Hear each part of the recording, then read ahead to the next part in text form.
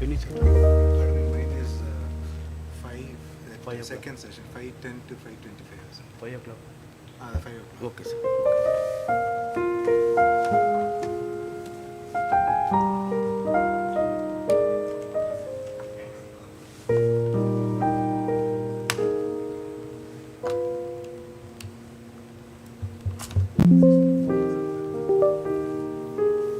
If you pay flat point is there.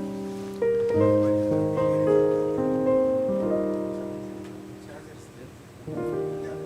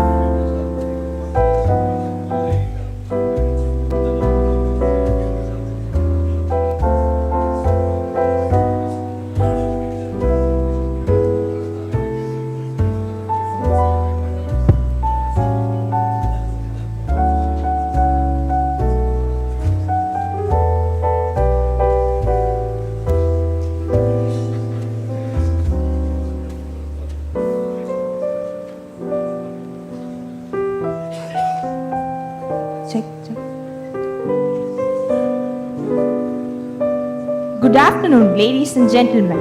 A very warm welcome to each one of you to the Tribulum Heart Valve Symposium 2025, organized by the Department of Cardiothoracic Surgery at the Madras Medical Mission. It's an absolute honor to stand before such a distinguished gathering of renowned cardiothoracic surgeons, researchers, and medical professionals who have dedicated their lives to advancing cardiac care. This symposium serves as a platform to explore cutting-edge developments, sharing experiences, and discuss the evolving landscape of heart valve surgeries and interventions. This symposium is not just about knowledge sharing, it is about fostering collaboration, innovation, and progress in the field of cardiothoracic surgery. We are grateful to all our esteemed speakers and participants for being part of this academic journey. A very good afternoon to everyone.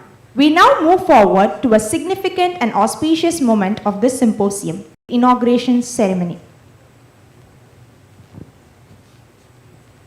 To formally inaugurate this prestigious event, we are privileged to have esteemed dignitaries with us. We kindly request our organizing chairman, Dr. S. Rajan, and organizing secretary, Dr. Vijit K. Cherian, along with our distinguished guests, Dr. Vijay Shankar, Dr. Shiv Nair, Dr. Vinayak Shukla, to join us on the stage. We welcome you all, sir.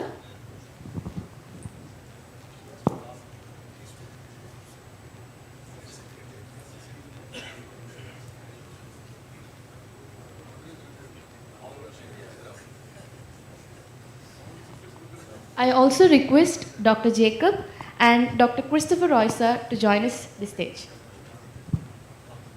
We welcome you all, sir.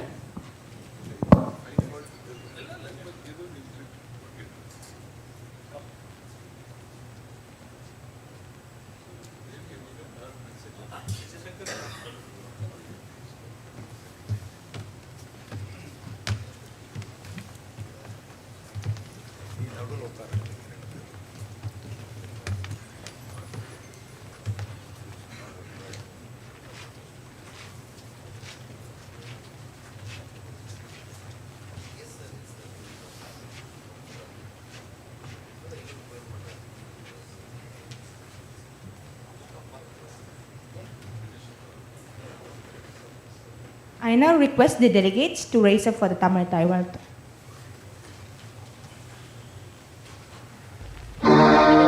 நீராறும் கடலொடுத்த நிலமடந்தை கையிலொழுகும் சீராறும் வதனமென திகழ்பரக கண்டமிதி எக்கணமும் அதிசிறந்த திராவிடனல் திருநாடும் தக்க சிறு திருநுதலும் தரித்தனரும் திலகவுமே அத்திலக வாசலை போல் அனைத்துலகும் இன்பமுற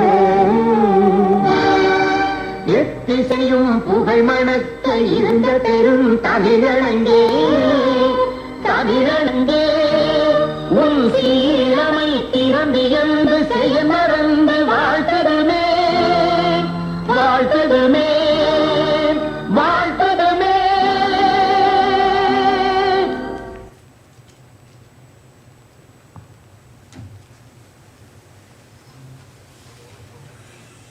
To auspiciously start the event, I request the dignitaries on the dais for the lighting of the ceremonial lamp, symbolizing knowledge, wisdom, and enlightenment in the pursuit of medical excellence.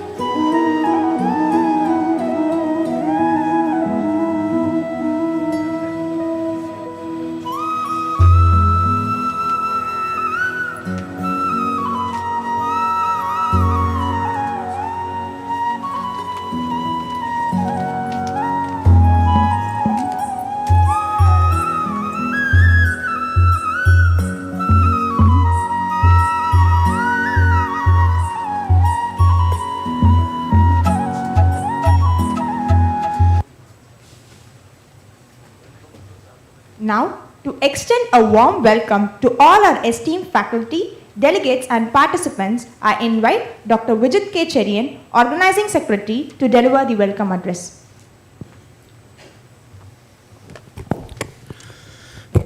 Good afternoon, dignitaries on the dais, friends and delegates from so many places.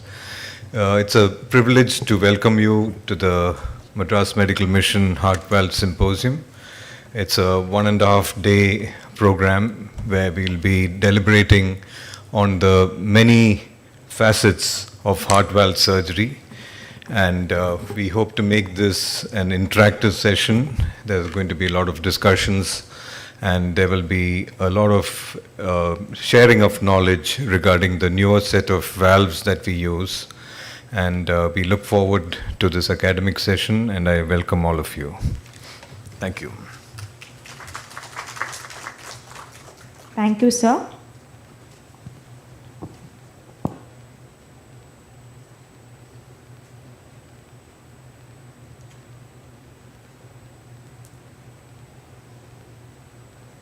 Now it's time for felicitation. I invite the dignitaries on the dais to felicitate the Honorable Chief Guest.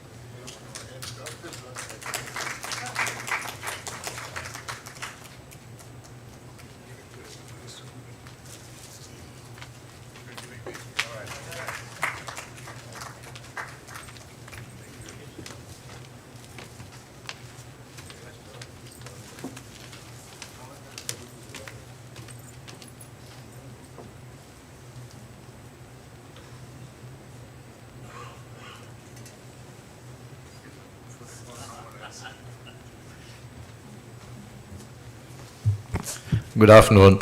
Respected dignitaries on the stage, esteemed members of the fraternity of cardiothoracic surgeons, my own friends and colleagues from Madras Medical Mission. It's a pleasure to stand here and welcome you once again to this session on Heart Valve Symposium. You know, me trying to talk about cardiac surgery to you people is like taking coal to Newcastle. I will not even attempt. All that I can say is when Vijit came up with this plan and intended to conduct this session, I was very happy because it meant, again, scientific deliberations being done here. And I hope that the sessions which have been planned are didactic, where you will interact in all the sessions. It will not be at one-sided sessions, I hope. And looking at the content which he showed me in the brochure, it has a rich fare for all of you.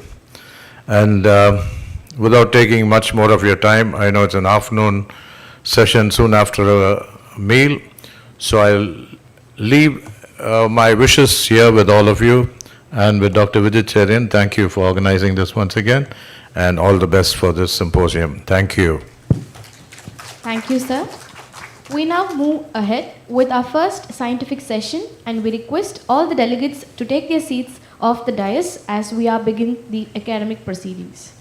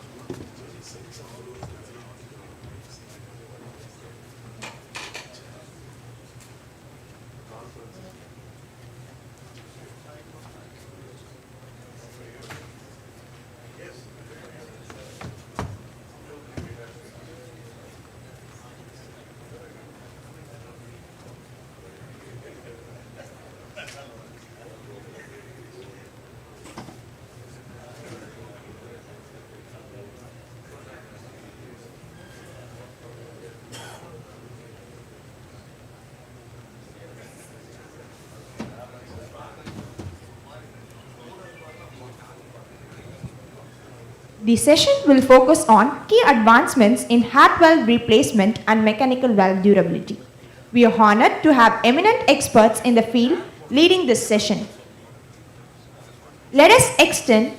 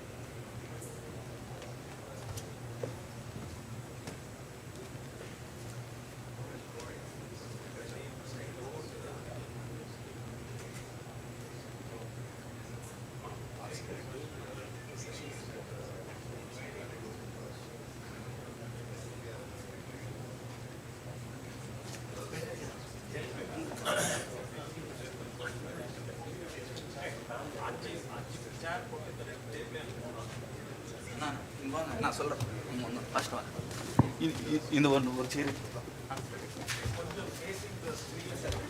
ஜீவனா அந்த சைடில்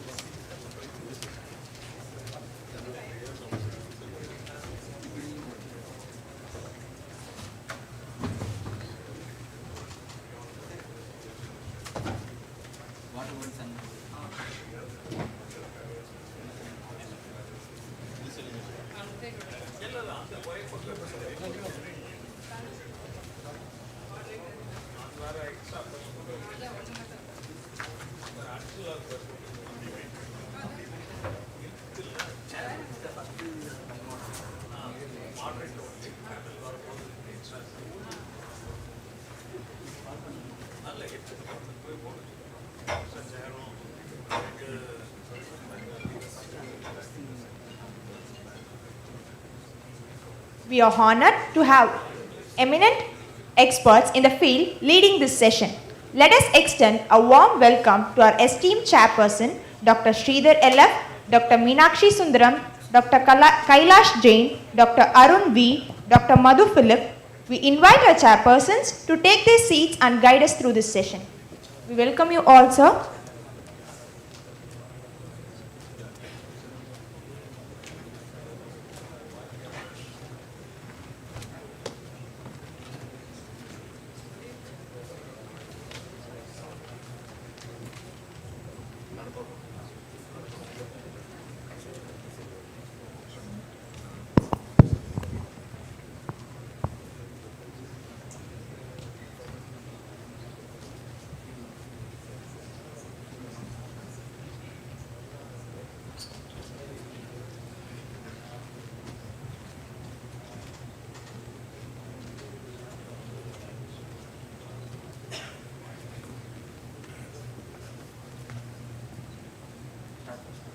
Our first speaker of this session is Dr. Praveen Verma, who will be presenting on should mitral valve replacement age guidelines be lowered due to better bioprosthetic mitral valve durability. We welcome you, sir. 349.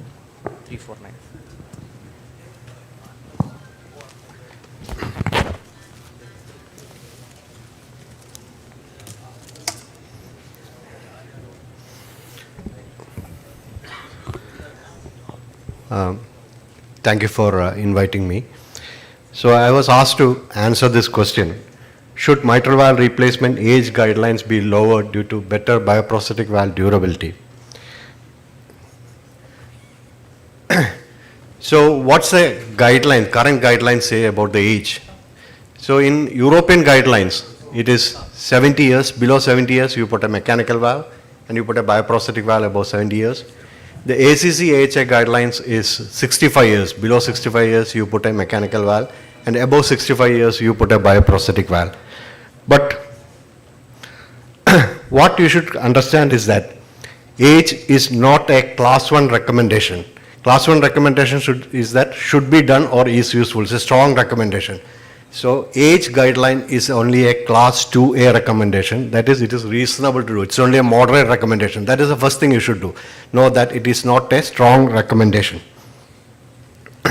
So there is only one class 1 recommendation as well as choice of bioprosthetic valve in this guideline. That is, if the patient is unable to take anticoagulation because of bleeding risk, you should take bioprosthetic valve. That is the only class 1 recommendation. The other class 1 recommendation is shared decision making. Rest everything is yellow. That means it's a class 2A recommendation. So where does this recommendation came from? It came from mainly from this study that's published in NEJM in 2017, which they showed that when you put a bioprosthetic valve in patients below 70, or there is a hazard for bioprosthetic valve till the age of roughly around 70 years for bioprosthetic valve in mitral position, that there is a definite survival disadvantage with bioprosthetic valve at the age of 70. This was published in 2017. This is not a randomized study. It was actually a California retrospective analysis of the California database. So if you make it a little more granular, you can see that when the real hazard is when you put the bioprosthetic valve below the age of 50. When you put a bioprosthetic valve between 50 and 69 years of age, the hazard is only like 1.16. It is only a small hazard of putting a bioprosthetic valve. But still, it's statistically significant. That is how these guidelines evolved. And if you look at the guidelines, they say that other reasons for putting this guideline, age guidelines, is based on these 3 studies. These 3 studies were published in way back in 2000 or before 2000. One was a randomized trial from the Cambridge. That was the patients were recruited in 1975 to 1978. The other one was the veterans trial. That was the patients were recruited in 1980s. And the third study was a French study. That's also the patients were recruited before 1990s. So all this time, the bioprosthetic valve was probably of the older generation, and these studies are not applicable. But these are quoted in the current guidelines as the indication for age appropriateness. So in 2000 to 2007, you can see that gradually the incidence of bioprosthetic valves has gone up. In 2000, almost 70% of the patients had a mechanical valve in mitral position, but in 2007, 63% of patients in mitral position had a bioprosthetic valve. So there was this gradual change towards using of bioprosthetic valve. But if you look at the other side, what's the median age for mechanical valve replacement? It is roughly around 60 years, and median age for bioprosthetic valve is 70 years. So the guidelines were followed in this period.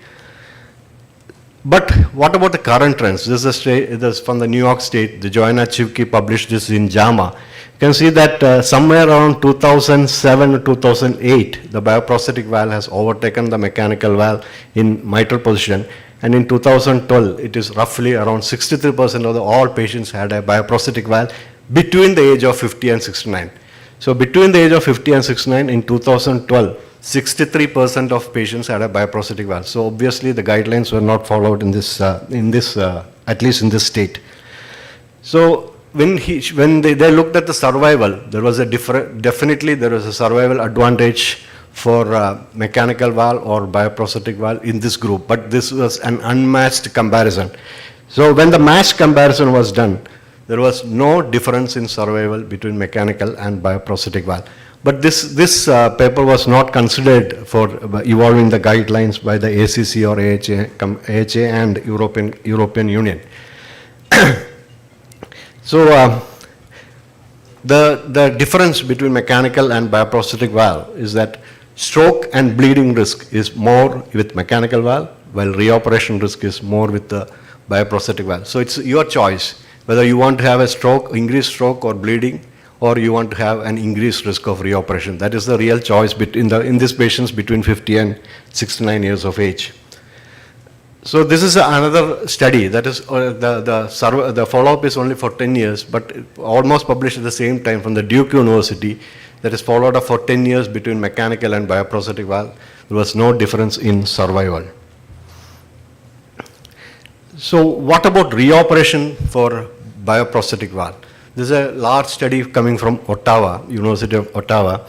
You can see that above the age of 60, the risk of reoperation is almost flat. It's not going down. But when it comes to below 60 years, the reoperation rate starts increasing at roughly around 8 years of time. And when it is below the age of 40 years, the reoperation risk starts climbing from 7 years onwards. So age is a very important aspect for reoperation. So younger the age group, the more chance of reoperation, but above the age of 60 years, it is almost flattening.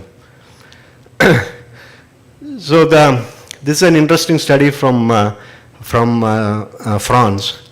So it was like a kind of a salami paper. One paper was published in JTCVS and another one was published in European Journal. So they looked at Carpenter-Edwards Perimon Magna pericardial valve in 488 patients below the age of 65 years. And you can see that the survival is actually not very good for mitral valve replacement. We all know that mitral valve repair is the only one in mitral position that gives a comparative survival with the age-matched population.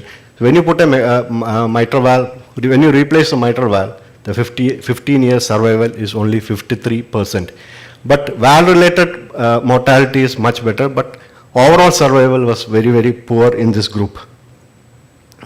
And the freedom from explant due to SVD, you can also see that it is also age-related. That is, above the age of 60 years, the explant rates actually starts coming after 10 years, but is much earlier in younger age group, that is below the age of 60 years. So this is a very difficult curve to understand. So it is actually a competing risk analysis, where there is a risk of death versus risk of explant was calculated. And I will granularize this in a better way.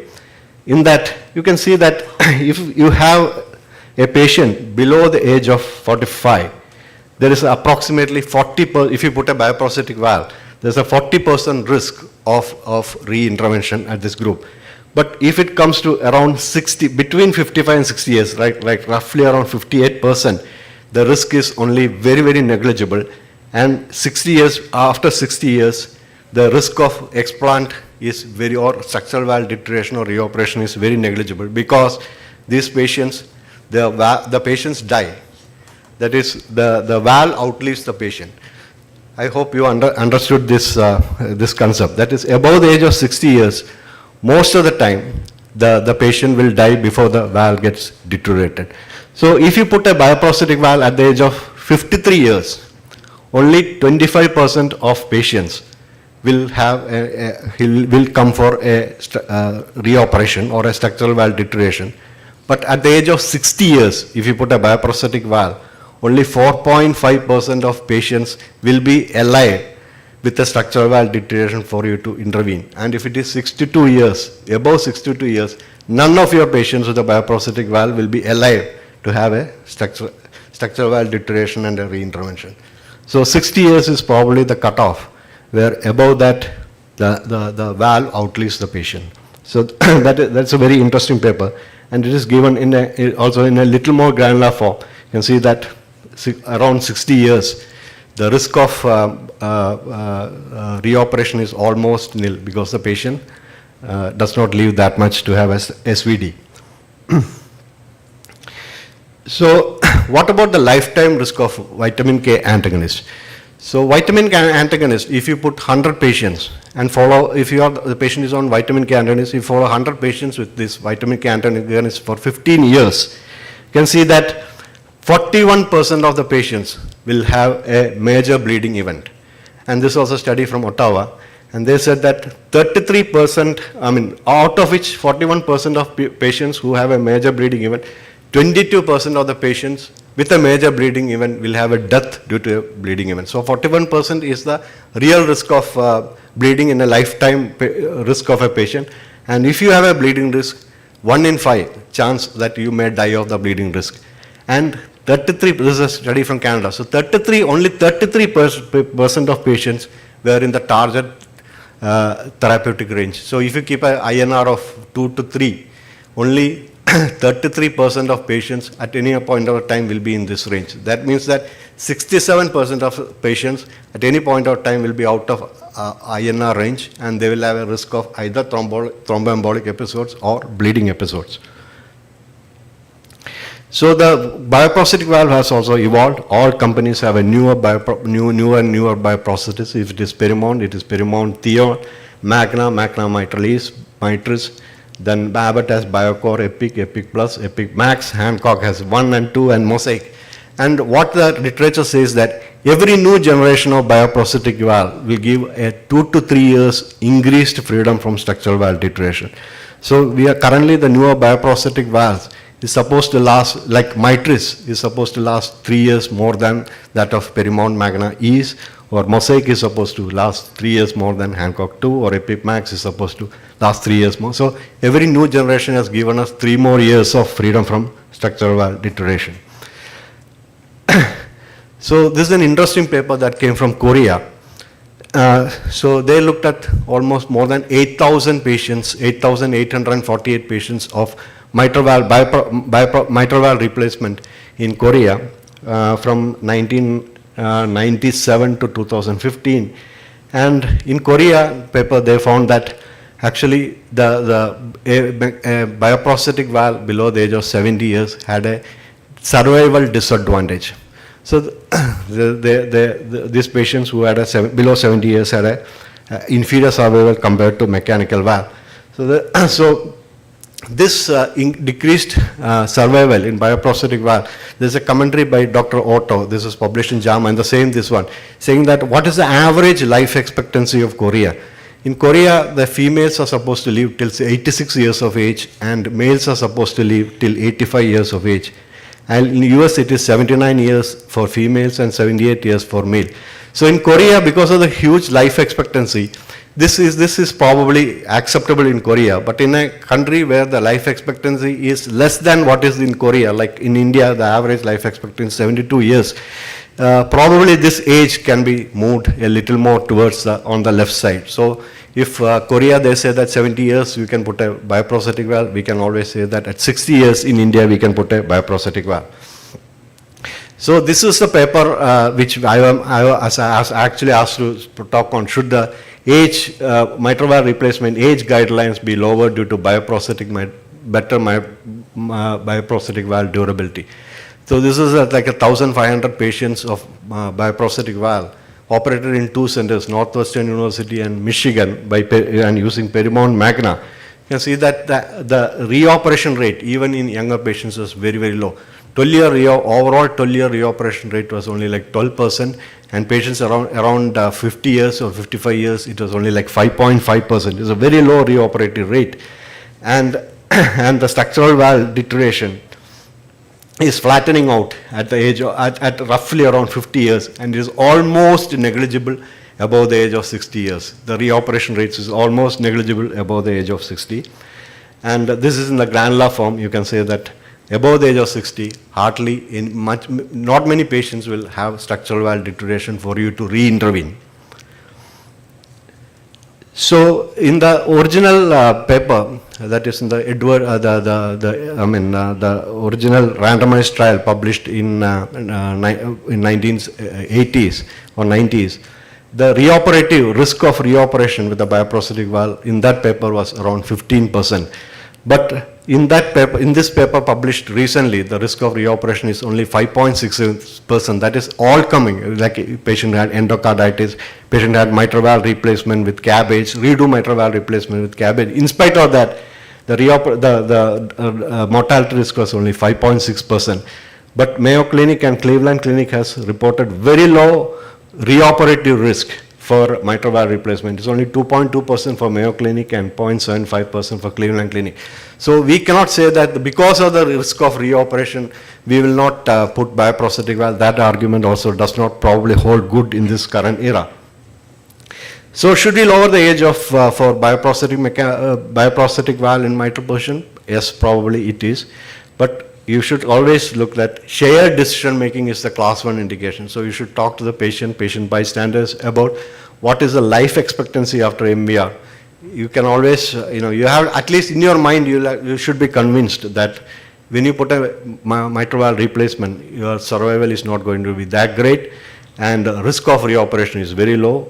Valve-in-valve technology is real. So age is not the criteria, at least in patients between the age of 50 and 70 years for choosing mechanical versus bioprosthetic valve. So these are the various things you should consider before you select a valve. That is, whether patient has to have pregnancy, you have to put a bioprosthetic valve. Quality of life is always better in a bioprosthetic valve. Of course, economic factors decide the choice of treatment in a lot of patients. You have to always look at the life expectancy. Life expectancy is not very good after MVR. Valve-in-valve technology is real, and valve failure. So this is very important that you should always use contemporary valves because it will always give us a better freedom from structural valve deterioration. And when you put the patient on lifelong anticoagulation, at least 44% of patients will have major bleeding, and 1 in 5 of these patients will die of bleeding. So thank you.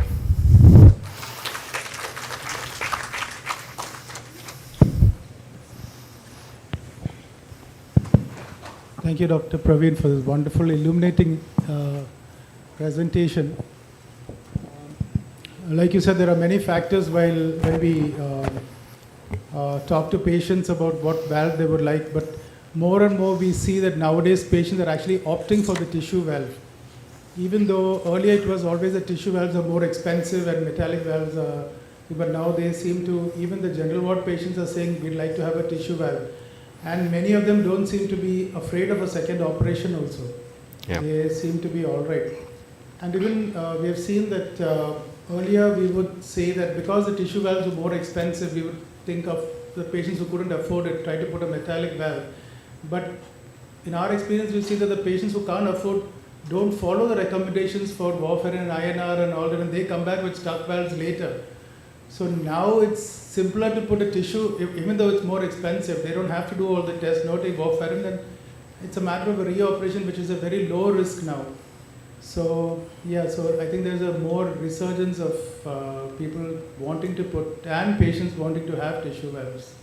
Is there any particular what you follow when recommendation in your experience that you follow while choosing valves? Yeah, but I usually, most of the time we repair the valves. Mitral valve repair is our first choice. And fortunately, we don't have much of a rheumatic burden nowadays in India. So the only thing is, I don't want to, openly say about this one in this forum, but of course, if I need a bioprosthetic, if I have to put a bioprosthetic valve, I always prefer to put a porcine valve. Porcine valve.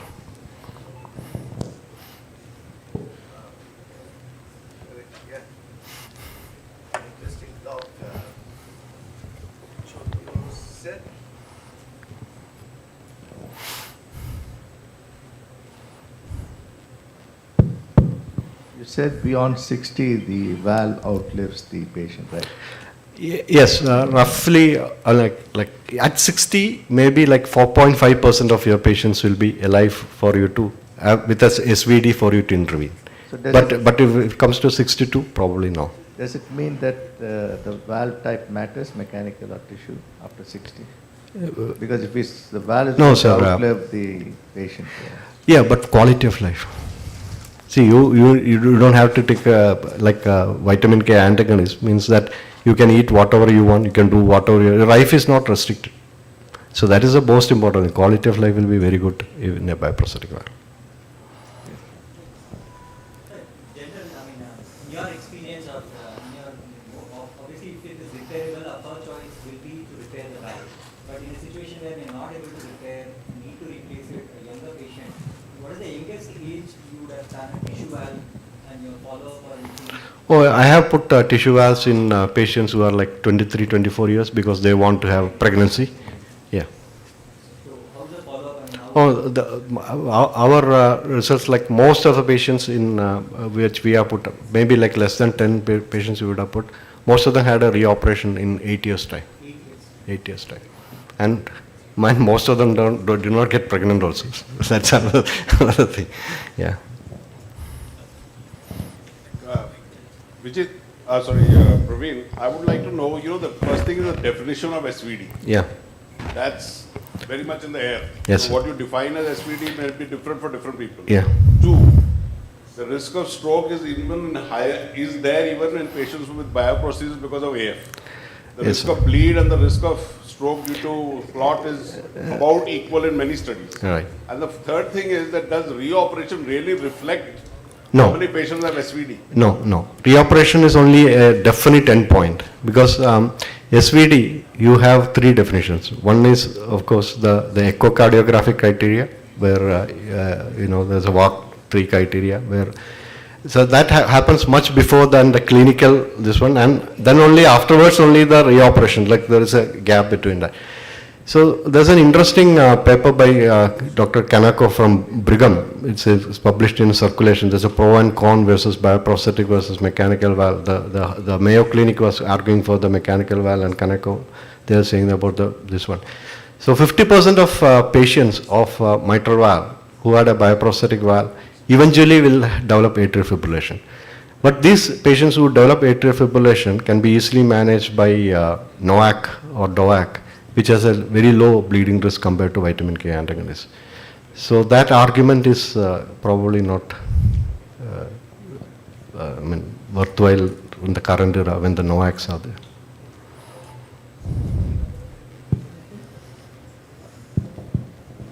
Having told about newer oral anticoagulants, other than vitamin K, can we follow particularly for those patients with AF and mitral mechanical prosthesis for?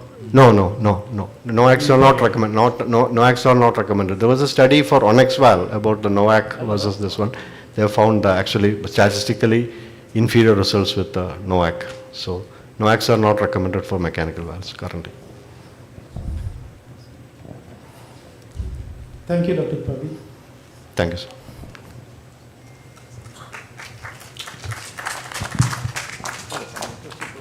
Thank you, sir. Moving on to our next speaker, Dr. Jacob James Raj, sir, who will take us through the evolution and current status of mechanical valves. We welcome you, sir.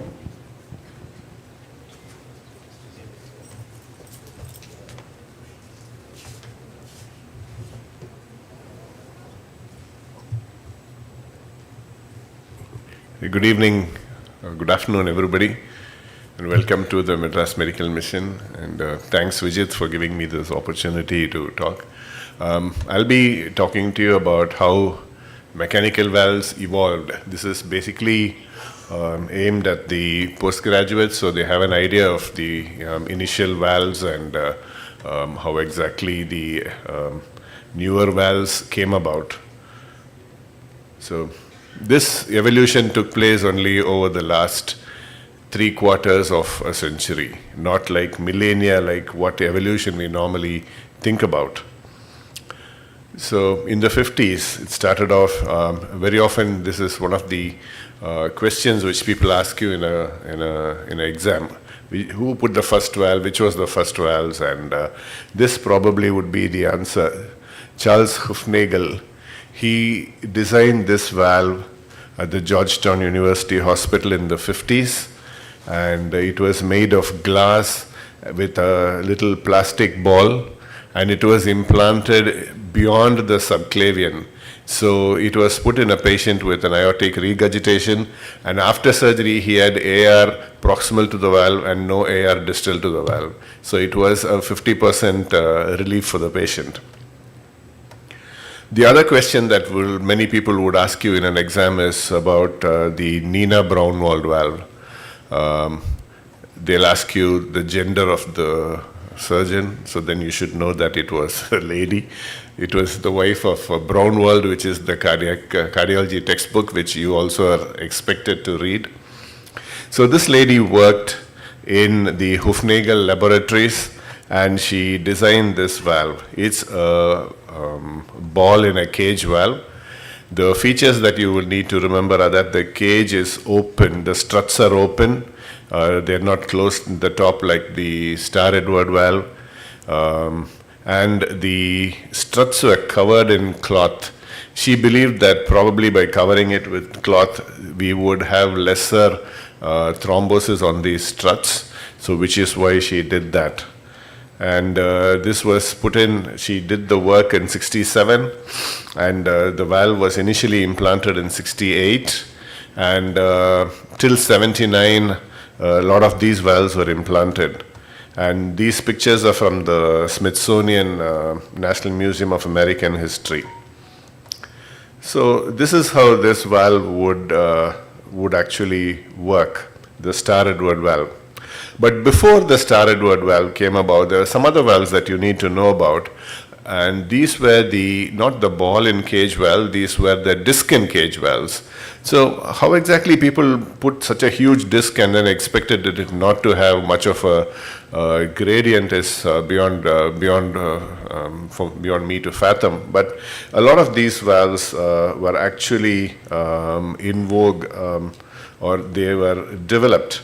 The Hufnagel Conrad valve had polypropylene silicone rubber, which was within a strut, which was a closed 4-strut system. The Cross-Jones one was a open 3-strut system. It was a titanium cage, and the ring inside looked very much like a Chitra valve ring, but it was made of silicone and it was a bit transparent. The discs could also have this sort of an oval shape, which probably served to, make the flow of blood a little bit more easier. This is the Kei Suzuki valve. The Haken valve and the Kei Shiley valve. The Kei Shiley valve was between two parallel bars of stellite, like so. And so was also the Beale valve. So these were all the valves that were the cage discs, but their resistance was very high, and probably the caged ball valve just replaced them in a jiffy. So those probably had much better hemodynamics. They also would ask you about the 3 different orifices of a caged disc valve. So initially when it goes through, that's the primary orifice.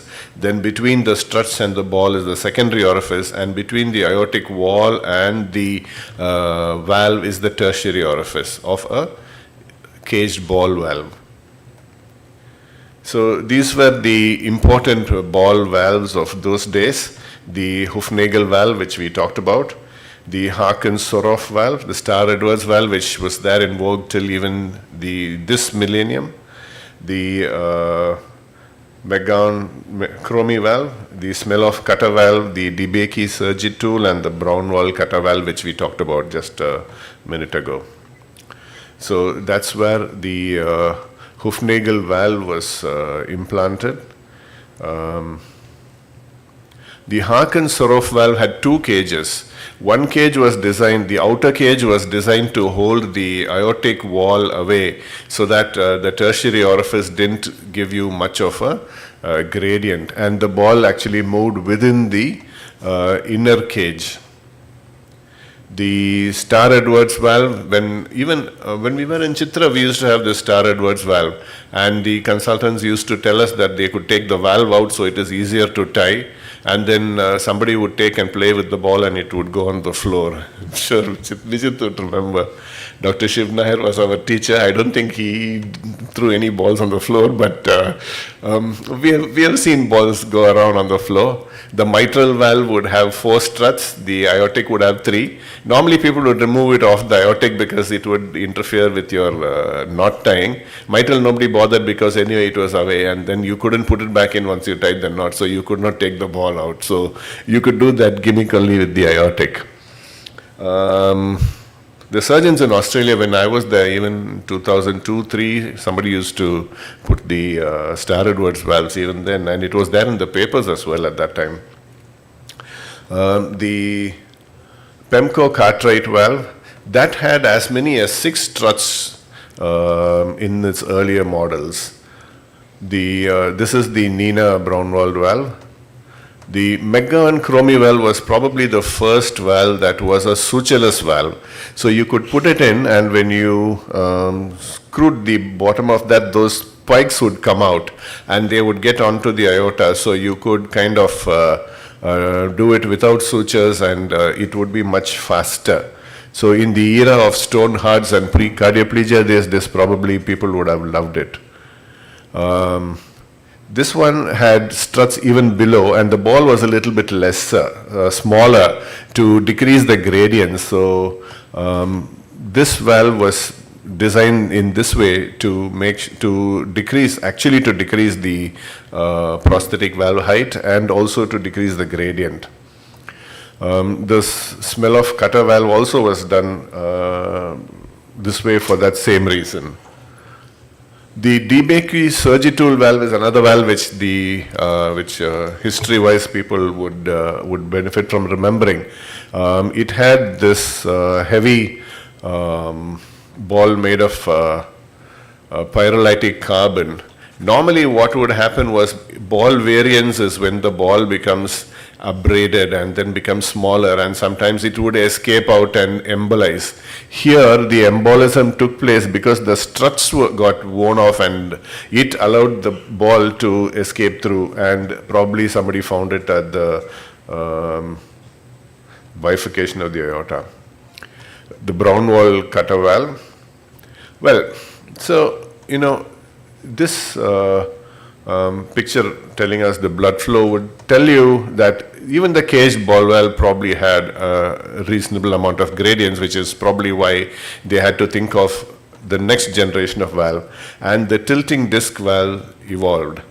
And the tilting disc valve would probably work this way. That's a Medtronic Hall valve. A whole bunch of valves actually came about with different types of housing and different types of discs. The Bjork-Shiley-Delrin valve, the standard Bjork-Shiley valve which came after that, Lillehei, Castor, Medtronic Hall, Sorin, Omniscience. So the disc could either be flat, like in our Chitra valve, which we use very commonly, or it could be concave or convex, which was probably there only in some of the earlier models.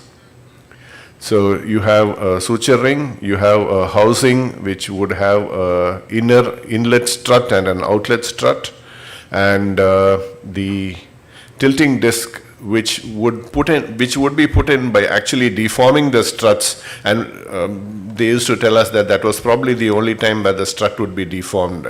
The Chitra valve was actually developed in Chitra, where we all trained, and the different parts of the Chitra valve, what exactly goes into which model of Chitra valve, these are all favorite questions for in the exam, so that is something that you need to know. The Haynes alloy would be imported from US. It would be lathed as coins, and the coins would be lathed to generate the 2 struts. The ultra-high molecular weight polyethylene rod would be also imported from the US, and coins would be made out of that, and they would lathe it into the tilting disc, which could be introduced between the 2 struts. The 2 struts would be actually then heated, deformed, the plastic would be put in, and then it would be placed back and then cooled. So that was how they would do it. And then they would do something called the plasma coating. That is something to be seen, to be believed. If prior to plasma coating, a drop of water which is put on the occluder disc would stay actually thrombophilic, which means like that. Once you do the plasma coating, that same thing would be like a drop of water on a banana leaf. It would go this way. So it would become hydrophobic. So the same thing between plasma coating, transform something would be from a hydrophilic angle to a hydrophobic angle, which is also something which is very interesting to actually to see, to believe. We used to have this research lab at Pujapura where we used to go and learn of these things, and it is very, very useful to actually see these things with your own eyes and believe it. So this is our Chitra valve, Medtronic Hall valve. So each of these valves would have a price question from the examiners. This fellow had a little hook, and sometimes the suture would go on that hook, and then it would obstruct the valve. So you have to make sure that none of your sutures actually went on that hook in the Medtronic Hall valve. But very soon these tilting discs also have disappeared. Except for Chitra, I don't think we have much of these tilting discs. That is because that gave way to the bileaflet valves. So the bileaflet valves would have a central orifice and two lateral orifices, as opposed to a major and minor orifice in the tilting disc valve. So this is how the tilting disc valve would work. These are little devices which we devised, which we'd love to show during our cardiac morphology course. This year we have our cardiac morphology course in July, and one of the things that we would be showing this year is how a blood clot actually affects the functioning of a valve, where in different positions, and that we would be showing it to you with this device, and it would be very interesting. So we all would invite you to come over July 1920, and there would be some interesting talks as well. So this is the St. Jude valve, which is one of the commonly used valve.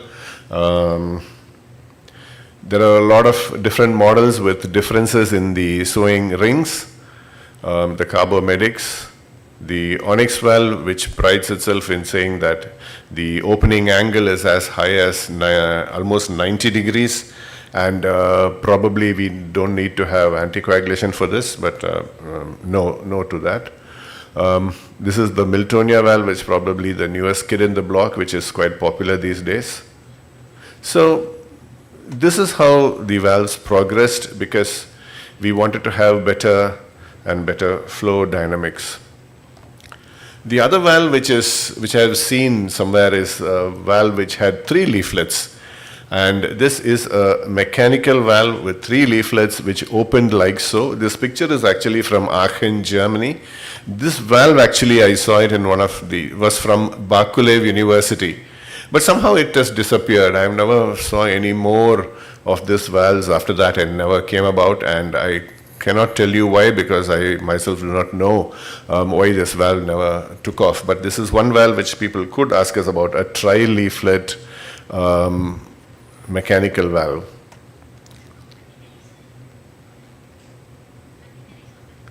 There are other valves which probably people might ask us about, valves which were made with other materials which could resemble a native human valve. One of that is PTFE.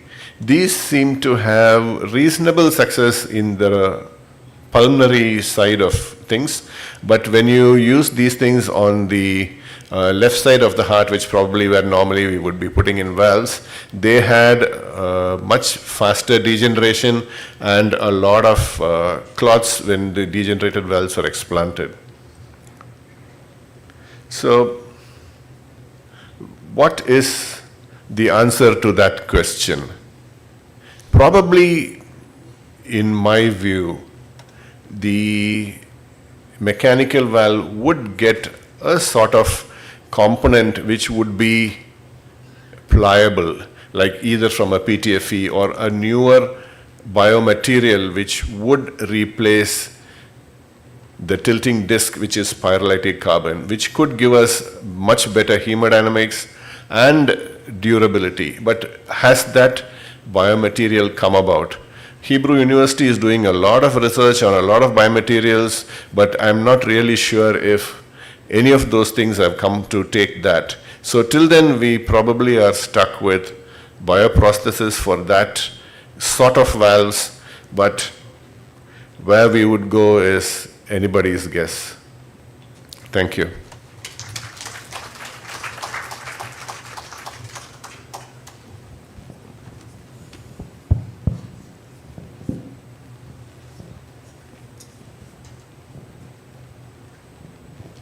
Thank you, sir, for that informative presentation.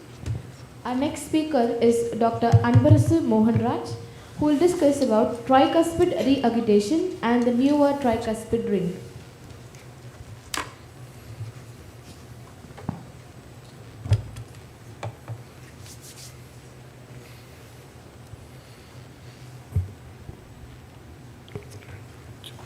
Thank you. Good afternoon, everybody. I thank Dr. Vijit for having me here, back to MMM for this meeting here. So my topic is tricuspid regurgitation and what's happening in the arena of newer rings. I personally, as a surgical community, we should give our credit to understanding the tricuspid valve, and our interventions in tricuspid valve is largely because of the anesthesia community. So they are the ones who started pointing out when the TE came in. We started operating on tricuspids when the TE was not there.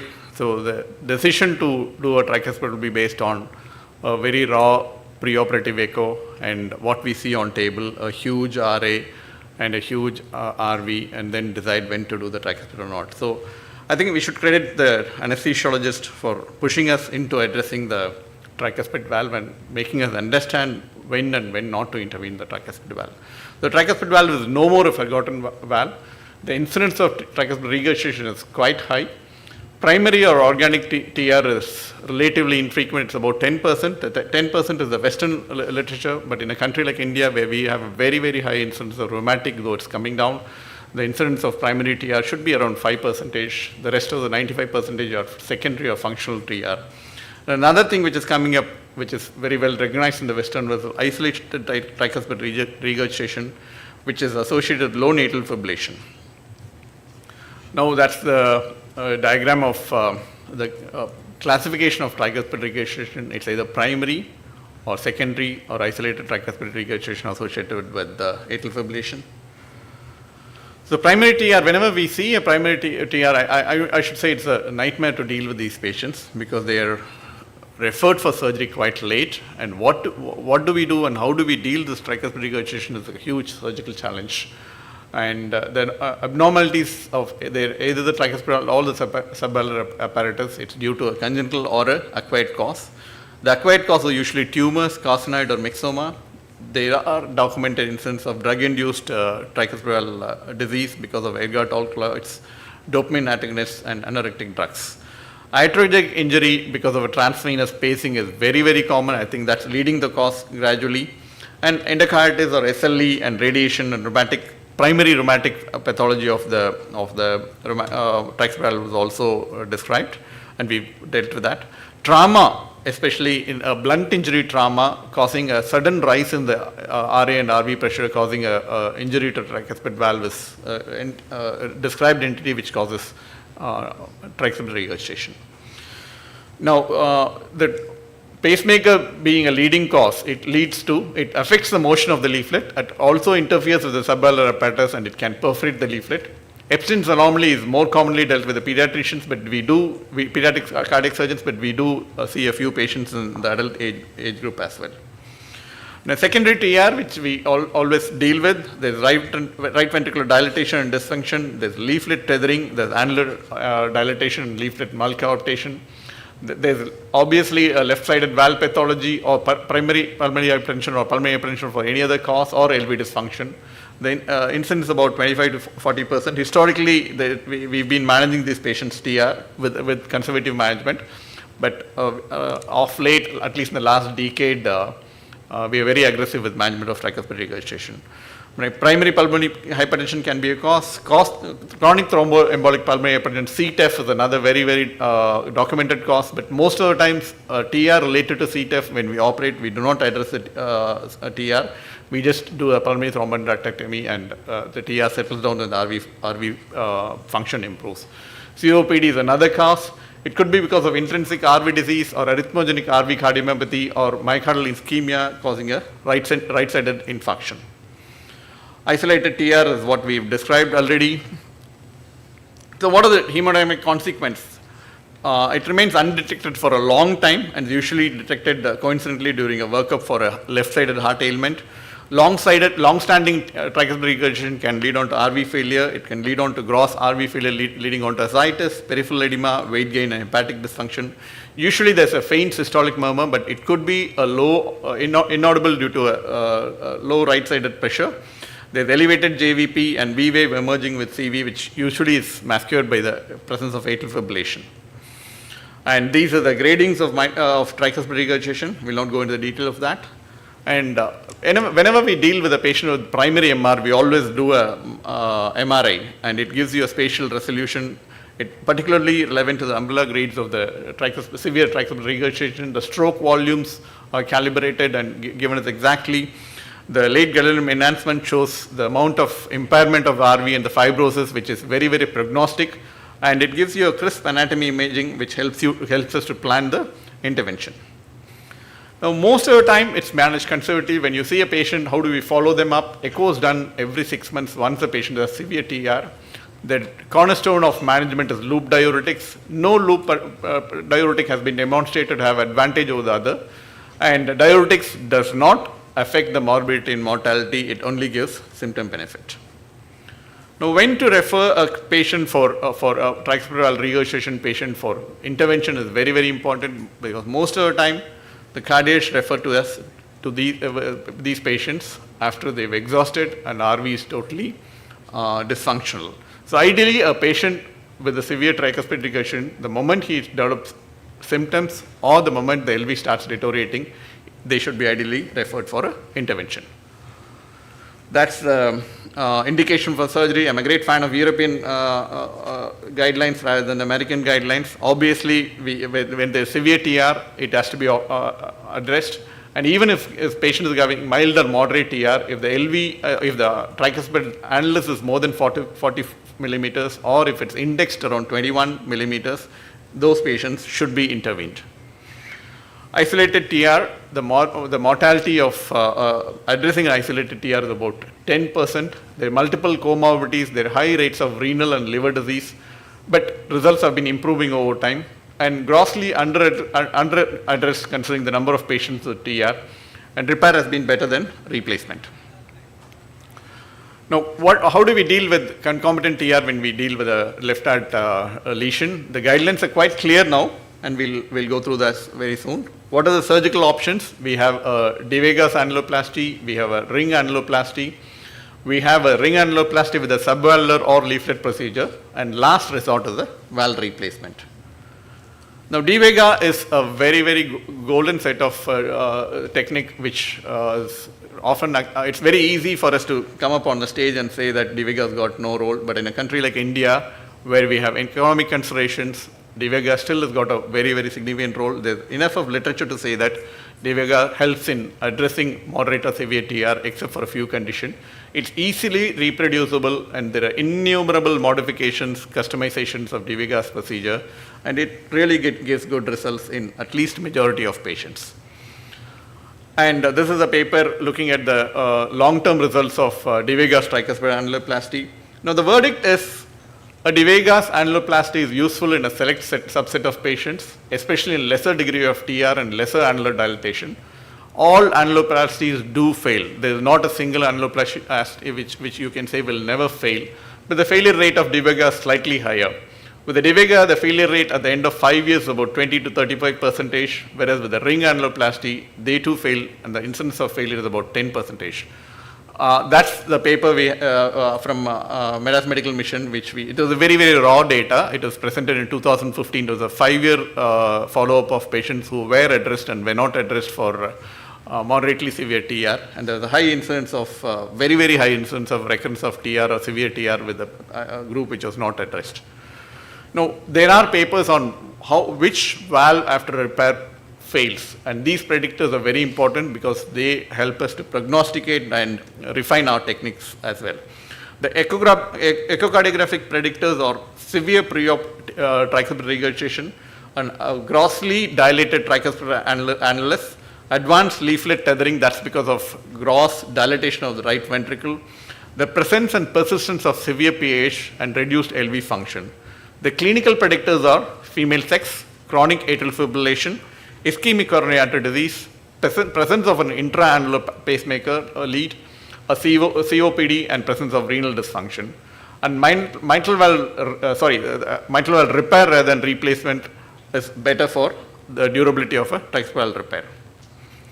Now, moving on to ring annuloplasty, I'm not going to go into the details here. All of us have been doing tricuspid valve ring annuloplasty. Now, coming on to the industry part of the tricuspid ring, currently we have 4 types of ring. They are either the rigid ring or the semi-rigid ring. Very rarely we do end up using a band in the tricuspid portion. That's very, very unusual. So most commonly it's one of these 4 rings. It's either the Contour 3D or the Edwards MC3 ring, which are rigid rings, and the triad or the physio tricuspid ring. Now, the triad has been in the market for quite some time. It's been recently introduced in India, but in the Western market it's been at least for about a decade and a half. It's semi-rigid with flexible ends at each end. So the septal leaflet and the far end of the anteroseptal commissure or completely flexible. The mid part is semi-rigid. As far as MC3 is concerned, it modulates to the 3D structure of the tricuspid annulus. The sizes vary between 26 to 36, and it's a completely rigid ring. Now, physio ring, Contour is once again a rigid ring. Once again, it sort of incorporates the three-dimensional structure of the tricuspid ring. Now, Edwards physio is once again a completely semi-rigid ring, and it once again confirms the three-dimensional structure of the tricuspid annulus. That's the product information about triad, which from Medtronic. And a couple of papers about the triad ring is that this is by David Adams himself, and he's documented a very, very less incidence. The number of patients in this is very less, but he's documented a 0% risk of a pacemaker implantation.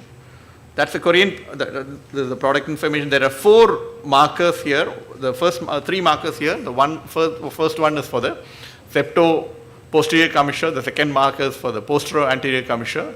And the final one, it sort of that part is for the completely flexible part.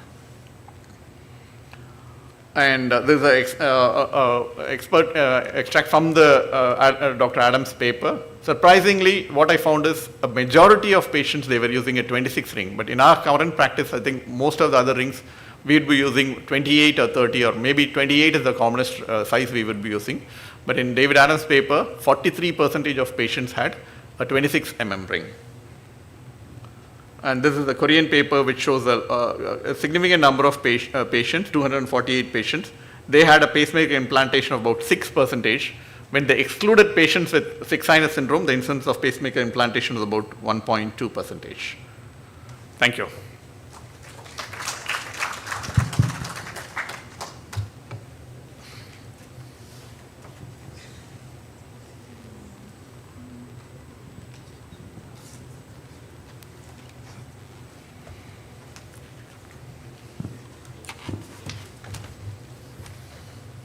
Somebody to get back that HTML. No, not this one. This one has to go there. Yeah, go into that. Just wait.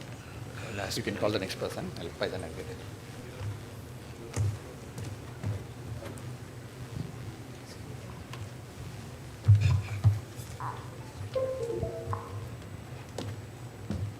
Thank you, sir, for that comprehensive overview. Our next speaker will join us through Zoom, who will be speaking about PPM and route widening procedures and commando operation, how to do and for whom. We have a speaker, Dr. Pairoz Deviwala, who will be joining us through Zoom.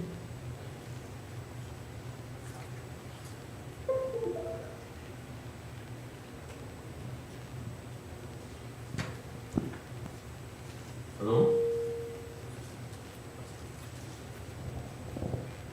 Hello, yes, Pairoz, we can see you and hear you also.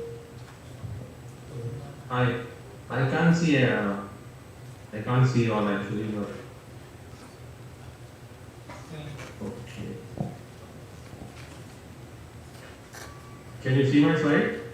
We can see your slides well, yes. As soon as CEM also, let him continue. Okay. So first of all, I'd like to thank you and particularly Dr. Charing for the kind invitation to present, and of course also Medtronic for supporting this talk. So I'll be talking today. The first talk will be on patient prosthesis mismatch and root enlargement procedures. And this is a talk with the support of Medtronic. So what's the definition of a small aortic annulus? So on echocardiography, an aortic annulus diameter by echo less than 21 millimeters, or on a CT angiography when the aortic annulus area is less than 400 millimeters square, or the perimeter of the aortic annulus is less than 70 millimeters, it is usually considered to be a small aortic annulus. Of course, this is commonly derived from patients in the West. It might be slightly different for the patients in Southeast Asia. And as far as surgical area is concerned, if the labeled size of the bioprosthesis is less than 21 millimeters, again, it is considered to be a small aortic annulus. So what's a normal aortic annulus? You will be surprised that even in a patient with a body surface area of 2, it ranges anywhere between 19 and 25 to 27. So it's not that big if you look at it. So most of the patients nowadays undergo bioprosthetic aortic valve replacement, and all bioprosthetic valves are inherently obstructive. The reason being is that if you see this external sewing ring diameter, this is the entire size of the valve which has to be implanted within the aortic root.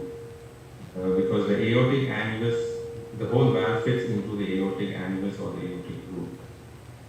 Now every valve has a sewing cup, and as a result of this, the sewing cup, which has to also be accommodated within the aortic root, the actual valve which affords flow through it is through the internal diameter of the valve, which is always lower. So if you have a 21 size prosthesis, which is a labeled prosthetic size, the actual diameter through which the flow will be going through is 70 millimeter. So as a result, it's always a fallacy whenever the different companies give you a size, and unfortunately it's different for different companies depending upon the size of the sewing cup. So one has to be careful in choosing the correct bioprosthesis. So what's the definition of patient prosthesis mismatch? Generally, it is a prosthesis is functioning normally in the sense that the leaflets are opening well and there is no valve degeneration. But in spite of that, the valve is too small for the patient's body surface area. So it's a normal EOA but a small index effective orifice area. So this was first defined by, as you all know, by Rahimullah in 1978. And nowadays we have what is known as the VAP3 definition of patient prosthesis mismatch, which is generally based on the index effective orifice area. So it's considered none to mind if the index orifice area is greater than 0.85 centimeter square per meter square. It's moderate if it's between 0.6 and 0.85, and severe if it's less than 0.65. Now, of course, a high residual gradient, mean gradient greater than 20 is also considered to be patient prosthesis mismatch. So it's of course a problem, because if you look at this graph here, as you move from the right to the left of the graph, you will see that the index orifice area goes on reducing, and with the reduction in the index orifice area, there is a significant rise in the gradient as the stroke volume of the patient goes on increasing. So here you see on a patient with a index orifice area 1.4, the gradient will only increase maybe from about 5 to maybe 15, whereas a patient with real severe patient prosthesis mismatch, the resting gradient itself will be close to 40, and with only a 50% increase in stroke volume, it will rise to 80. So that's how the index effective orifice area increases with the gradient. Now, patient prosthesis mismatch, one would think that in the modern era, it would not be that prevalent, but you'll be surprised to find from this meta-analysis that the overall prevalence of PPM ranges anywhere between 8 to 80%, and severe PPM also ranges between 0.5 to 62%, and it's all dependent upon the surgeons implanting the valve. So this is a very good meta-analysis of 58 studies involving 40,000 patients, which identified some of the predictors of patient prosthesis mismatch. Patients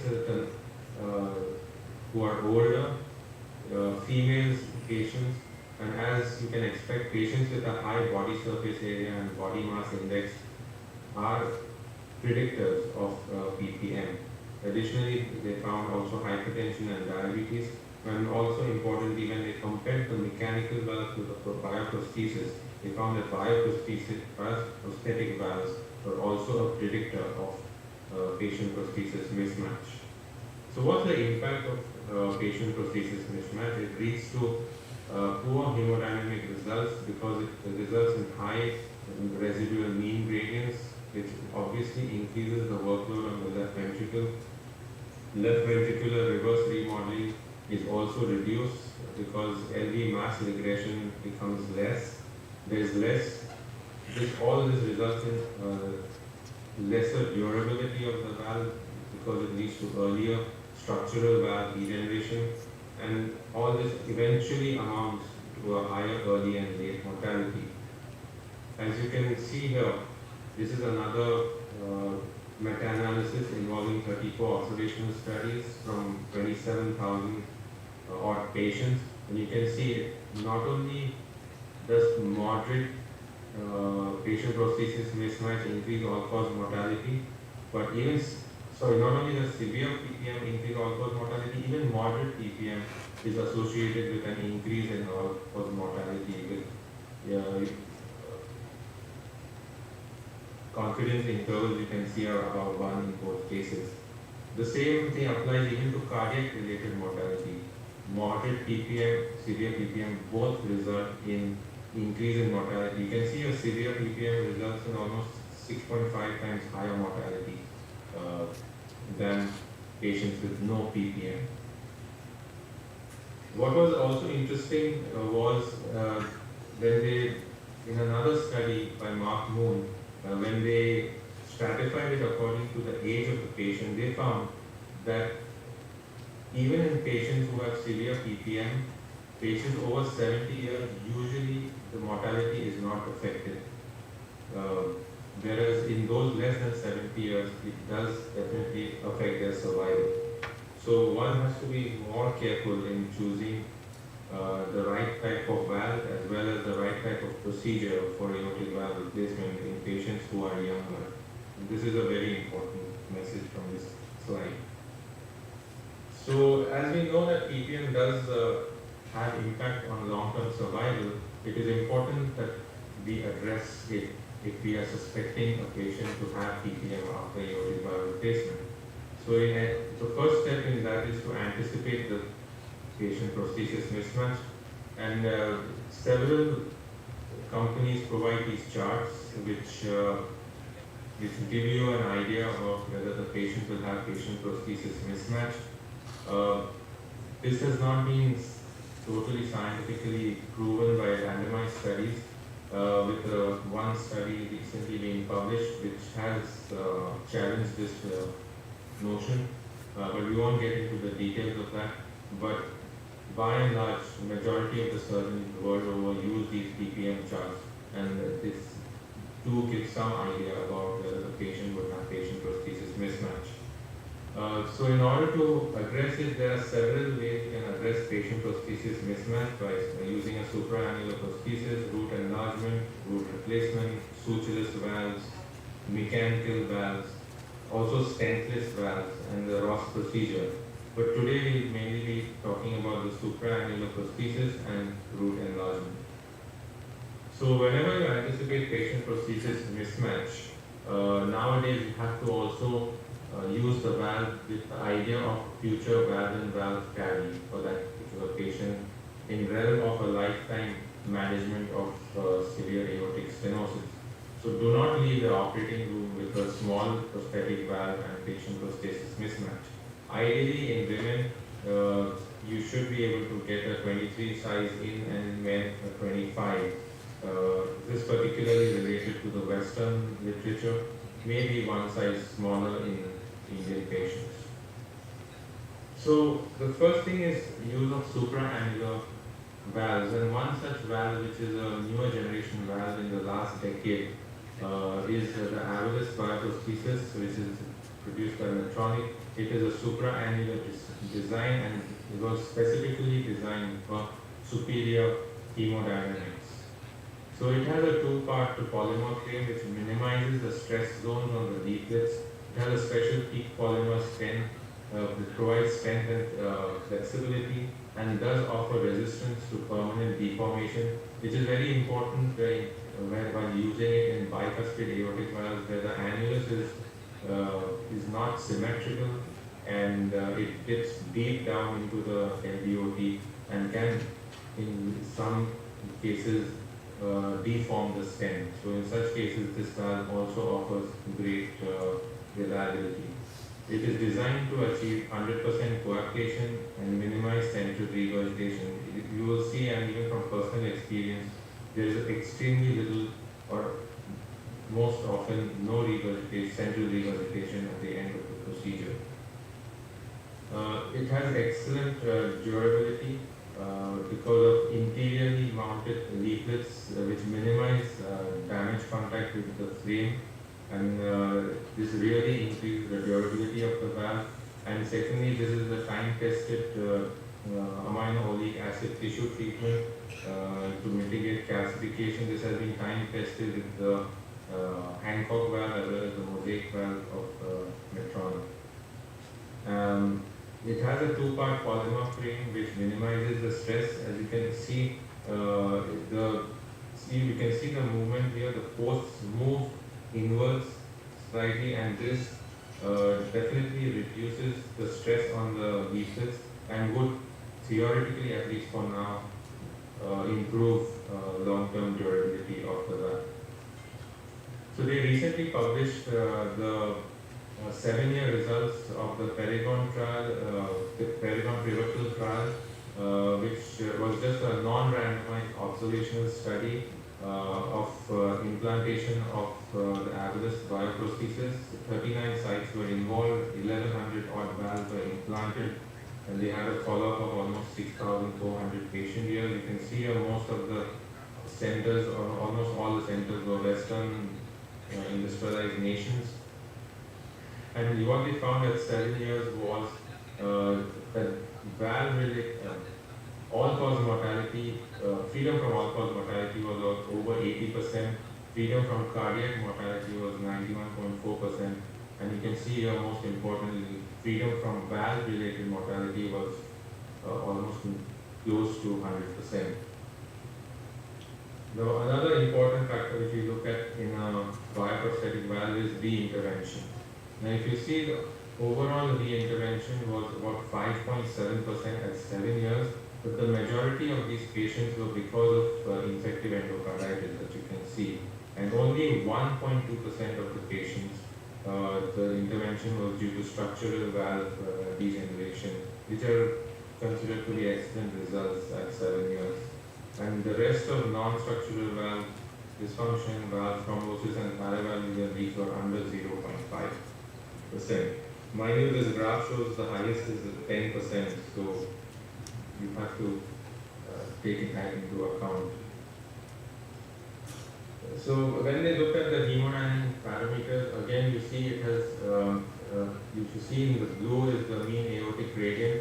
Over the period of 7 years, it has remained relatively stable. It's about close to 14 millimeters of mercury, whereas the effective orifice area has also remained stable around 2 centimeters. If you look at patient prosthesis mismatch, which is the important point that we are discussing today, only 1% of the patients has severe patient prosthesis mismatch and about 11% had moderate patient prosthesis mismatch. Thus, majority of the patients at 3 to 6 months did not have any patient prosthesis mismatch. If you look at transvalvular regurgitation, again, majority of the patients had none to trace transvalvular regurgitation, with only 0.5% having severe transvalvular regurgitation. Pretty much the same is true for paravalvular regurgitation. Only 1% had mild, and none had moderate or severe paravalvular regurgitation, speaking for the good showing of the bioprosthesis. And if you look at NYHA functional class, almost 90% of the patients were in class 1 or 2, with only 0.2% of the patients in functional class 4. Now if you look at aortic root enlargement with this prosthesis, so this was a paper published in 2023 by Dr. Rao from my institution in Toronto, and you look at the time of the implant at 30 days, so basically to show that it is aortic root enlargement is a safe procedure, they show that there was no difference in the mortality and morbidity in patients undergoing root replacement or those undergoing no root, root enlargement versus no root enlargement. And even the freedom from all-cause mortality at 5 years, there was no difference in patients undergoing a root enlargement versus no root enlargement with the Havelis valve. So now let's move to aortic root enlargement. And now when we believe that the valve that we would implant without performing an aortic root enlargement would result in patient prosthesis mismatch, then in those situations it's better to perform an aortic root enlargement. So the traditional techniques that were used are, one is the Nix procedure, where we incise the non-coronary sinus at the midpoint of the non-coronary sinus, and if you can see, we move through the annulus into the aortomitral curtain, and then you use a inverted pear-shaped patch, which can either be Dacron or bovine pericardium. It's important to use a pear-shaped patch and not a apical patch, because if you use an apical patch, then it does not really increase the size of the aortic annulus. You have to use a pear-shaped patch or the teardrop-shaped patch in order to increase the size of the annulus. And it usually allows an increase in the annulus by about one size larger. So if you're implanting a 19, it would help you to implant a 21 size valve. The second traditional procedure is the Manoogian procedure, where we incise inside the aortic annulus, as you can see here, through the left non-commissure, and you move downwards into the mitral valve, anterior ligament of the mitral valve. Many a times it also results in opening of the left atrial roof, So it can become a slightly complicated procedure where you might have to use 2 patches rather than 1 to get adequate increase in the size of the aortic annulus, and this usually affords 2 valve sizes larger. And the more recent technique which has been described by Boyang in Michigan, which involves a rectangular patch, and it is known as the inverted Y incision. So here the incision is again similar to the Manusian. You go through the left non-commissure and you extend the incision into the aortomitral curtain. So you do not enter the mitral annulus or the anterior mitral leaflet. You just extend the incision up to the aortomitral curtain, and once you reach the aortomitral curtain, you make 2 limbs which represent the inverted Y, one moving, as you can see here, which goes towards the left fibrous trigone, that is almost near the left coronary artery, and then the right one which reaches almost the right fibrous trigone, but short of the membranous septum. Short of the membranous septum. And then you use a rectangular patch. You can either use a Dacron patch or a bovine pericardial patch, as you can see here. And this really, the breadth of the patch is usually about 2.5 to 3 centimeters. It should be that much in order to have an adequate increase in the size of the valve. So it can afford almost 3 to 4 valve sizes larger than you would expect to put. So if you're expecting a 21, you could end up putting a 27 even with this procedure. So what is the impact of aortic root enlargement? First of all, is it safe? So this was a study published by our group in Toronto, 7,000 odd patients, 1,850 aortic root enlargement procedures.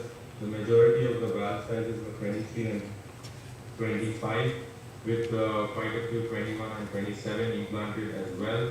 And we found that there was no increase in mortality with aortic root enlargement. The early mortality was 1.1% for isolated aortic valve replacement versus 1.7 for those who also received an aortic root enlargement.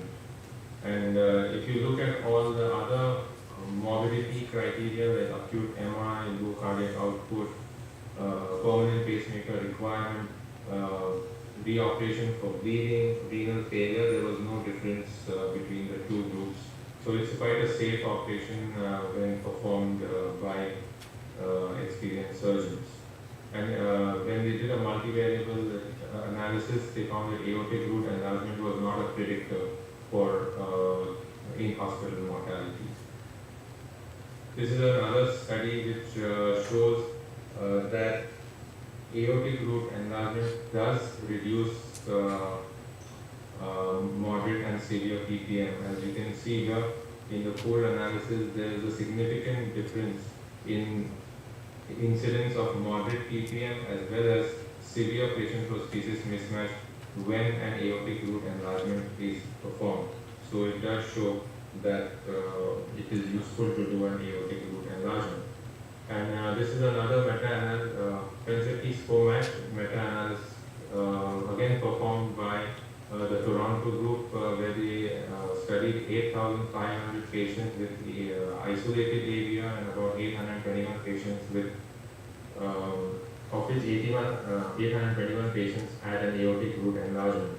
They also did a secondary analysis where they examined AVR carriage group, about 6,800 patients, in whom 528 patients also underwent an aortic root enlargement. Again, you see there's no difference in 30-day mortality if an aortic root enlargement is added to the procedure, both for isolated AVR and for AVR with carriage. So no difference if aortic root enlargement is added. They also found that there was no difference in survival at 8 years between aortic root enlargement and no aortic root enlargement, no difference in congestive heart failure, and no difference in aortic valve reoperation rates. So although one would say that why perform an aortic root enlargement, that is not what you take away from these publications. It is that patients who underwent root enlargement, if they hadn't undergone root enlargement, they probably would have ended up with patient prosthesis mismatch and would have had lower survival and other complications. So by performing an aortic root enlargement, you do not increase the early mortality, and at the same time you get the same survival as in a patient who does not require any aortic root enlargement during aortic valve replacement. So you have to take that message from these publications. And this is a short-term outcomes of the Boyan operation. This is Boyan's series, his own series of 380 patients, where 110 patients underwent the his technique versus the other traditional techniques like Nix and Manoogian. And the operative mortality overall was 3.9%, 2.9 for his technique, and the traditional aortic root enlargement 5%, no difference. And you could see that in the traditional group they could upsize the valve by 1, whereas by his technique they could upsize the valve by 3. And the median prosthesis size in the traditional aortic root enlargement was 23, whereas in the Boyan Y incision group was 27, which is a significant difference. There was no difference in survival at 12 months, so it is a safe technique. But what was important here is that all the hemodynamic parameters like mean gradient, aortic valve area, index effective orifice area were all significantly better with the Boyan technique than the traditional aortic root enlargement techniques. And moderate or severe PPM was significantly lower in patients with the Boyan technique. So finally, what are the pros and cons of aortic root enlargement? The pros are that it is reproducible, it adds minimal risk to the procedure, and is technically straightforward. The cons are that sometimes it may lead to timid root enlargement, what we call as cosmetic root enlargement, where you don't really increase the size of the valve. Secondly, it's all surgeon dependent, so the increase in the size is variable because of different surgeons using different or having different levels of courage, I would say. There is a concern with the tilted prosthesis, and finally it sometimes extends into the AML and opens the LA root, which can sort of complicate the procedure. So to conclude, patient prosthesis mismatch is associated with an increase in the short and long-term mortality in younger patients under 70 years of age. Newer bioprostheses such as the Avalis, which have a supraannular design, are associated with low mean gradients, larger effective orifice areas, minimal rates of structural valve degeneration, and excellent durability. Aortic root enlargement should be performed when anticipating patient prosthesis mismatch and should be in every surgeon's armamentarium, and all the techniques should be in the surgeon's armamentarium. Select the appropriate root enlargement technique based on the required increment in the valve size and of course most importantly surgeon comfort, because if you do not have a live patient at the end of the operation, you do not get a long-term survival. So it's important that the patient leave the operating room. Aortic root enlargement reduces patient prosthesis mismatch and can be delivered with no increase in early adverse events, and it does benefit long-term survival.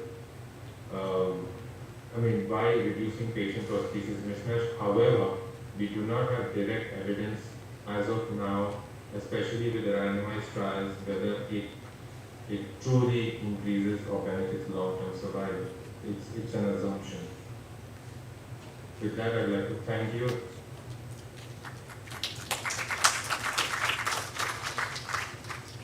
Should we go ahead with the second or talk, or you want to take questions on this? Please go ahead with the next talk. Okay.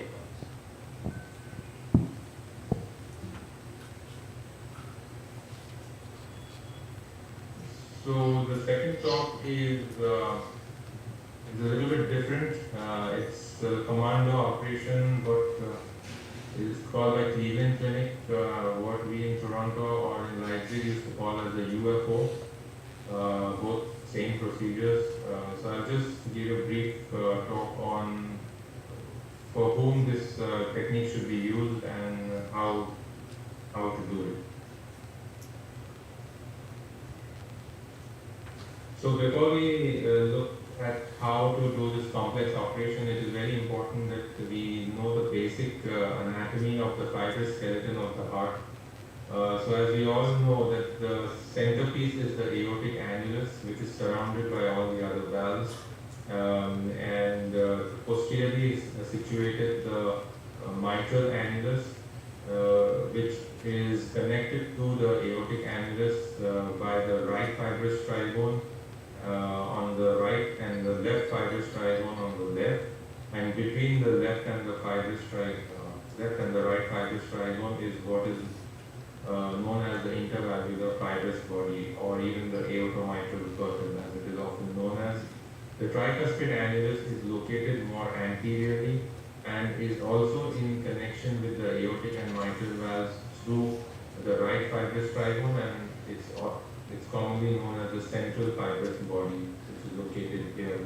The pulmonary valve is separate from these three valves and is located anteriorly. So here in this picture you can see how the confluence of the aortic and the mitral valve results in the formation of MA. This is the intervalvular fibrous body. So this is the aortic valve, this is the anterior leaflet of the mitral valve, and this is the area which we are talking about, which is the intervalvular fibrous body. So the commando operation by definition is an aortic and mitral valve replacement with reconstruction of the intervalvular fibrous body with either a background patch or a bovine pericardial patch. This is just a line diagram just to give you an idea. To simplify, this is the aortic prosthesis, this is the mitral prosthesis, and this is the patch which is present in between them, which forms the intervalvular fibrous body. It was one of the pioneers of this procedure is Dr. David, who presented this in his experience of almost 41 cases way back in 1997. And he is the one who has propagated this procedure, and it is a life-saving operation for many patients with very complex problems, which we will soon see. So what are the indications of this operation? So first on the left you see patients with complicated extensive infective endocarditis, particularly those having an abscess in the intervalvular fibrous body involving the mitral as well as the aortic valves. These are the patients where you cannot just sew a normal mitral and aortic valve to the annulus because the annulus itself is infected. If you do that, obviously the patient is not going to survive. The second major indication, relatively common, especially in patients who have received radiotherapy in the past, they really develop calcification of the mitral as well as the aortic annulus. And you can see here that there is massive calcification in the area of the intervalvular fibrous body. This is the anterior leaflet. This is the posterior leaflet of the mitral valve. So these are the patients again where it is impossible to sew a valve in either the aortic or the mitral position, and you do require this operation. The third indication is in patients who have undergone multiple procedures in the past, particularly a double valve replacement, so that once the two valves are excised, there is no longer any tissue left to sew the new valves to. So a redo or a redo double valve replacement many a times ends up with a commando operation. And finally, the last one is again coming to what we discussed in the previous talk, prevention of patient prosthesis mismatch. Patients, particularly which you might commonly see in India, very small patients or sometimes in fact large patients having a very small aortic and mitral annulus, where you can only put in like a 19 aortic and maybe a 25 or 27 mitral, and if the patient is really large, you will not only have patient prosthesis mismatch in the aortic position but also the mitral. And in such situations, again, this operation can be performed where you can upsize both the aortic as well as the mitral valves. So just look at the first two indications a little more in depth. So patients with infective endocarditis, particularly with aortic root abscess involving the intervalvular fibrous body. So frank mitral endocarditis involving both the leaflets. If greater than 1/3 of the anterior mitral leaflet is involved, then you should go ahead with this procedure. Only one leaflet involvement, but anticipated complex mitral repair. So there is also a procedure called as hemi-commando, where you replace the aortic valve and the intervalvular fibrous body, but you can spare the mitral valve. But if you are not confident about the extent of involvement of the anterior mitral leaflet, it is better to replace the valve rather than try a repair and leave some infection behind. So if you are suspicious, then please do go ahead with the commando operation. And so these are some of the indications within the realm of endocarditis where the commando operation would have to be performed. So usually you'll see that it's aortic valve endocarditis and the jet of AR impinges on the intervalvular fibrous body, or it is an active infective endocarditis of the anterior leaflet of the mitral valve, and it directly spreads to the intervalvular fibrous body. It can result in an abscess. Sometimes the abscess, if the patient is lucky, it heals and results in a pseudoaneurysm. So what can happen? The abscess of the pseudoaneurysm can rupture into the pericardium and cause fatal hemopericardium, as you can see here. This is the point in the transverse sinus where it usually ruptures and it's fatal. It can rupture into the left atrium and result in severe MR. So it usually has a massive MR at the base of the anterior leaflet of the mitral valve. And the third is it can result in a large pulsatile cavity which becomes bigger and bigger and results in compression of the left main and can result in angina. So patient can also present with angina in a sort of subacute or chronic infective endocarditis case. And this is a sort of an echo picture which should alarm you that you might end up with this technique. You can see on the left, this is a mechanical prosthetic valve, aortic valve, and this you can see this entire abscess cavity which is actually pulsating. And here on the right, again you can see there is a complete disconnection between the anterior mitral leaflet and the mechanical prosthesis. And this is a huge abscess cavity that has been formed, which is pulsatile. So this is the kind of patient who typically ends up with a commando operation. The second indication which I have talked about was calcification. So usually if patients are coming to you with a double valve for double valve replacement, if you see this kind of an angiogram, and you can see here the entire calcium bar here and all the way extending into the aortic valve. You can see this, it's like sort of a 7 sign extending from the posterior mitral annulus and the aortic annulus anteriorly. These are patients you should suspect that they might end up with this kind of procedure. If you see this kind of an angiogram, then it's better to do a CT scan of such patients, and you see what the CT scan will show. Extensive calcification of the aortic valve, also the aortomitral curtain or the intervalvular fibrous body, and all the way into the posterior mitral annulus and extending into the ventricle. These are very extremely high risk patients associated with a high mortality, but most often the only procedure that can save them is the commando operation. So now let's see what the technique involves.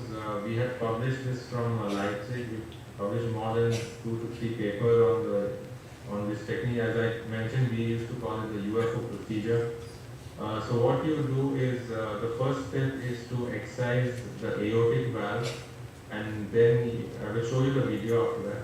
And you extend the incision through the, just like a Manujian or a Nix procedure, you extend your incision through the aortic annulus in the non-coronary sinus area into the anterior mitral leaflet across the aortic annulus, and then also open the roof of the left atrium. So here you see that the aortic valve has been excised. These margins are the roof of the left atrium which you have increased. So the roof of the left atrium is opened up from the aortic annulus, and you move posteriorly towards the right pulmonary artery. So generously open the right atrial roof, and then excise the aortic valve, and you excise the mitral valve. And what you basically do is convert the left ventricle into one opening. So now, once you excise all the calcium, or in the case of endocarditis, all the infected material, you now see over here, you have this is the aortic annulus, this is the left coronary, this is the right coronary, and this is the absent non-coronary annulus or the sinus.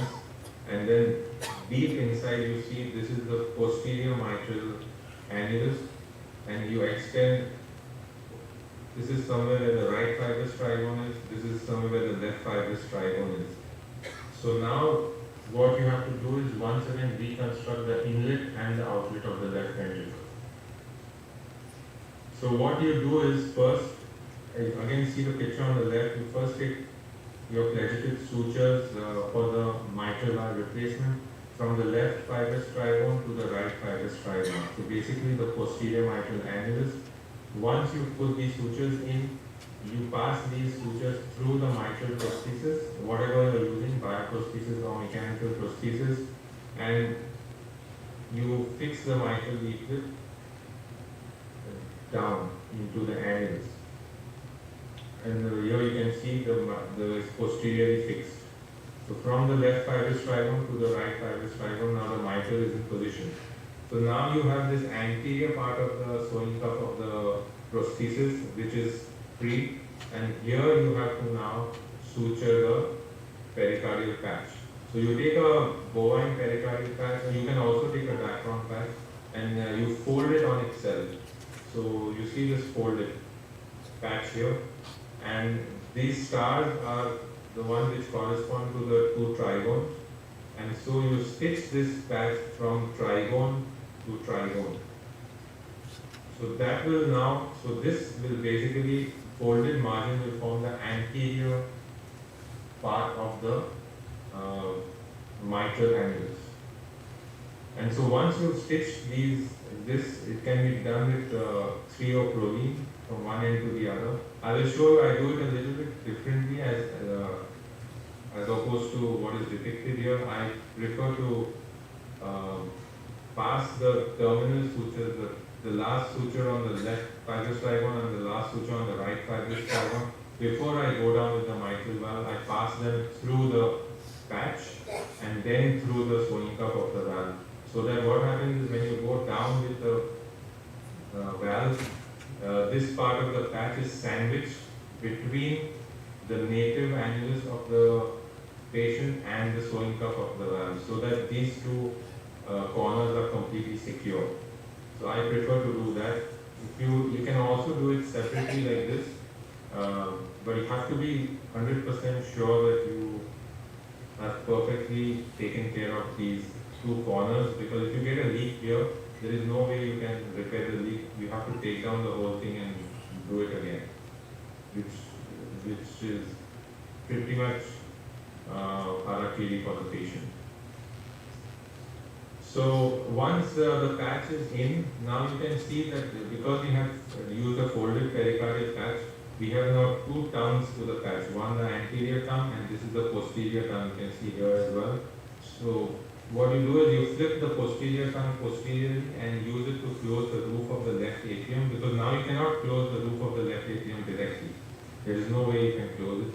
So you use that posterior tongue of the patch to close it, and then use this anterior tongue in order to form the non-coronary sinus of the aortic valve, as well as the intervalvular fibrous body. So once the posterior patch, you can see here, it is sutured off completely, then you can perform the aortic valve procedure. If you have to perform a root, you perform a root. If your extent of involvement of the aortic annulus is not that much, then you can also just do a normal aortic valve replacement. So it basically becomes like an aortic root widening procedure once you've sutured the anterior patch. So just the important point here is that once the roof of the left atrium is done, then you take the anterior limb and first you suture it to the LVOT. You will have a small, about 5 to 7 millimeters of LVOT on either side. You suture the patch to the LVOT and then you will move on to the aorta. So, and you leave about 1 centimeter to 1.2 3 centimeter distance between the mitral and the aortic valve.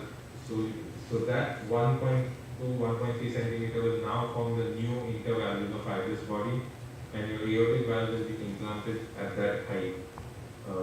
Of course, in case of a root replacement, it doesn't matter too much, but definitely matters if you're doing an aortic valve replacement. So that's basically the procedure here. This is a patient with infective endocarditis. So here the right coronary button is being prepared, the left was prepared previously. And here you see the mechanical prosthesis. You see you can just remove the mechanical prosthesis even without cutting it because of infection. And here now we are moving through the aortic annulus. Now we will soon be moving into the anterior mitral leaflet. So this is all, you can see the small amount of pus coming out here, which is being sucked out. And all infected tissue in this area has to be removed completely. So here you see we are still extending into the mitral annulus, and here you see the anterior mitral leaflet, which is now being resected.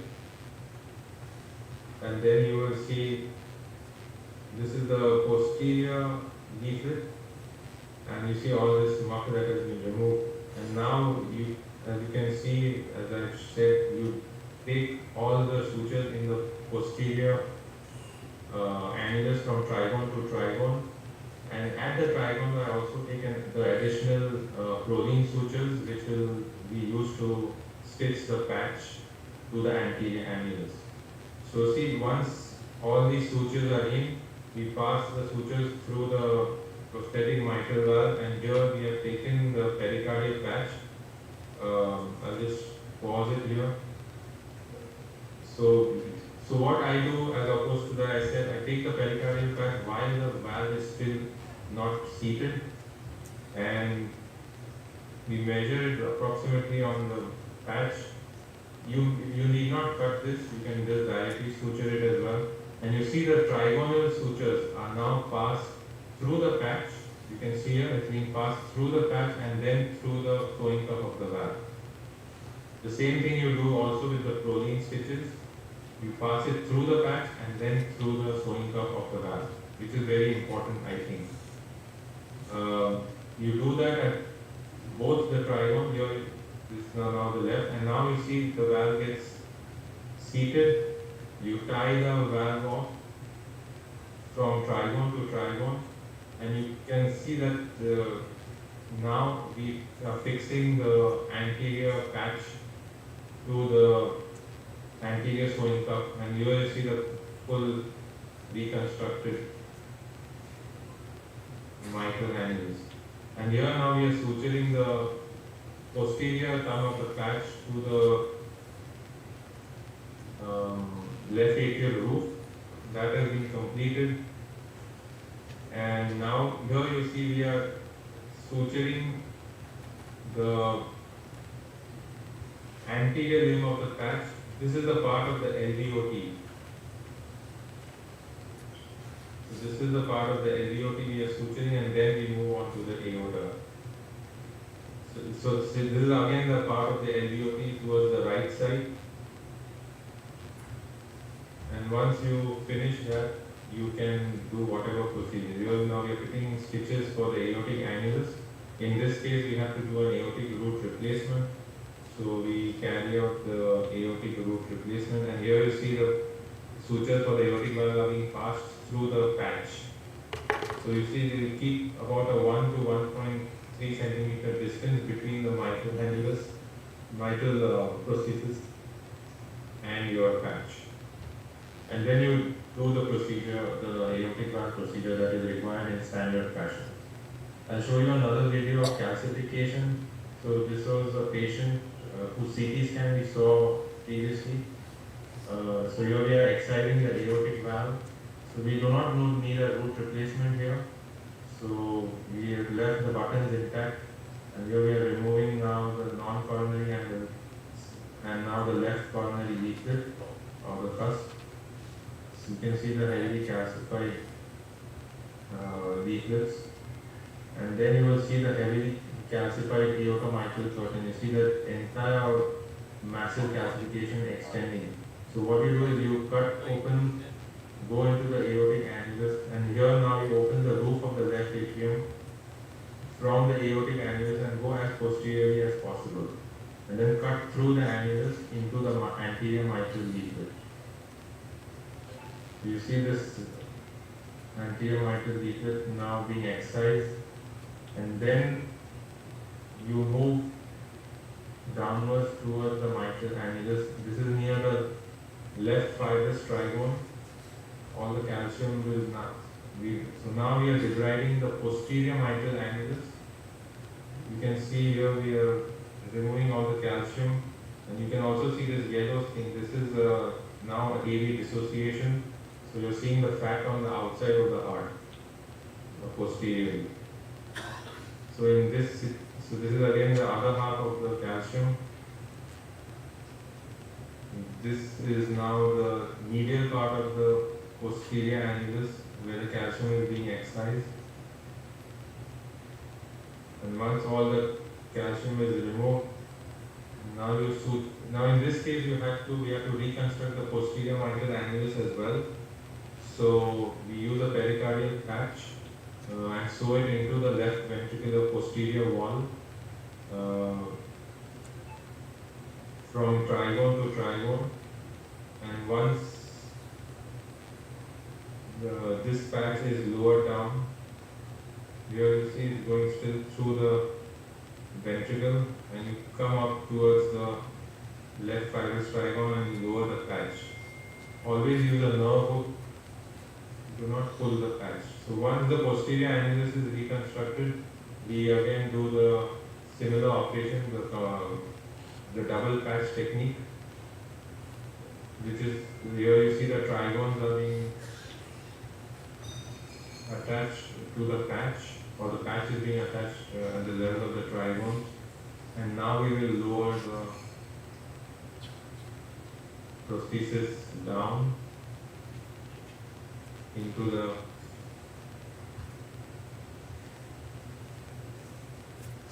so once this part is done, now what is being done here is that the posterior patch which we use for reconstruction, the upper margin of it is being sutured to the left atrial floor. So first what you saw, we sutured the patch to the left ventricle from trigone to trigone. Then we pass all the mitral sutures from outside in on the patch. Then we pass the sutures through the mitral valve posterior sewing cuff. Once that was done, we sutured the upper margin of the posterior patch to the left atrial wall. So now the posterior mitral annulus is completely reconstructed here, and now we will lower the bioprosthesis. This is just the proline stitch being tied, and now we are lowering the bioprosthesis, and now being tying down the bioprosthesis. So these are the trigonal stitches being tied. now we are suturing the posterior limb of the patch to the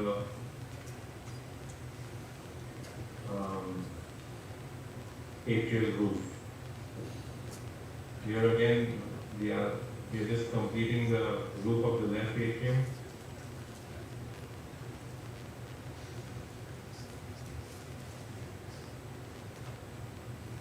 And once this,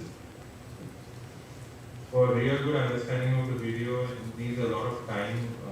Unfortunately, we only 5 minutes or 10 minutes for each video.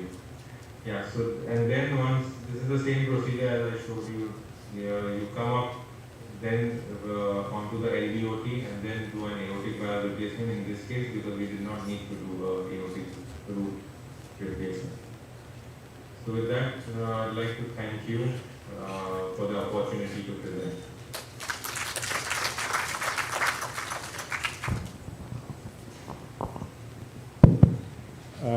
Thank you for the very exhaustive presentation. We enjoyed it. I just have a few questions. Sure. One of the slides on aortic root enlargement with Boyang, you had shown that after doing a Boyang, you had implanted 27 and 29 valves as well. So I would imagine the starting annular size would be 23 or 25. So was really a root enlargement required when you could have just put a 23 or a 25 valve? Well, usually when you require 3 to 4 valve sizes larger, so if you want to end up implanting a 21 and you want a 25 or a 27, then I would do a Boyang. I wouldn't, if I just need if I have a 21 size valve that I need to implant a 23, then I would just go ahead and do the traditional, either the mix or the Manusian procedures. It's only like, usually, at least in the Caucasian, if you are ending up with like a 19 or a 21 and he is a body surface area 2.2, then you cannot end up putting a 21. And secondly, it's also not going to help in the future valve and valve carry.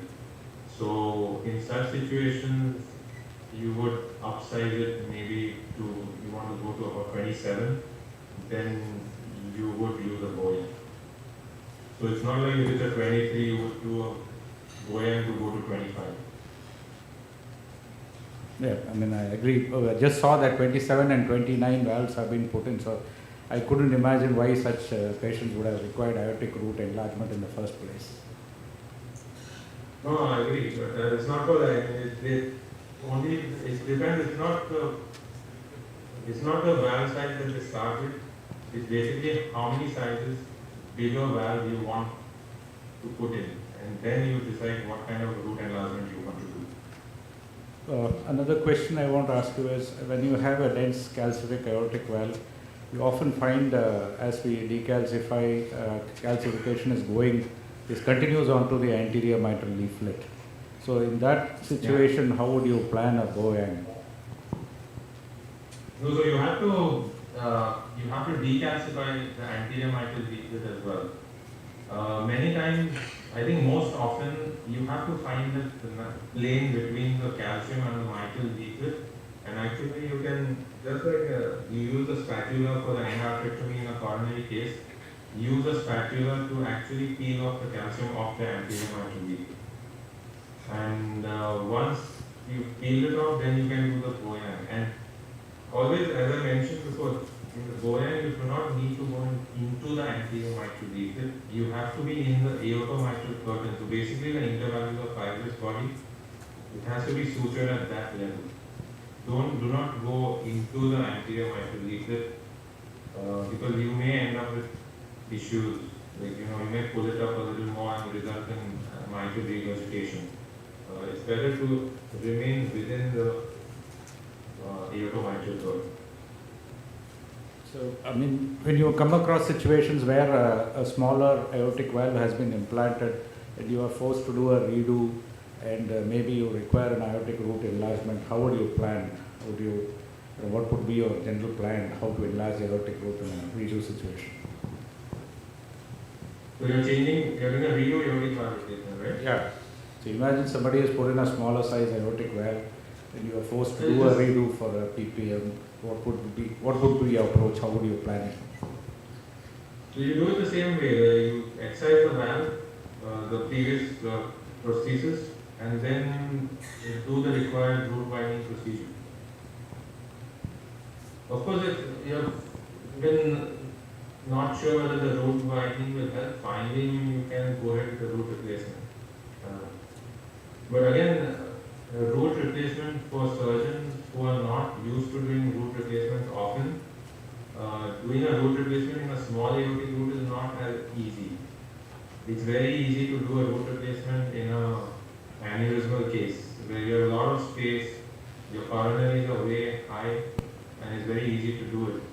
It's not the same in a very small aneurysm because many times you're suturing the root into a small little tunnel hole. The coronaries are not high, so you have to be very careful of implanting the coronaries as well. So I think a root enlargement probably, if possible, is a better option for surgeons who are not used to doing a lot of aortic root surgery. Just one more question, Dr. Cruz. You had presented a very impressive results of the Medtronic Avalis valve.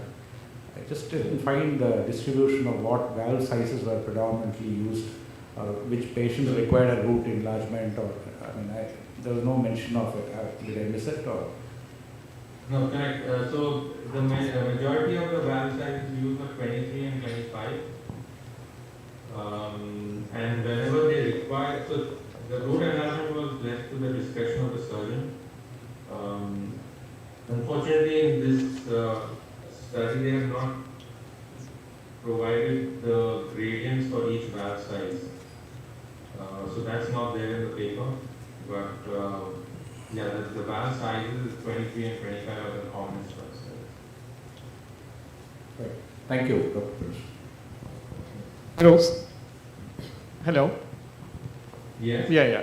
Now, all of us keep talking about this root enlargement and a valve in one later. Have you, in real world, have you done this? My concern about a root enlargement and a valve in one later is with an obliquely oriented valve. How would you implant? How, as in real world situation, has it been done as a series? And will it, the obliquely oriented valve, will it affect the implantation of a TAVI later on a later date? I'm not an expert in TAVIs, I don't do TAVIs myself, but the TAVI valve is implanted within the valve itself, right? So I don't think it should, because the implanted TAVI valve does not depend upon the surrounding aorta or the aortic root. It is implanted within the bioprosthesis itself. So obviously you can implant it. It will also take the same sort of trajectory which the original valve is in. Sure. Unless you use a core valve, unless, yeah. No, please go ahead. There's some disturbance online. I didn't get the question. No. Please go ahead. There's some disturbance. No. That's it. Thank you.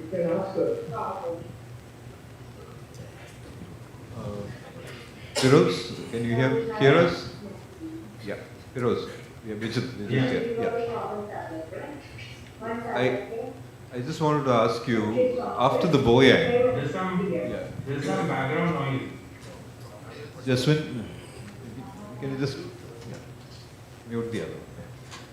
Firoz, so after the Boyang, you get a gradient, on the ledge below. Is that something that you find a subvalvular gradient? So that's basically the controversy where people say that in sort of the Manusian you go across the basilar ring of the valve, whereas in the Boyan, of course, you don't go through the basilar ring. You only go into the intervalvular or the aortomitral curtain, so you don't cut across the basilar ring. But the basilar ring is the natural ring which the patient comes with, right? And so when the valve was normally functioning, the basilar was, for that patient, was of adequate size. So I don't think that the basilar ring itself should cause any kind of obstruction or gradient across the valve, because the buoyant valve will be really big. So as long as the basilar ring is not narrowed down, that should not cause a gradient. Okay. So that's the natural anatomy of the patient. Okay. See, I have been reading this about the Boyang procedure, and I am reading to you from the letters to the editor. It says, it is critical for those who are performing the procedure to understand the following. Point number 1, the technique does not address the left ventricle outflow tract, and the larger prosthesis placed across above a smaller left ventricle outflow tract could potentially create suboptimal hemodynamics that mimic subvalvous stenosis, that is lemon on a stick. Yeah, so this is, I think, the letter to the editor by in the JTCVS. Correct. Techniques, Yeah, right? yeah, correct. 2021. Yes. Yeah, so he's written a good reply. A very good reply has been written there, and he's written there that though it facilitates placement of a bigger valve, but it is in the supraannular position. Correct. That's what I was saying, that why would it, so the valve is basic, so the idea is to increase the size of the valve. And the basilar ring, as I mentioned, and what the previous guy who wrote the letter to the editor, he suggests that the basilar ring, because it's not widened, will cause narrowing. But why should that cause a subvalvular stenosis when that is the natural anatomy of the patient, who he had, for the whatever 50-60 years he has lived with the normal anatomy, has never caused a stenosis? No. Stenosis was caused because of the valve. See, if you have put a prosthetic valve in this particular Boyang technique, and you just tilt the disc and look inside, you can find the ledge in the outflow. Correct, but that ledge, the ledge is artificially produced because you're increasing the size above the basilar ring. No, but then effectively how much blood, whatever blood flows across the left ventricle outflow tract, the same amount of blood will flow across the valve. Correct. So why should that cause a stenosis? No, but then the problem is when you don't do adequate root widening, or you have not done a root widening, the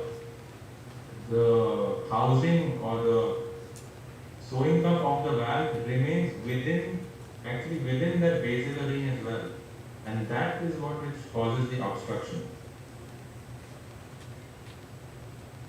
Thank you so much. Hi Piroz, this is Murthy here. As always, it is fantastic to see your videos. Just a quick question. In a patient which do not have these extensive mitral calcifications and aortic calcifications, but in a younger patient, like in an Indian patient where a 21-year-old coming, double valve replacement with Boyang root widening, is that an option you would consider? Say a 19 millimeter or less aortic valve, first time operation, and the mitral is around 25 millimeter. Double valve replacement, you do the widening of the aortic root with the Boyang patch. So if you want to increase the sizes of both the valves, aortic and mitral, then you would have to do a commando. No. If the mitral orifice is okay, and you just wanted to do the right. You could technically do a Boyang. I did one last week. It came out okay. Yeah. Just put the patch where I did the mitral valve replacement first. Then you have that fibrous trichome or part of it left over there. Correct. Then you suture the patch onto that, and then you I put a 21 on the aortic. So it came out well. So you have to be very careful that you don't completely knock off the anterior mitral liquid. Leave a little bit of the Yeah. of the anterior mitral liquid and suture the mitral just at the like at the edge of the anterior mitral ligament. Because if you go higher with your stitches, then you will not be able to stitch the patch. You will go into your... Yeah, and the patch, your needle might cut through that stitch over there, yeah. Correct. Okay, thank you. Yeah, thank you, Firoz, for your excellent talks. We really enjoyed and hope to see you in physical form in some other meeting. Thank you. Sure.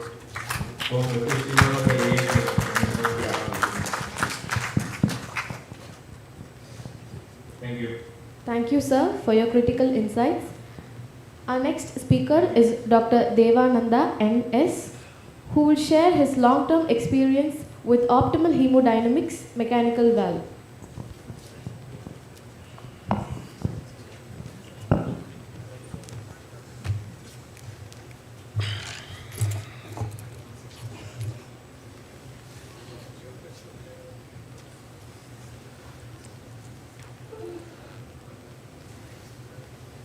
I think after that last, extensive lecture, this is going to be a very small talk. There's nothing new about this. Most of us know about it. I think, as Praveen said, even though bioprosthetic valves have evolved a lot, I think still there is a role for mechanical valve in our practice. Because as he said, again, that age is a number. Many a times it's extremely difficult because we do see bioprosthetic valves coming back every 8 years or 10 years in some patients. We do not know the mechanism, even though it's put beyond 50. Now, having said that, an optimal mechanical valve is still not found. A valve which has got excellent hemodynamics, very small, very low level of anticoagulation, durable, and produce very, very less hemolysis, less thrombogenicity. I think if at all there is something in the current generation valve which have been tested, Onyx is something which comes close to that. The design of this valve is unique. It's a kind of pure carbon from which this valve is carved out. I think we all heard of Jack Bokros. He's the one who is the father of paralytic carbon technology. I think from their institute, this valve was designed. Excellent engineering. It has an inflow flare. You can see that, which is wide and which helps to produce a kind of streamlined blood flow into the valve. As already been said, the valve opens almost to 90 degrees. The orifices between the leaflets and to the sides look by and large parallel. So the flow, streamlined flow, it's maximum of all, any of the valves which you take into consideration in the mechanical segment. So also the hinge points, I think everything gets washed. So the thrombogenicity of this particular valve is pretty much less by the design also. And these are the mitral things which are available. We have the standard formats which are available in four sizes, and also the Conformex, which is a single valve solution for all the mitral sizes from 25 to 33. This is something we all know. There is a relationship between the INR, thrombogenicity, and bleed. At a lower INR, relatively, thrombogenicity is not that common. Even at the range of say 1.5 to 2, you see that it's almost less than 2% or 2.5%. Vis-a-vis, if you look at the bleed, moment you cross 2.5 or 3, definitely beyond 3, the incidence of bleed increases. Now, I said that mitral valve has gone through, this Onyx valve has gone through very vigorous trials for all the three segments. Aortic, it has gone through testing for the mitral position. It's the valve which is only valve which I think they tried with only antiplatelets agent as well for preventing thrombosis. Now, in this, the first segment, high-risk AVR group, which was spread over 33 centers across North America, if you look at it, bleeding in the test group where they kept the anticoagulation very low, between 1.5 to 2, with 81 milligram of aspirin, vis-a-vis the control group where the iron was kept in 2 and 3 with, again, the smallest dose of aspirin. Bleeding was much more common in the control group. And the other things like valve thrombosis, stroke, etc. were by and large not hemodynamically significant. Now the same thing was confirmed through this report, which was published in 2024. It's an interim data from an observational registry, which again by and large confirms the same findings. Bleeding are pretty much common at the current therapeutic levels which we follow for the mechanical valves against the Onyx. One important thing we note in the trial, Onyx trial, is that most of these patients which maintained this very narrow therapeutic range, I think almost 70% to 80% of them were doing home monitoring. So the iron was frequently tested. The optimal level of testing, they said, was around 3 times a month. So the result of these trials, I do not know how much we can extrapolate in the real scenario. This is the PROACT mitral.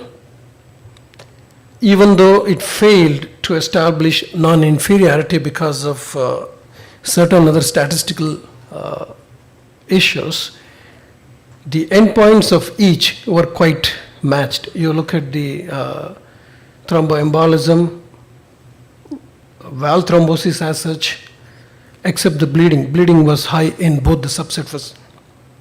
So some of these failed to establish that low level of anticoagulation between, say, 2.2 to 2.5 for mitral valve is probably not still adequate. NOACs have been tried, as already said again.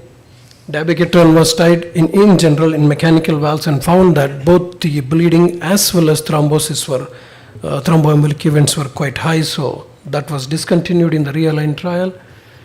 And this PROACT 10A activate apixaban again failed to demonstrate that as solo apixaban is quite inferior to oral anticoagulants, VK ATAP.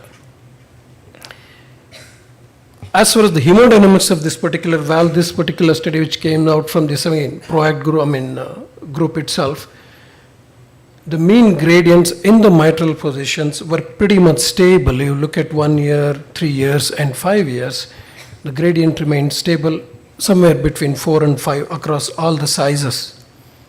And the patients remained by and large in NOHA class 1 or 2. Those who were in 3 were those who received slightly smaller valves.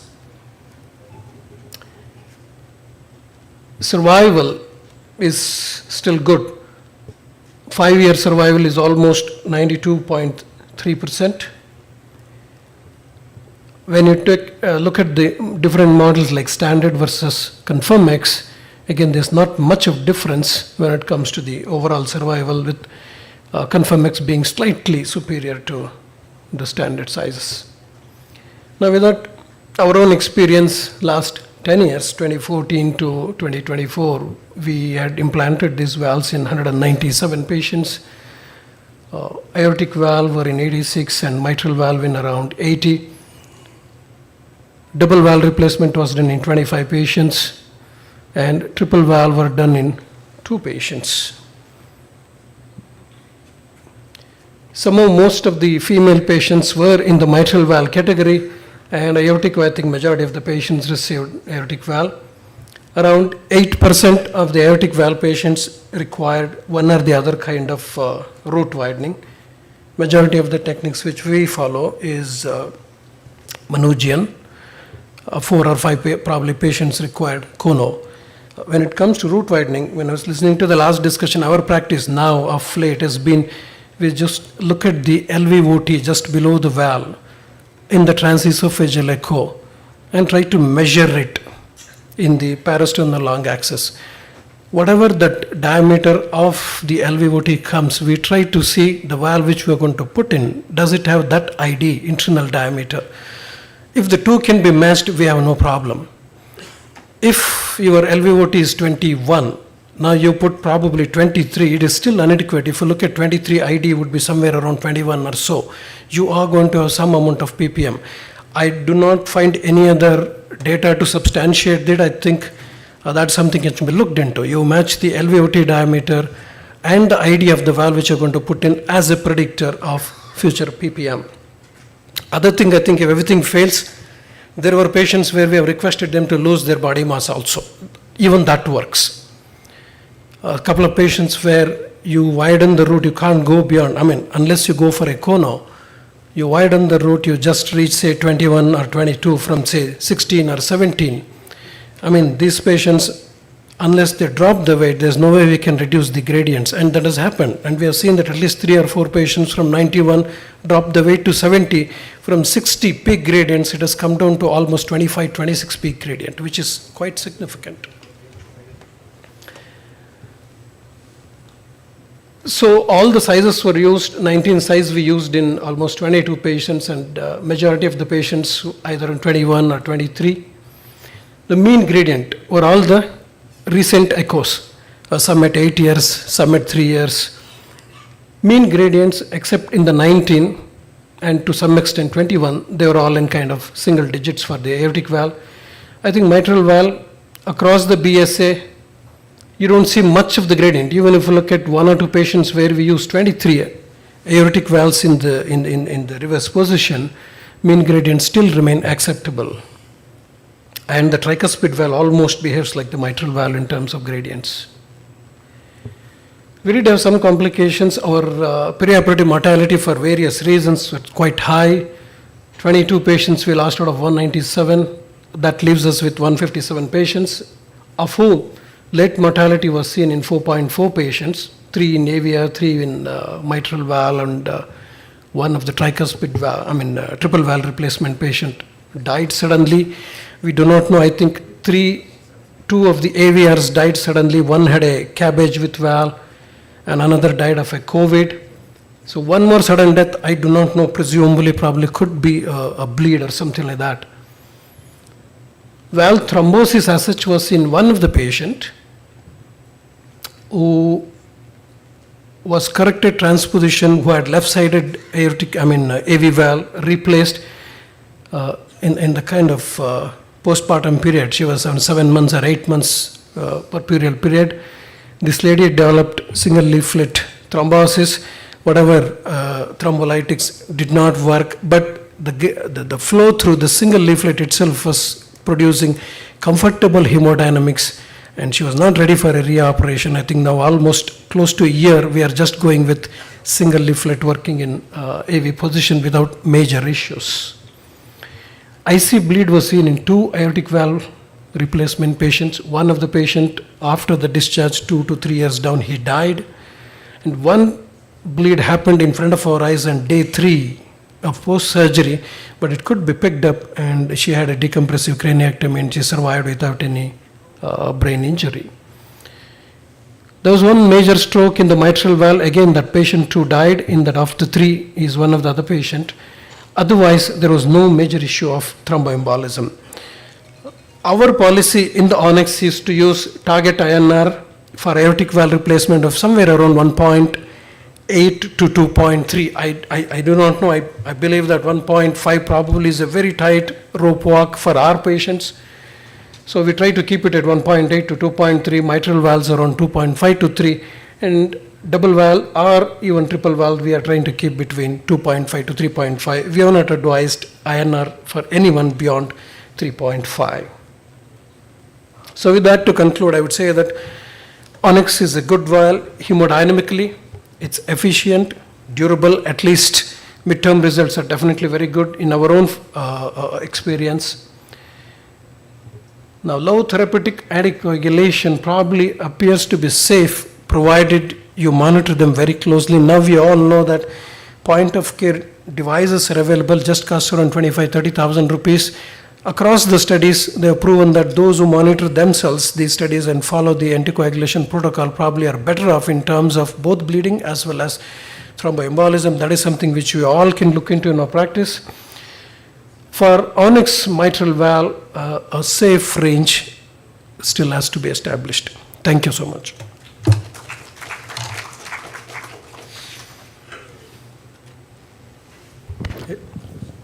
Thank you, Dr. Devanand, for your wonderful presentation. When you did the triple valve, when you did the tricuspid valve replacement, what was the indication? Was it a regurgitation itself? Or? No, both were rheumatics, organic tricuspid valve disease. And your target INRs, you predominantly use onyx only, and this is only for the onyx that you use this 1.8. If it was another mechanical valve, you would use a higher INR rate. Yeah. Predominant mechanical valve we have used all these 10 years is onyx. So that's the practice. But others, yeah, we tend to between say 2 to 2.5. We go by 0.2 more than what we are using for the onyx. Mitral valve, as I said, we are almost following the standard valve protocol.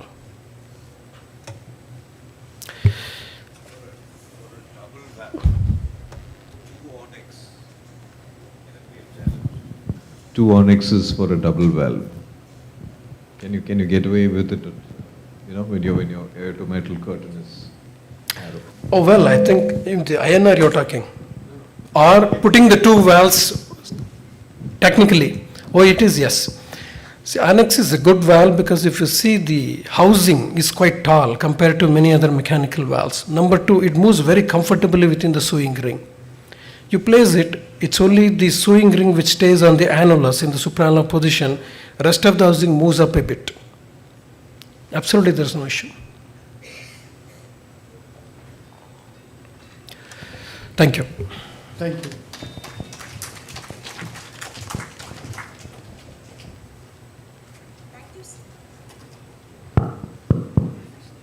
Thank you, sir, for your critical insights.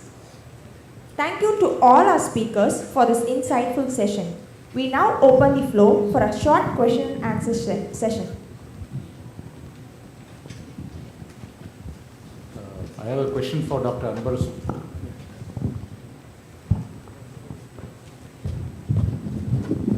Please. The talk was very informative. I know tricuspid valve is a difficult valve to tackle, and the role of the anesthetist in the theatre is definitely required for an objective assessment. But how would you decide preoperatively? I think we have to make a decision whether somebody needs a repair or a replacement. So what precautions or how do you prepare such a patient? Secondly, the D-Vegas is something which is always available. You don't have to, whether a ring is available in the theatre or not, we can at least get away with the D-Vega in certain situations. How do you decide on how much to tighten the ring, which is the, always doubtful thing. Nobody is confident of deciding how much to tighten the valve. Have you had situations where you have tightened too much or tightened less, objectively assessed and had to go back, or what is your own technique, just to know how it is? Yeah. So to address a valve or not is usually a preoperative, most of the time it's a pre-op decision. And the echocardiographer technicians give a very, very beautiful report on the tricuspid. They tell you exactly the degree of regurgitation, your vena contracta. They tell you the annulus size. So based on that, you have an idea of whether you're going to repair it or not. And regarding tightening, if you're doing a D-Vegas, earlier when I was in Madras Medical Mission, we used to still have that star Edward sizer.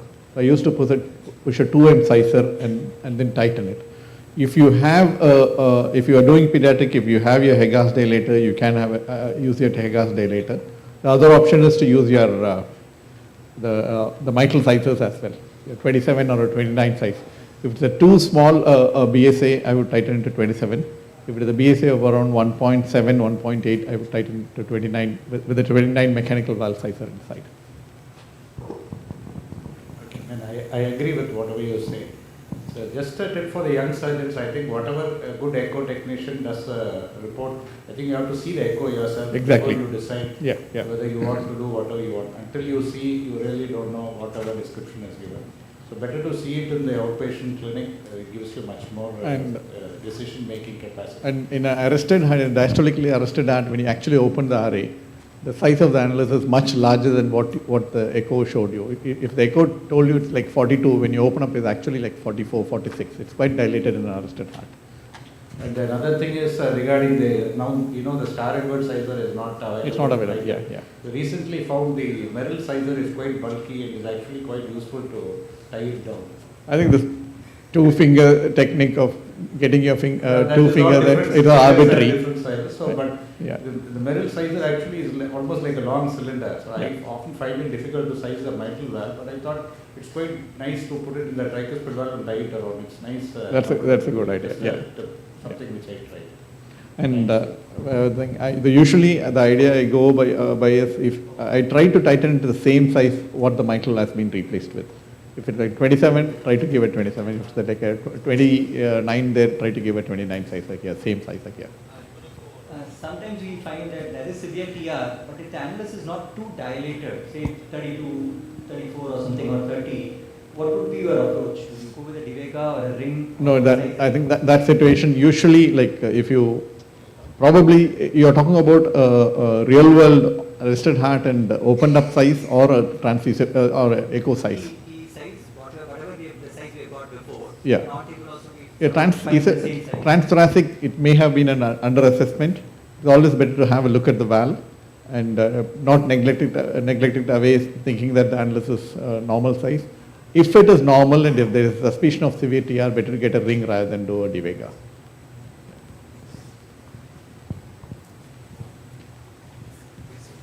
So, thank you, sir. Thank you, sir, for chairing this session.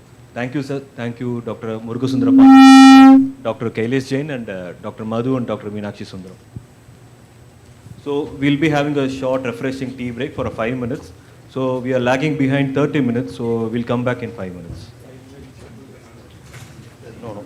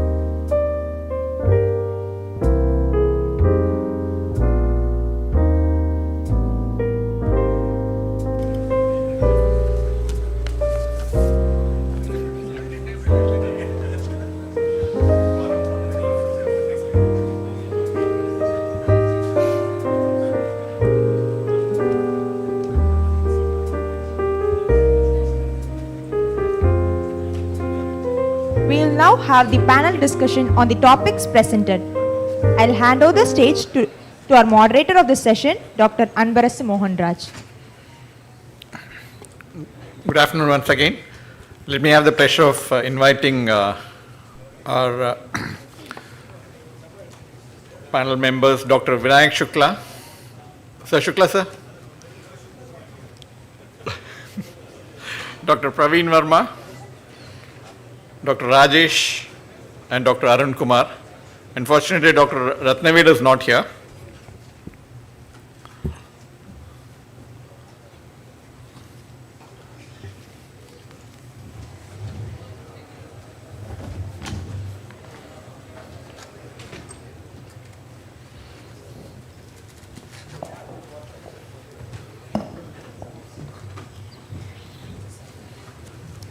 Okay then. So the topic for the panel discussion, should we still use mechanical heart valve for middle-aged patients? The opening talk for the meeting was on mitral valve and should the age be relaxed for tissue valves. Now let's look into what the real world scenario is, what our surgeons are practicing currently, and what the literature says.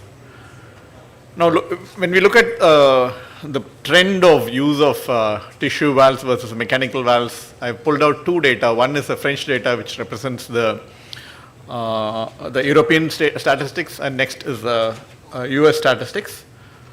So in the French statistics, I was very, very surprised to see that even at 20 to 30 age group and 30 to 40 age group, there was a significant percentage of patients who had a biological valve. Probably these people were lifestyle people or sports people, or very, very keen on hiking and sports activities. And over a period of years, looks like the tissue valve is taking a bigger market. And the same with the US market as well. There's an increasing trend of a dip towards the mechanical valve in both the mitral and aortic positions. Now, this is the market projected the tissue, mechanical, and the TAVI valve for the next 10 years. It is a statistics from 2023, and surprisingly or convincingly, I think all the three markets are growing. The mechanical market is going to grow, the tissue valve market is going to grow, and the transcatheter, the TAVI percutaneous valve market is also going to grow. And from the projection, the growth seems to be uniform for all the three, equal for all the three types of valves. Now, in terms of Indian market versus Western market, I'm not sure about the exact incidence or percentage of biological and mechanical valve distribution. I'm sure the Western market is more a biological valve market, and Indian market should be a more mechanical valve market. The trend is gradually changing in the Indian market as well. we've gone through the guidelines, and in the American guidelines, 50 to 65 is a gray zone. It is, there has to be a comprehensive discussion in shared decision making between the patient and the surgical team, where the European guidelines is quite clear. Mechanical valves are beneficial in the mitral portion till 70 and in the aortic portion till 65. That's the European guidelines cutoff. Now moving on to the panelists, I sent a set of questions to all the panelists. Unfortunately, Dr. Ratnavel is not here. And we'll look into is there a changing pattern in the understanding of the pathophysiology of disease pattern of mitral and aortic valve pathology you've been operating in the last 3 or 4 decades? Dr. Shukla and Dr. Praveen, please. See, if you go back, or if I go back and think, there has been a very remarkable change in this.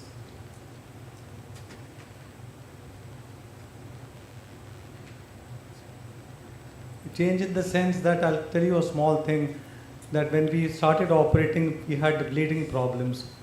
And the patient would go back to theatre in the evening, and it was called re-exploration. So one day, Krishna Swami, the head of cardiology, who was no more, asked Dr. Jairaj, what is this re-exploration? So he said, because first time we are exploring and second time we are re-exploring. We did not know what is happening first time. Another example is aortic stenosis. Patient coming with AVR, AS, AVR incompetence, just change the valve. Nobody bothered about anything else. One of our colleagues died of a dissection, was never followed up. His daughter died on the breakfast table. Autopsy showed the same aneurysm dissected which the father had. And now they are looking after their 2 children. One of them is affected, other one is not affected. So what I'm trying to say is that the pathophysiology of aortic stenosis doesn't mean only the aortic valve is involved. It involves the entire root. Same thing with the mitral valve. We did not know what we were doing. We were just changing the mitral valve. That's all when he comes to us. So my thinking is that in the past 3 decades, this entire understanding of the disease has changed. We know when we go to the theatre what exactly we are going to do, what is wrong with the patient, how will he benefit in the long term, what we should not do just because we want to do, or what we should do. So the entire trend has changed completely. And then also we prepare the patient for if he needs another intervention in future. Earlier doing the mitral valve, send him home and that is the job done. Whether he comes back or he does not come back, he drops dead at home, was nobody's business. So now in the past 3 decades, at least 3.5 decades, I've seen there has been a dramatic change in the entire setup. Let us see what Praveen says. Dr. Praveen, please. But you meant the pathology or the pathophysiology? Pathology. Pathology. Kind of disease we see. Yeah, kind of disease. Yeah. So mostly we see now degenerative diseases. So most of my aortic valve replacement or aortic valve surgery is for bicuspid aortic valve, and for mitral is myxomatous valve. And third thing is we are seeing a lot of endocarditis in our practice. These are the changes. Yeah. I see last week. The reason why I put up this question is like when we were under training, we never even discussed about bicuspid aortic valve. We used to say it's a heavily calcified valve, it's a thickened valve, that's it. We never even looked at whether it's bicuspid or not. And even the mitral, we were doing 100% replacement those days. We never looked at whether it's a rheumatic or a degenerative valve. Shukla sir, anything to add up, sir? What you say is correct actually. Your patient posts it for AVR and it has to be done. Yeah. Irrespective of what the valve findings were. Today nobody does that. Even the second year trainee will come back and tell you, sir, the root size is this much. Right. I know of a patient, AVR done, the root was so wide, shifted to the ICU. Mishra, I have not forgotten the name, 43-year-old man. Night time, died, bled from the cardioplegia site, dissected. Yeah. So the entire trend has changed. So the next one, I'll combine the next two questions. What's the percentage of mechanical valve versus biological valve you use currently? And is there any change from where you started? Dr. Rajesh and Dr. Arun, please.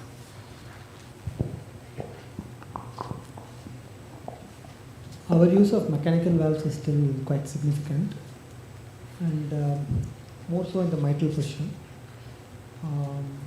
I would say the ratio will be around 75 to 25% mechanical to In the mitral position? In the mitral. Yeah. In the aortic, maybe we tend to use more biological valves. And of late, both mitral and aortic position, we tend to push more for a biological valve rather than a mechanical valve. Yeah. Dr. Arun, please. I think I share the same views, but Yeah. when you consider the cost factor, actually, in Indian scenario, you think it's totally different from Western scenario. That's right, yeah. So when you take the biological processes in both the situations, the cost factor plays an important role in Indian scenario. So I give the preference to the patient and just try to fit in within the guidelines which will dictate what valves should be used. So if the patient agrees, then we go for a biological valve. Otherwise, the percentage is more for mechanical valve in that area of 50 to 70, as we already discussed about. Yeah, yeah. And obviously, at least in this part of the country, in South India, yes, the incidence of rheumatic fever is coming down drastically, and we rarely see fresh rheumatics, or it's all burnt out rheumatics. Yeah. That's right. And most of the aortic valve, isolated aortic valves in the mechanical age group are purely bicuspid aortic valves. We never see rheumatic aortic valve, isolated rheumatic aortic valve disease at all nowadays. And do you think, this is to Dr. Arun, do you think the cost and the government insurance mandate in the use of processes influences your decision in the choice of processes? Yes, sir. Like the insurance what the government gives now is not adequate to go for a biological process in the first instance, actually. So that definitely has an influence for the choice of valves. Yeah, yeah. So I think the government should come up with better packages so that we can choose better valves based on our experiences and the age of the patient. Yeah. So definitely there's an influence on that. Yeah, that's not right. Unlike the paying patients, who we don't mind. Like they have the choice of valves in the biological itself, whether they can choose Magna Ease or the Resilius or whatever choice they have. So definitely has an influence. Yeah, like for a 58-year-old patient, you ask for a biological valve, there are going to be 100 queries of why you want to use a biological valve in a 58-year-old patient. Yes. Dr. Rajesh? The same, yeah. It does influence our decision making, unfortunately. Yeah. Because of the monetary, whatever reimbursement you get. So we tend to compromise and go towards mechanical, which is relatively cheaper in India as compared to biological. Yeah.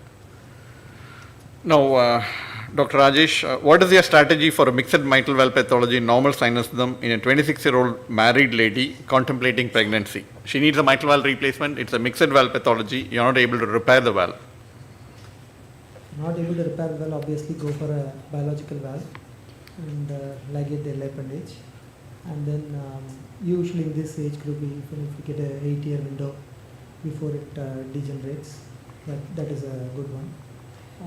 Choice of valve, obviously we'll try to get a latest generation valve, the third generation valves obviously, which may give theoretically give a longer duration. But then you get them off anticoagulation, which is very important, so that they can complete their family, and then mentally prepare them for a redo in a 8 to 10 year time frame. That is what. Shukla sir, do you have anything to add to this? Because you got a long practice in a teaching institution. What was your question? No, a 26-year-old lady, married, she wants to get pregnant, but she got a mixed mitral valve pathology, needs an MVR. Are you going to give a mechanical valve or a tissue valve? No, I agree. We have to give her a tissue valve. Yeah. Because there's no choice. Though we know that the tissue valve will not last as long as the other patients if you put them in the elderly, but for her age, even if you give her 5 or 6 years for her to have 2 children, is more than sufficient. She'll bless us for the rest of her life. And also we have to remember that earlier days redo was a terror. If a patient is coming for redo surgery, the surgeon will be sweating.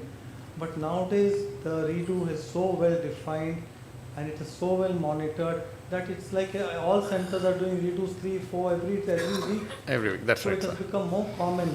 So we should take away the fear of redo from our mind and tell the patient to go ahead with the tissue valve, complete her family, and then go ahead with the second valve replacement. I agree with Dr. Praveen's comment on that thing. I will pull up Dr. Tyagaraja. We've had discussion about this. I think Dr. Tyagaraja feels that pregnancy in mechanical valve with oral anticoagulation is safe. What is your view on this, Dr. Tyagaraja?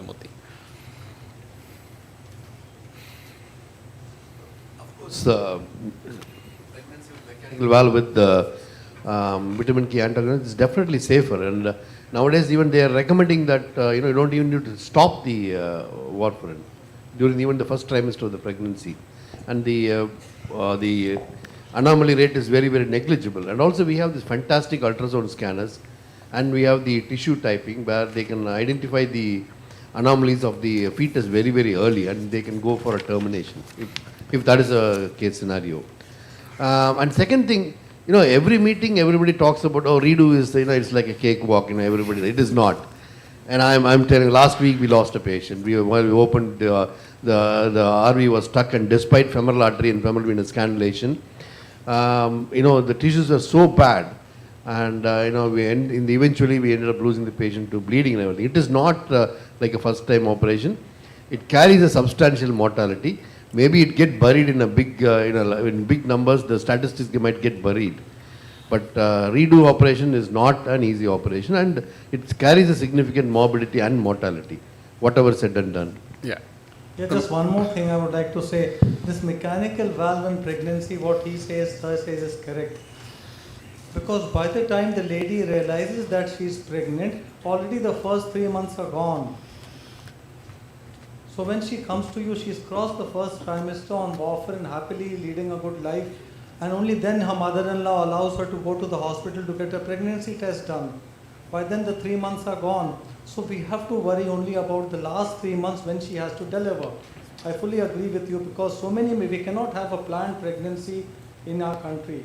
That she has to be on a low molecular weight heparin and then she gets pregnant, impossible.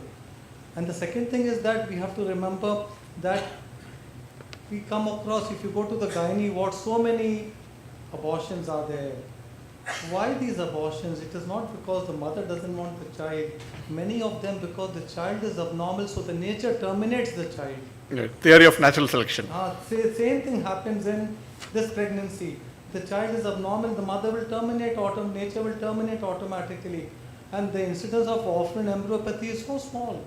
And it can be detected by the various tests, and at a later stage you can terminate the pregnancy. Yeah, my take on this is most of these patients are in the periphery, and not many cardiologists or not many gynecologists are willing to take these sort of patients under their care. They are pushed up to the tertiary centers, and by the time they reach the tertiary centers, it's very, in the government sector, not many people, do you agree with me, not cardiologists, gynecologists, they don't know how to take care of these patients. Is that right, Dr. Arun? That's correct, sir. Yeah. Like to add on that, actually, to what Murthy sir has told, we can have a bridge therapy for all these kind of young patients who are contemplating pregnancy. First 3 months, as sir said, if they would have forgotten, they already come there. So they will be taking vitamin K antagonist already. The second trimester, they usually go by the low molecular weight heparin, which is not very difficult. They can take it in the home itself nowadays. Then the third trimester will be covered by the LMH. Praveen, is there any, sorry, please. Yeah. I don't think that's a need to push them for a bioprocess. That's my... Okay. That's good. We have two views now. Praveen, is there any literature evidence to say that aciniculomolol is better than warfarin in pregnancy? I don't think so. It's only the dose dependence. Yeah. So any warfarin dose of more than 5 milligrams is supposed to increase the chance of improvement. Yeah, this question is to Dr. Praveen, because you have a wonderful paper on the 5 and 10 year follow up on mechanical valves with Chitra. I think your 5-year survival radius is 70% and 10-year survival. Sorry? 15 years. And if I remember correct, your 10-year survival rate is close to 65%. No, that's for mitral. Mitral, 15-year survival for aortic valve is almost 8. If I remember, it's around 88%. Yeah. And mitral was around 60%. Yeah. So this, Dr. Rajesh and Dr. Shukla sir, what do you think is your follow-up of? Do you think these patients are regular on follow-up, or they get lost follow-up after 5 years? Many patients get lost after 5 years. That's what is my personal opinion as well as, yeah. Many patients get lost because They think that only INR and echo has to be done. They do it in their center and they relax. I know of a double valve who has taken all his life 2 milligrams of acetone. It is 28 years after surgery, never done an INR, he is still living. Only 2 milligrams acetone he takes every day blindly. Yeah. Dr. Rajesh? I find most of the patients are not compliant with regular follow-up. But exceptions are not examples. We have seen, as Sir said, some patients who never followed up doing well, but on the contrary, who've been regular developing valve. There are so much of complications. So both we have seen. I mean, obviously exceptions are not examples. Personally, I feel like most of the valve patients they operate, they are quite good in follow-up. 3 years, you see them regularly. Then 3 to 5 years, slowly they start coming irregularly. After 5 years, the percentage of patients who are on regular on follow-up starts dropping out. If you have an INR clinic, yeah, then many of the things can be sorted out. Now, Dr. Arun, what will be your choice of process in a 50-year-old lady needing an MVR hailing from a remote village in the hills? Okay, so like this patient is going to live in a remote village in the hills of Ooty or Kodaikanal, which don't have an access to do the blood test, INR, PT, in regular intervals. Then my choice would be to go for a bioprosthetic valve. Bioprosthetic valve. Dr. Rajesh, do you agree with that? Bioprosthetic, obviously, because that will... Can I just interrupt? Yeah, please. There are no places in Ooty which are remote now. Everywhere there Okay. are. Okay, good. Okay. Yeah, absolutely. No, actually they are limiting the number of buses. Okay. Yeah. That's why it's not the remoteness, it's the willingness of the patient Okay. to regularly follow up rather than... Now, this is following up Dr. Tyagaraja thing. I'll put this question up to Dr. Praveen. What is the risk of a elective redo in a 60-year-old, and what are the factors which increase the risk of a redo surgery? And following that, Dr. Rajesh will give his comments. Elective redo valve surgery in a 60-year-old lady. Yes, it is high, but not very high as Tyagaraja said. Yeah. It may be more than, I don't know the details, we have not looked into it, but I don't think that in elective surgery redo, it's not a very prohibitive risk. Then second thing, what is it? What are the factors which increase the surgical risk of a redo surgery? The patient factors. Oh, the patient factors are like if you are going to do emergency surgery. Emergency surgery, yeah. Second is, of course, the patients who got dialysis, patients on morbidity, dialysis, dependent renal failure. If you want to do a concomitant procedure like a cabbage or other lesions, you have to address the tricuspid valve. Exactly, yeah. So I was about to come to that. Risk factors in a redo surgery. A patient with a impaired right ventricular function needing a tricuspid valve and the other conditions you said are quite... Shukla sir, you, over your period of your career, 35, 40 years, you would have seen an increase... Only 30 years. Okay, 40 years, okay. please. You would have seen an increasing number of redos over the year. Now, as you were practicing, were you incorporating any steps in your surgery which you changed, which we are not doing earlier, to anticipating a redo? See, this redo surgery, I think it is more and more of the surgeon's mental makeup. Well, when I say this, I mean the surgeon has got to be prepared, and a mature surgeon, not a newcomer who can do a sternotomy and say, okay, fine.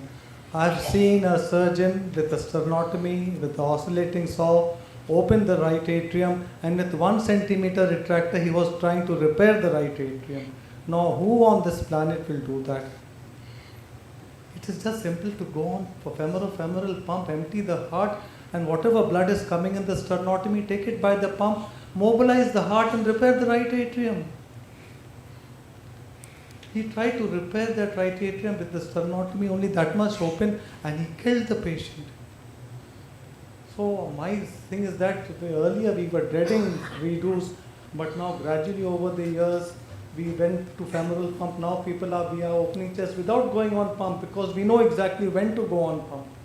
Which patient will give us problem? What surgery we are doing? What redo we are doing? So the entire roadmap is laid out. So the redo surgery, with the experience, with the ACT machines, with the blood bank supporting us, with the good cannulas, good sutures, everything, the entire picture has changed.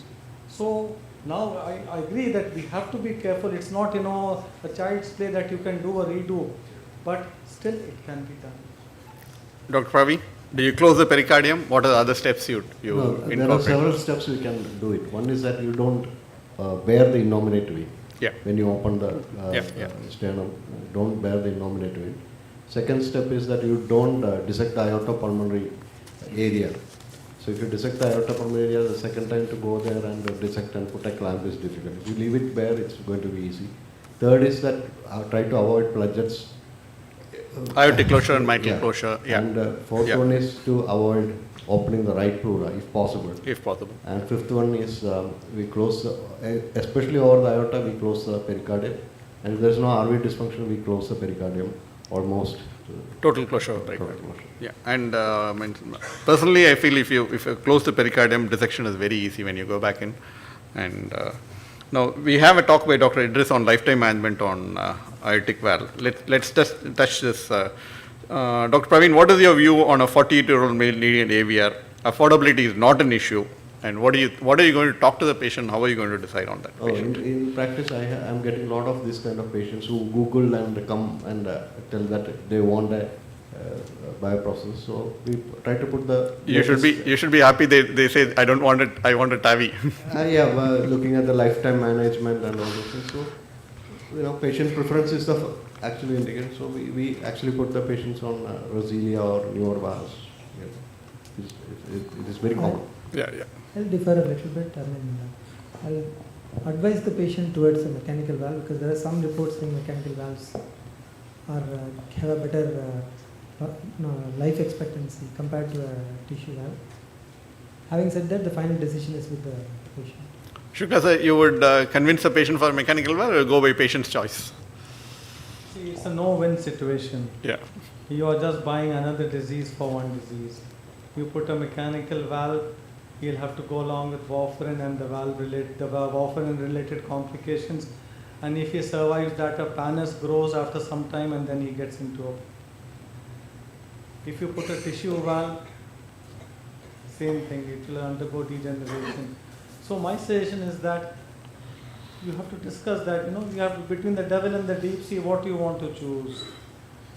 And secondly, his activities, what he demands. We know of a person who used to skate and he said he wants a tissue valve. Okay, fine. Oh, that's fine, yeah.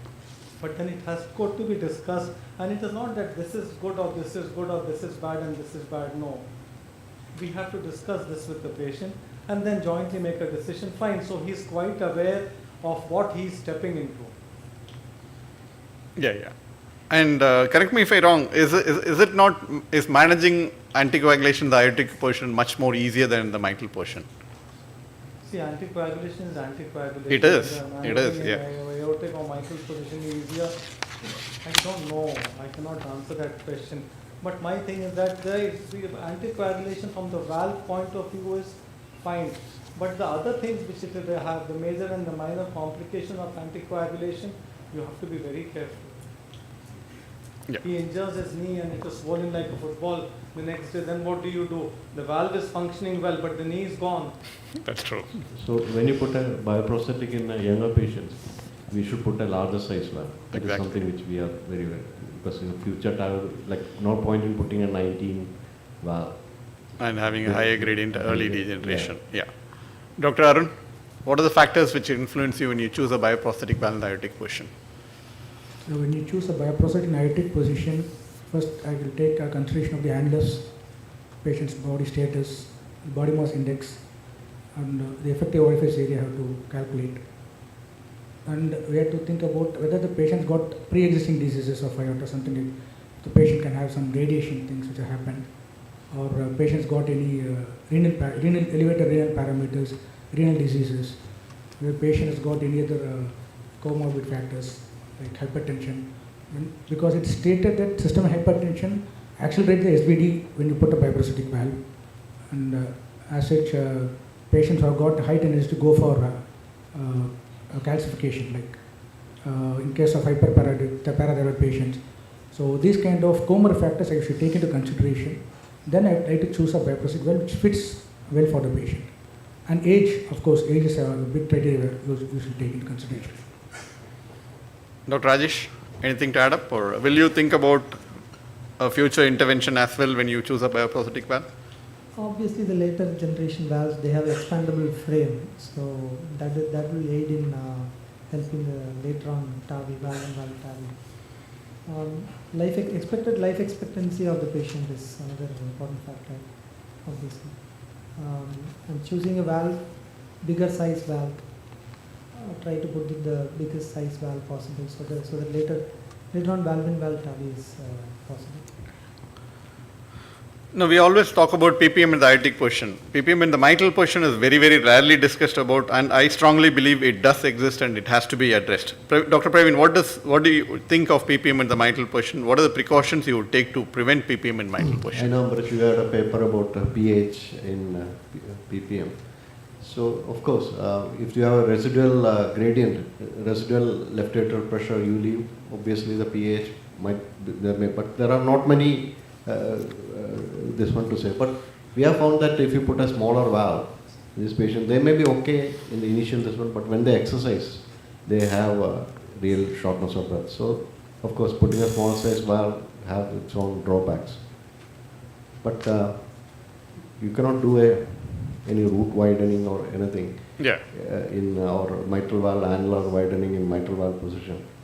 So, other thing is it to compromise is like whether you exercise all the chordae and posterior leaflet and put a larger valve, or you still preserve a PML and put a smaller valve. I don't know the answer. I go for a PML preservation and put a smaller Is there an option of severing the cords and reattaching it through with pledgeted CV4 or Dicron sutures? No, I do this mainly because if you preserve the PML, at least the chance of AV groove disruption comes down, which I am very scared of. Have you seen a AV groove disruption? Me? Yeah. 3. Really? Yeah. Shukla sir? I've seen 2 of them disrupted. The third one I could take out the valve and repair. He was a Bangladeshi doctor. That one I could repair after taking out the mitral valve, and he went home thankfully. That's right. Thus, placing the mitral valve in a supraannular position, like placing the pledgets on the LG side. Praveen, any comments on that? See, this question always comes when in the rheumatic valve. Yeah. So always I tell all my colleagues is that rheumatic mitral stenosis is the one where you are tend to put a smaller valve. So rheumatic mitral stenosis, if you look at the mitral stenosis, it's not at the valve alone, it is also on the subvalvular pathology. So that subvalvular cone has to come out. Yeah. Only then you will see that the gradient actually is not that bad when you do that. Putting the pledgets on the left ventricular side becomes very good option for a small mitral annulus if you're putting a tissue valve. If you're putting a mechanical valve, it may come into it will come back to you with a problem. Okay. Dr. Shukla sir, what are your thoughts when you counsel your patient for mitral bioprosthesis? I'm trying to pull into your thoughts about porcine versus pericardial valve in a mitral position. How to convince the patient? No, what are your thoughts when you counsel a patient for the mitral bioprosthesis? How will you choose your mitral bioprosthesis? I don't think I choose. There's only bovine for me. Okay. I don't choose with the porcine. I just use the bovine. See, my understanding is that of all the 4 valves, the valve which gets the maximum brunt of the cardiac cycle is the mitral valve, exactly. Because it is the only valve which is competent at 120 millimeters or 140 or 180 pressures. The aortic valve opens, doesn't get the brunt. So of all the 4 valves, this is the valve which gets the maximum brunt of the whole cardiac cycle. So if you are going to do a mitral valve replacement, you put in the best valve which you have if it's a tissue. Dr. Praveen? Yeah, but if you look at the literature, there is hardly much data to say that bovine valve is superior in the mitral position. In fact, it is on the other side. Other side. Yeah, porcine valve is supposed to have a little less structural valve deterioration, but acute tears and acute MR or acute AR, all those things are little more higher on. No, that's a theoretical. How many times have we seen a porcine valve patient coming back 10 years later with an acute AR or acute I MR? have seen, Oh, really? Yeah, I have seen at least 2 or 3 patients. Okay. With a tear in the leaflet and they present with pulmonary edema. Okay. And then you have to operate. It's like a definitive procedure. But literature, there is no literature actually says that porcine valve in mitral portion may be slightly superior than bovine pericardium. What is your? I personally believe that porcine valves are better in the AV portion, and pericardial valves may slightly fare better in the aortic portion. Dr. Arun, you have any thoughts about that?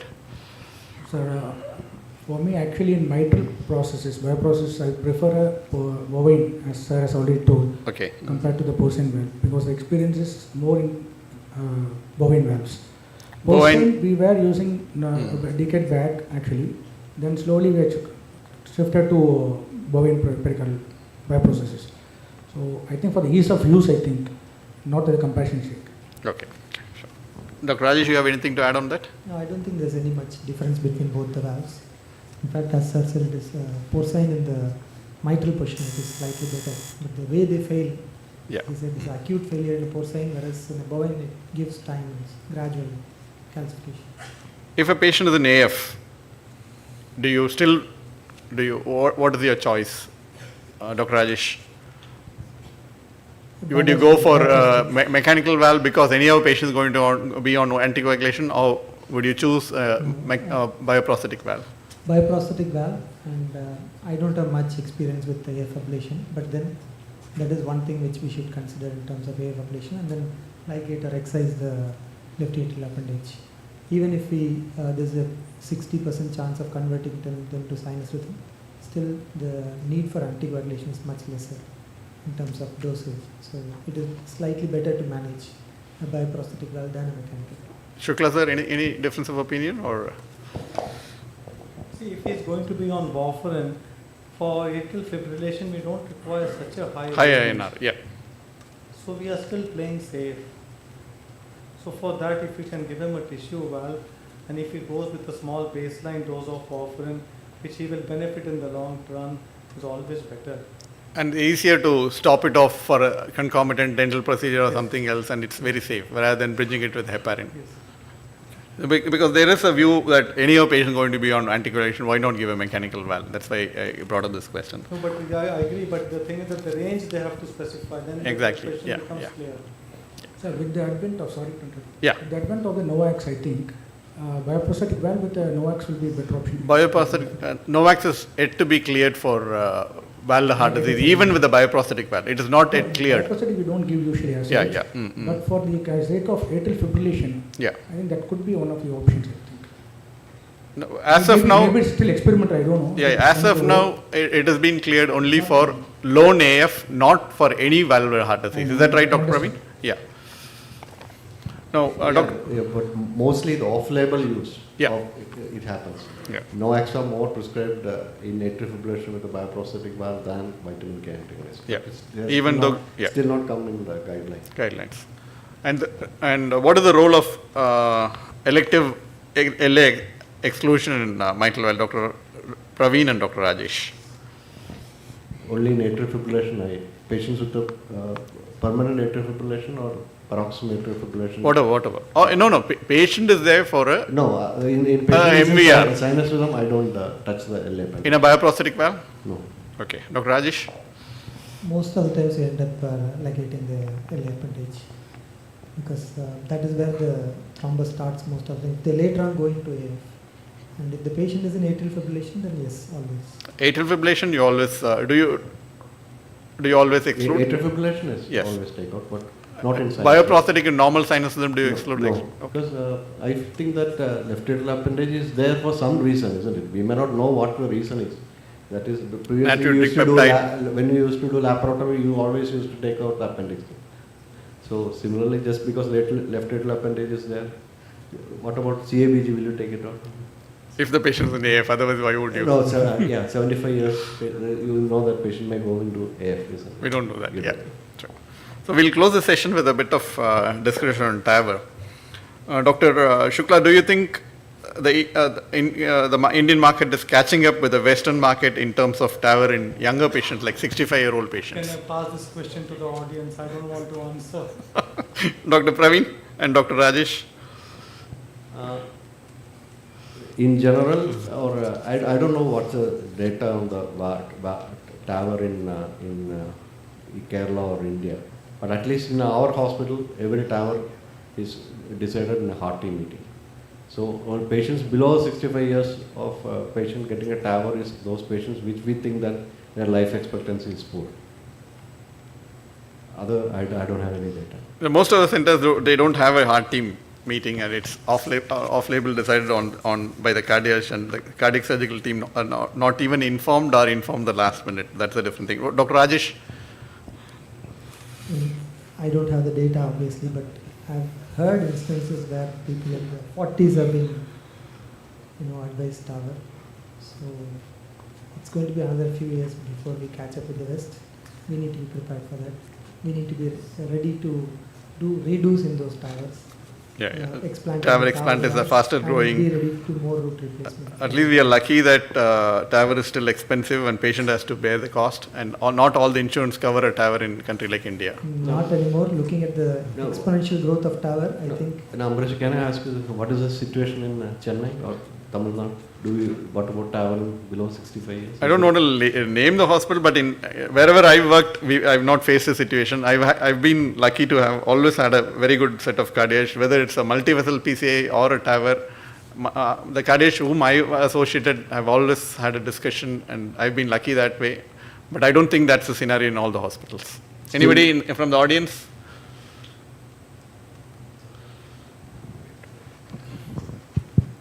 Definitely not in MMM. We select our patients and do not blindly just take everyone for TAVR. So at least they consult us, or if they think good surgical replacement could be done, then we go ahead with surgical replacement only.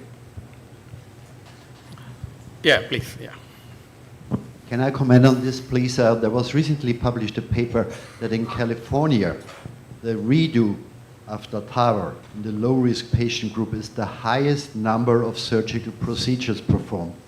And the morbidity and mortality rate comes up to more than 15%. So if you consider what is your mortality rate for the first procedure, if it's a standard surgical procedure, it's around or less than 1%. 0.5, yeah. 1.5, yeah. And then considering a TAVR in a low-risk patient, young patient, below 65, I think it's not good at all. Right. We'll just, STS database, the fastest growing operation is supposed to be TAVR explantation. TAVR explantation and aortic valve replacement or a root replacement for that. And as sir said, the mortality is very high. Yeah. We'll finish with Dr. Praveen. Can you comment on what is low risk? What does it mean? This is for the benefit of the students and trainees. Low risk is initially people used to choose patients based on the risk status. STS. STS. It's a STS problem where the risk of 30-day mortality is less than 4%. But currently the risk category is taken out from the TAVR guidelines. It is mostly age. So European guidelines say that below the age of 75 you should do TAVR, above 75 you should do TAVR, and US guidelines is below 65 is TAVR, 65 to 80 both TAVR and TAVR, and above 80 is TAVR. So the risk assessment is probably of no importance now for TAVR assessment by the guidelines. Okay. Thank you, everybody. And just to complete, in spite of all discussions of what do we do at 50 to 65, the literature still points towards the guidelines. There's more both European and American guidelines are still towards sticking to the guidelines. Mark Royal's paper on following up close to about 3,000 patients at the end of tissue valves and mitral and aortic perfusion, they're very clear that we still do not have evidence to dilute the guidelines. Thank you. Thank you. Thank you, sir.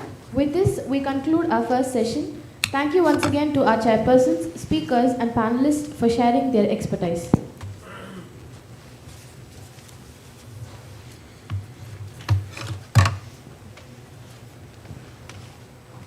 Our next session, we'll now delve into our next session.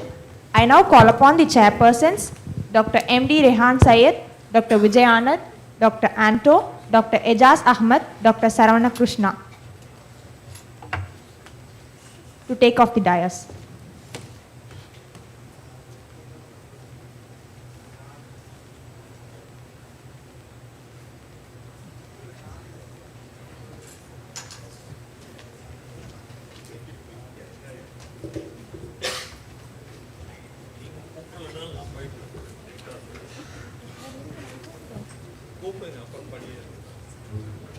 We now, a kind note to the speakers, at the end of 12 minutes, a buzzer will be rung, so please stick on to your timings. So our next speaker is... This is very unfair. All along you left them enough time, and when I come, you say 12 minutes. Huh? Our next speaker is Dr. Rajan Seduratnam, who will be presenting on heritage study. Over to you, sir. Good evening, everyone. Anyway, let me make it brief. See, this is a study which we started with Edward's help. It's a multi-institutional study of just understanding what is the survival rate for single valve replacement. We have not taken into any particular valve, any single valve, mitral or aortic, done during that time. We enrolled and followed them up for almost 30 to 15 years now. So I think we will skip all this thing. We know about the rheumatic heart disease in India. I don't have to again go. And already lot of talk had been about the indications and guidelines for all these things.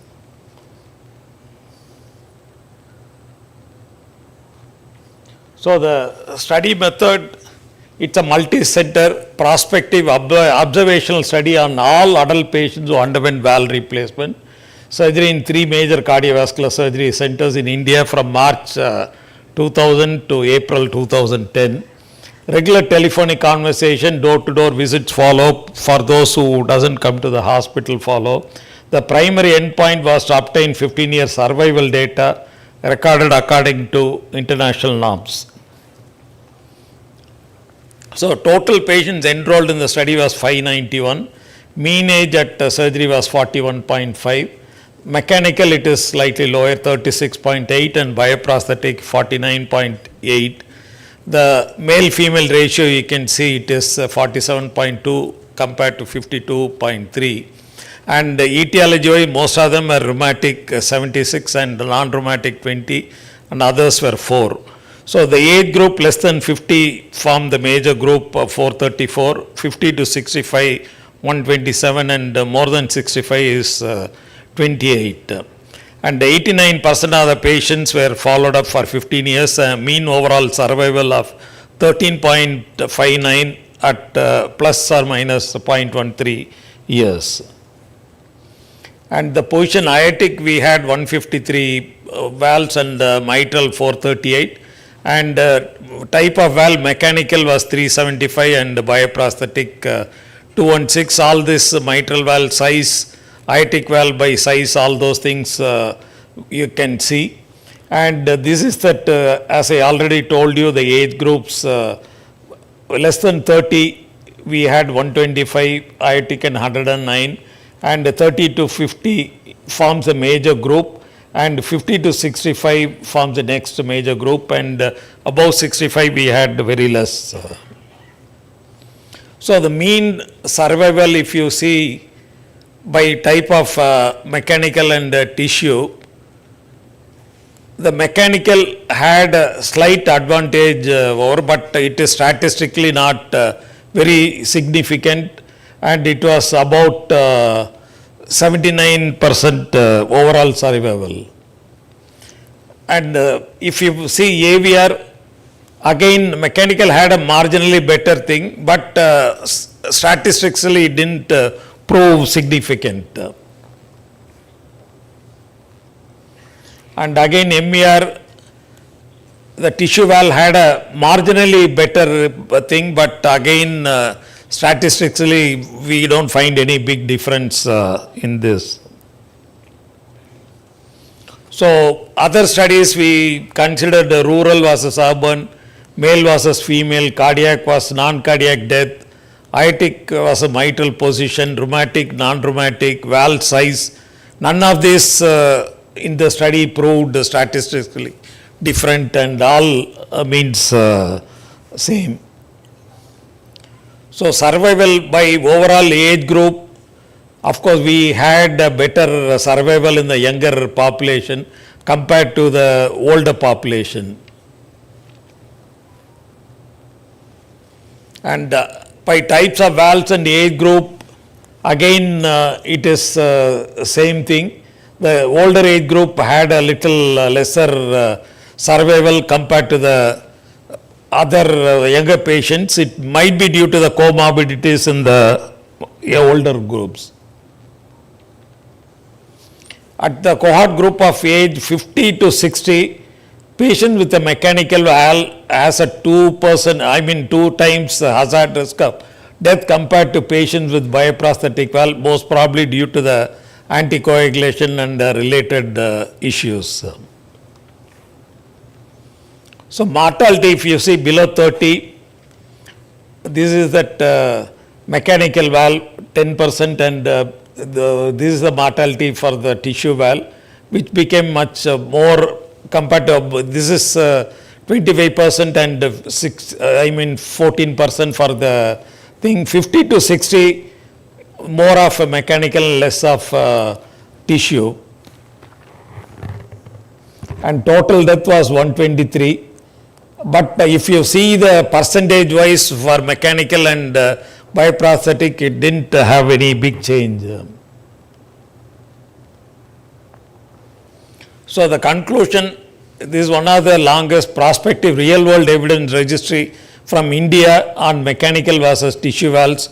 Mean follow up for 13 years with the exceptional follow up rate of 89%. The study showed that the average age of patients was 49.8 years when they received the tissue valves and 36.8 years when they received mechanical valve. The long-term follow-up of young population in the study established that the survival rate of the patient with bioprosthetic is non-inferior compared to patients with mechanical valve. The patients aged between 50 to 65 years old who have a tissue demonstrated a better survival rate compared to patients with mechanical valve, even though it is very marginal. We could conclusively say that present data set demonstrated that both aortic and mitral bioprosthesis have similar long-term all-cause mortality was a mechanical cohort, despite these patients are much older with comorbidities. This is a truly local study. Itself stands as a significant accomplishment considering all challenges in India, especially demographic heterogeneity, occasional migratory population, low-level compliance to clinical follow-up.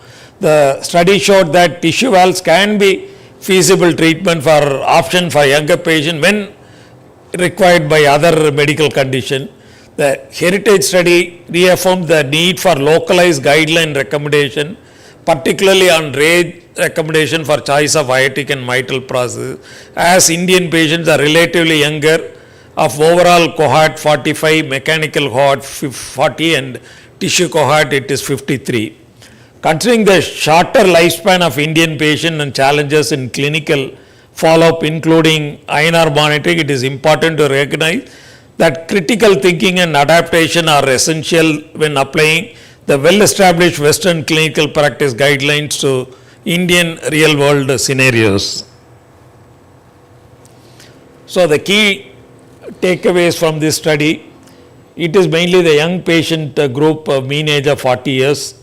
Global first long-term rheumatic heart disease study about for 15 years, and excellent follow-up, almost 90% follow-up achieved at 15 years. Variation in choice of process and approach, that is one of the issues, because we considered any type of single valve, we didn't specifically restrict to any particular valve. And the variance in socioeconomic profile, material and technology, the tissue valve ideal for Indian patient profile type, long-term durability and future valve-in-valve, evidence generation, local guidelines recommendation, age recommendation for choice of processes.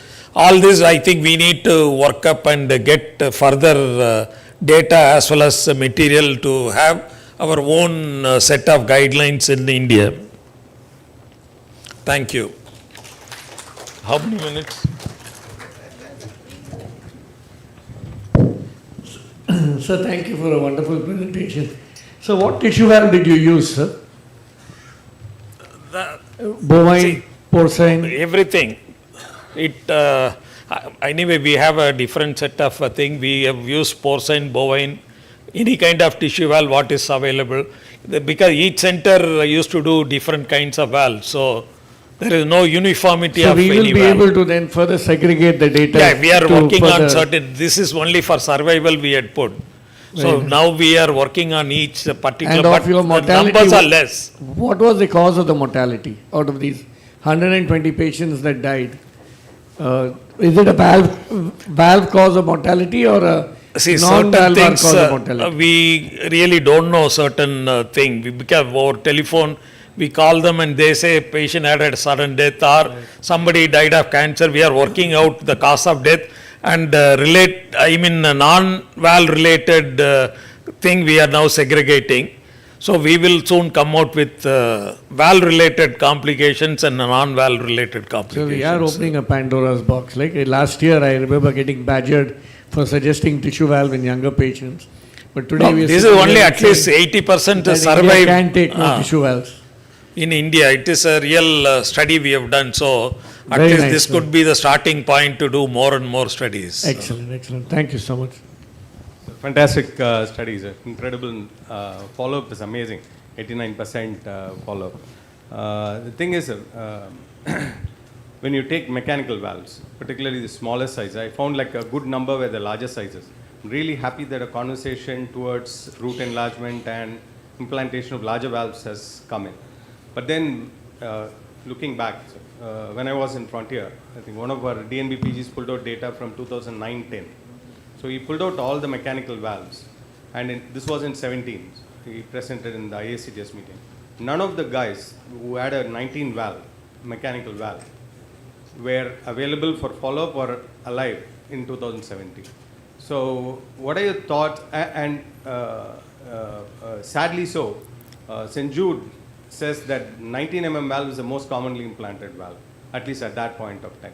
So what are your thoughts on the smaller size valves, and have you probably will look forward to more data as you tease out, the relevance of smaller sizes and the mortality impact? I think personally we use the 19 size only in very small individuals. See, we get a patient 70 years old, 40 kilos weight. We don't try to go and enlarge the root and try to put a bigger valve. What 19 is fits in, we do, but not at the same 40-year-old young male where we can put root enlargement and put a bigger valve. We now aggressively try to put at least 21 minimum. Not 19 is not anymore accepted in a younger population. So it depends on what kind of patients you are operating and dealing with. Based on that, I think we need to decide on the size. Fantastic, sir. Study speaks everything. Your take on tilting disc and bileaflet valve in the long-term follow-up, sir? We are now segregating the valve types, and because the numbers are slightly less, because we have taken all kinds of valves from the thing, it boils down to very small numbers. So I don't know statistically how significant it is going to be, but we are analyzing each valve data separately, and because this we don't want to dilute with some valve having more problems or less problems. We don't want to initiate that kind of commercial part into this study, but we will come out with that data also. Thank you, sir. Thank you for a wonderful presentation. Thank you, sir. Your heritage study provide valuable takeaways for clinical practice. Now, a small felicitation. I request Dr. Vijit K. Cherian, Organizing Secretary, and Dr. Rajan to felicitate Dr. Peter Oberwalder. Can I use it over here? Is it, okay? Oh, I need an adapter. I'd just like to introduce our next speaker. He's come from Graz, Austria. He's specifically come for this workshop, and he's somebody who's had an extensive experience in the sutureless valve, and he has been the proctor for this valve for the last about 12 years, and he's helped us many times in the past. So I'd like to welcome Dr. Peter Oberwalder. Thank you very much. I would like to thank the committee organ. Oh gosh. Please. So this is not the first time. He had come to our center and initiated the sutureless valve program in MMF, and we had a very good time. We had indeed. I know about everything. Thank you very much. Thank you, sir. It's a great pleasure and honor to be back at this prestigious meeting and to present some thoughts and philosophies on sutureless valves. And again, very thankful to everything. Thank you very much.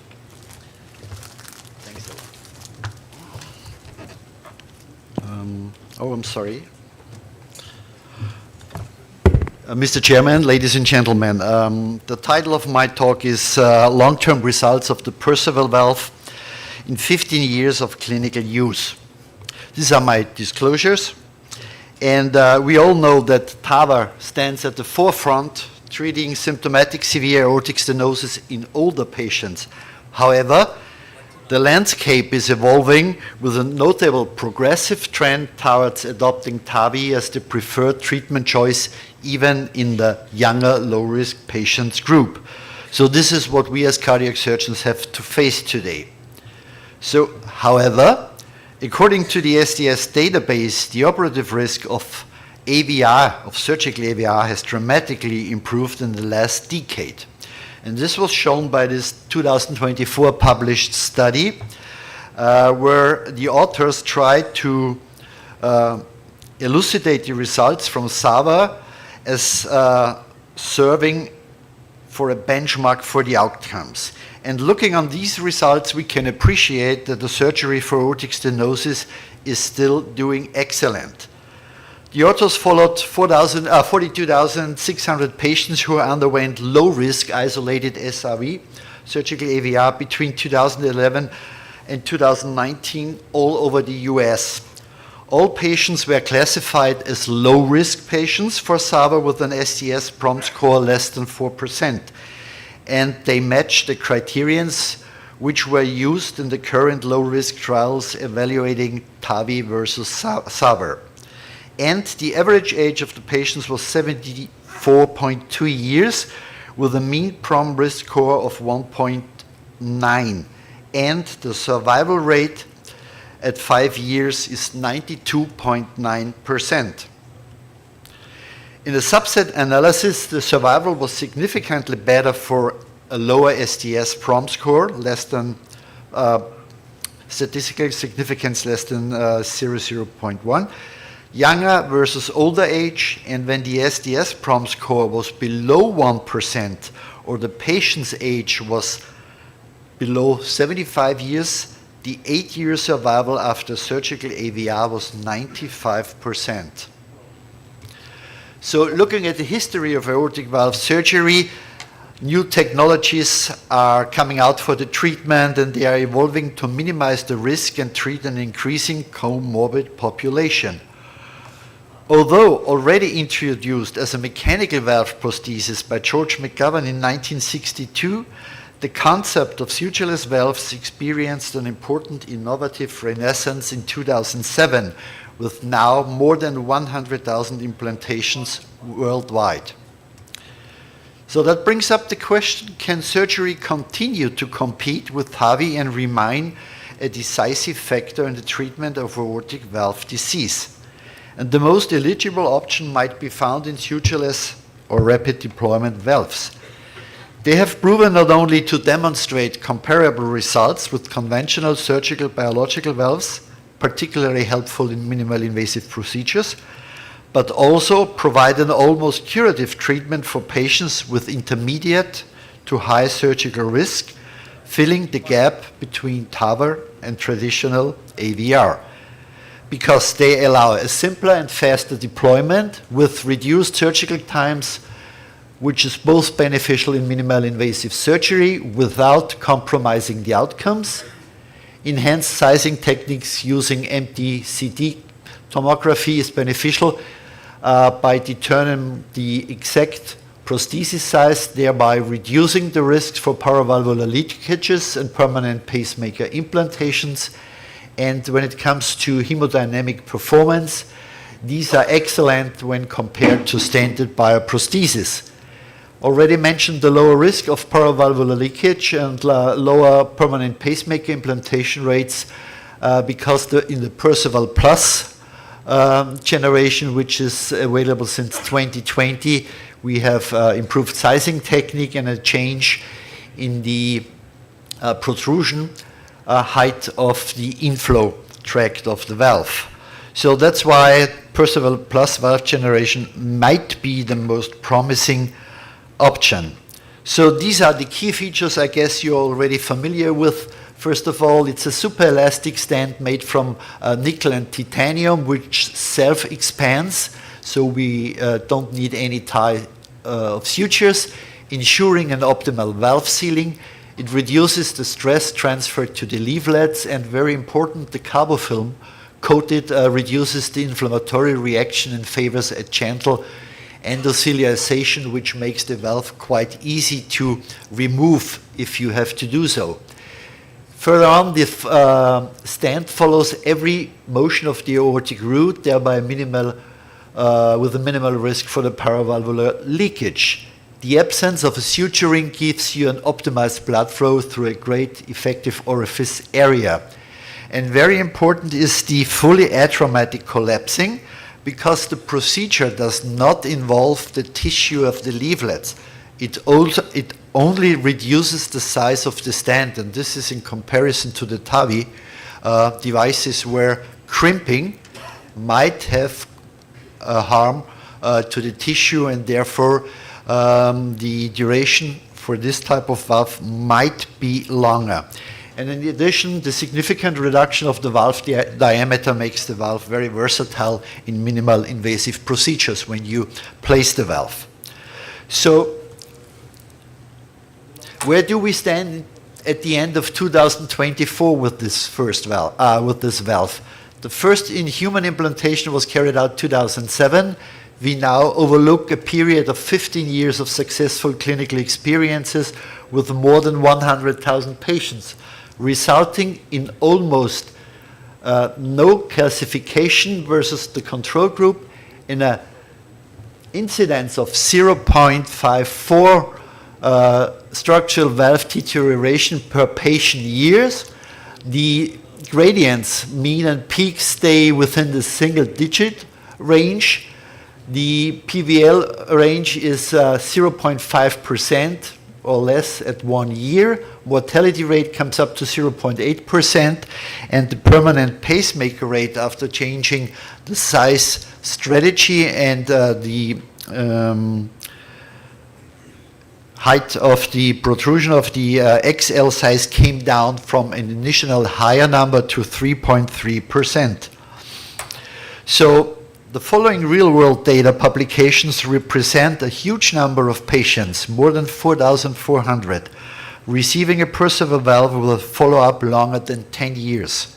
The favorable outcomes emphasize the important role of sutureless AVR for the future, and very impressive is the incidence for re-interventions due to structural valve deterioration. It's 0.6% per 10,800 patient years in total. So I think that's very impressive. So in the first study, you see on the right side the patient's characteristics, 457 patients between 10 years with a mean age of 76 years, male, female, very well equal, Euroscore 3.4, 68% carried out as an isolated AVR. Out of them, 70% as minimal invasive procedures, and concomitant procedures were 32%. So the majority were low surgical risk patients and older than 75 years. With regard to the outcome, in-hospital mortality 2.9%, 30-day mortality 3.3%, stroke rate 3.3%, and the pacemaker implantation 4%. When we look at survival and durability, the median survival time 7.7 years, median freedom from structural valve disease 10.3 years. Risk factors for worse survival were age at the time of implantation, higher Euroscore 2, and preoperative dialysis or postoperative acute kidney injury. Looking at the competing risk model for SVD with death as competing risk factor and Kaplan-Meier curve freedom from SVD according to baseline age, you have the graphs over there.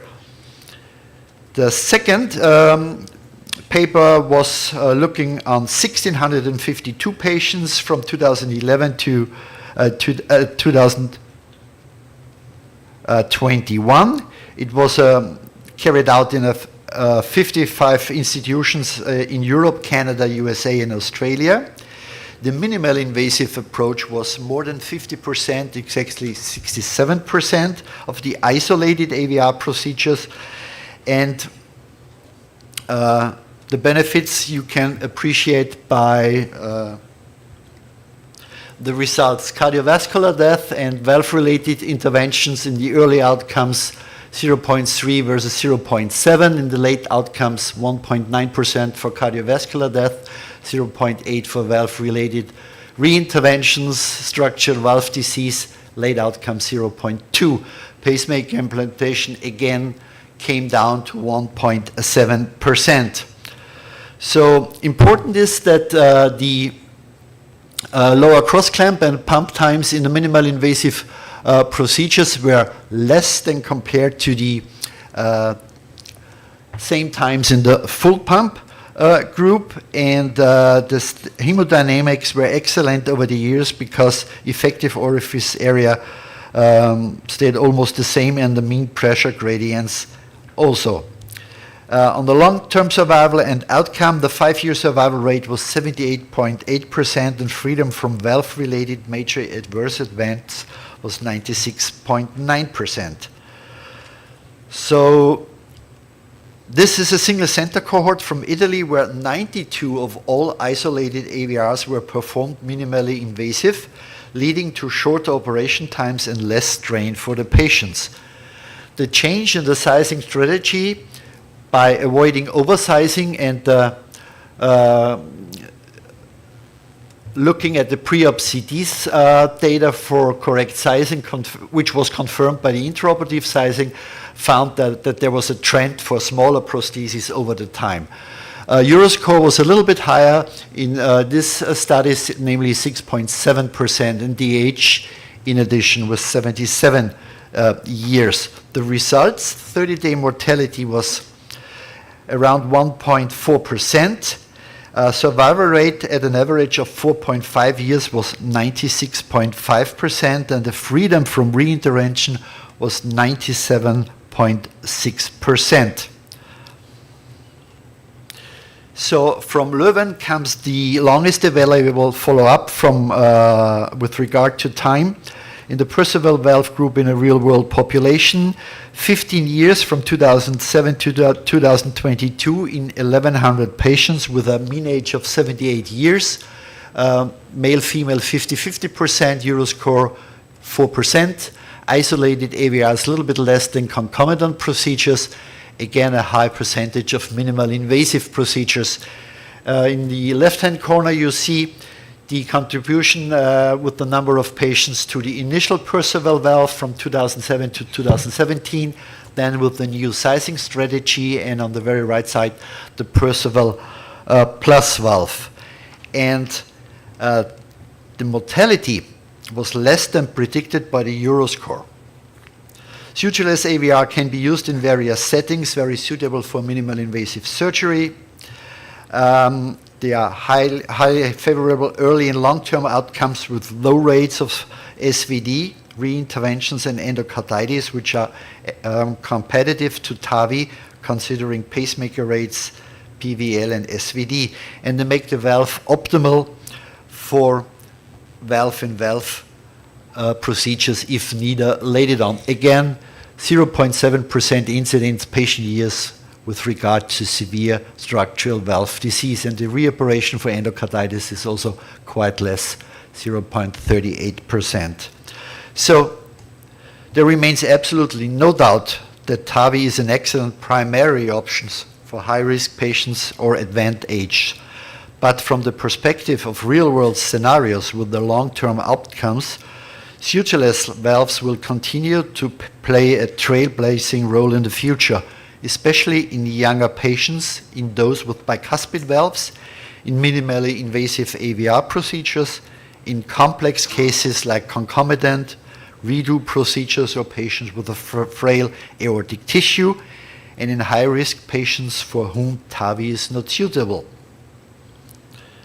So the Perceval Plus, which is the latest generation, is due to the unique design and proven clinical benefits, excellent when we look at cross-clamp time, CPP time, ICU stay, ventilation time, blood transfusions, and hospital case stay.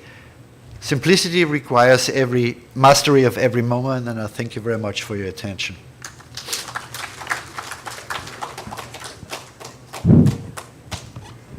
Thank you, Dr. Peter, for your excellent presentation. I have a few questions. You had the previous session discussion of a choice between the mechanical and the bioprosthetic valve in the younger age group. Do you think, given all the advantages with the sutureless valve, it could make a paradigm shift in the choice of valves in future for the aortic valve prosthesis? With regard to the age of the patients, yes. I still think although we have really good evidence for long-term durability, at the moment I would not go below between 60 and 65 for this kind of valve. And then, especially considering Indian population, in the Western world it could be a little bit different, and I personally would favor the mechanical valve, sorry to say that, in the young Asians group, because we have a good compliance for taking warfarin. And if you look at the latest studies, the survival on the mechanical valves in the young patient population is doing excellent with mechanical valves. Do you think even the advantage of a minimally invasive, the shorter bypass time and much better outcome compared to a TAVI, is it not an advantage in a younger patient? Suppose I am given a choice to undergo an aortic valve replacement. I would prefer the smallest incision with the easiest surgery with a good outcome. This is correct, and again, it depends on the patient's age. If you put in a TAVR in a 60-year or less or younger patient, this is not good. The valve will deteriorate very fast, and then you come up to the second procedure, to the third, and so on. And with the results for long-term durability on the Perceval valve and the use of minimal invasive surgery, I think we are able to improve excellent long-term outcomes. Before we have to do maybe a redo when the initial age at the time of implantation of the patient was less than 65 years. Thank you. And what is the structural design you have brought in the Perceval Plus? Is it related to the subannular position of the sutureless valve? The main concerns with the old model, with the standard Perceval model, was at an initial higher rate of permanent pacemaker implantations post-implant of the valve. And the reason for this increased rate is multifactorial. One certainly was in the XL size, that the inflow ring protrusion went very far down into the LVOT and probably was harming the conduction system. and that's why they came up with the Percival Plus, which has only a 1 millimeter protrusion into the LVOT.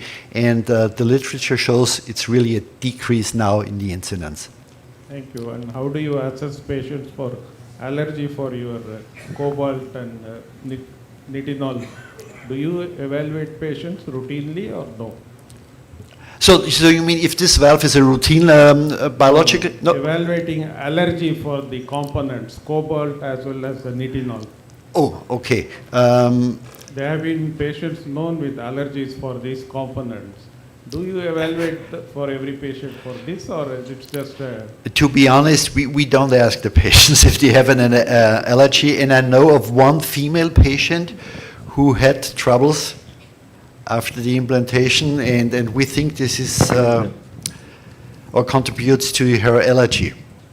But most of the ladies, for example, wearing the earrings, which have also an alloy which is very similar to this nickel titanium, and then they tell you immediately, I have a problem with that, maybe from the same. But actively, to be honest, we do not ask the patient. Thank you. Doctor, you see thrombocytopenia in some of these patients with Percival.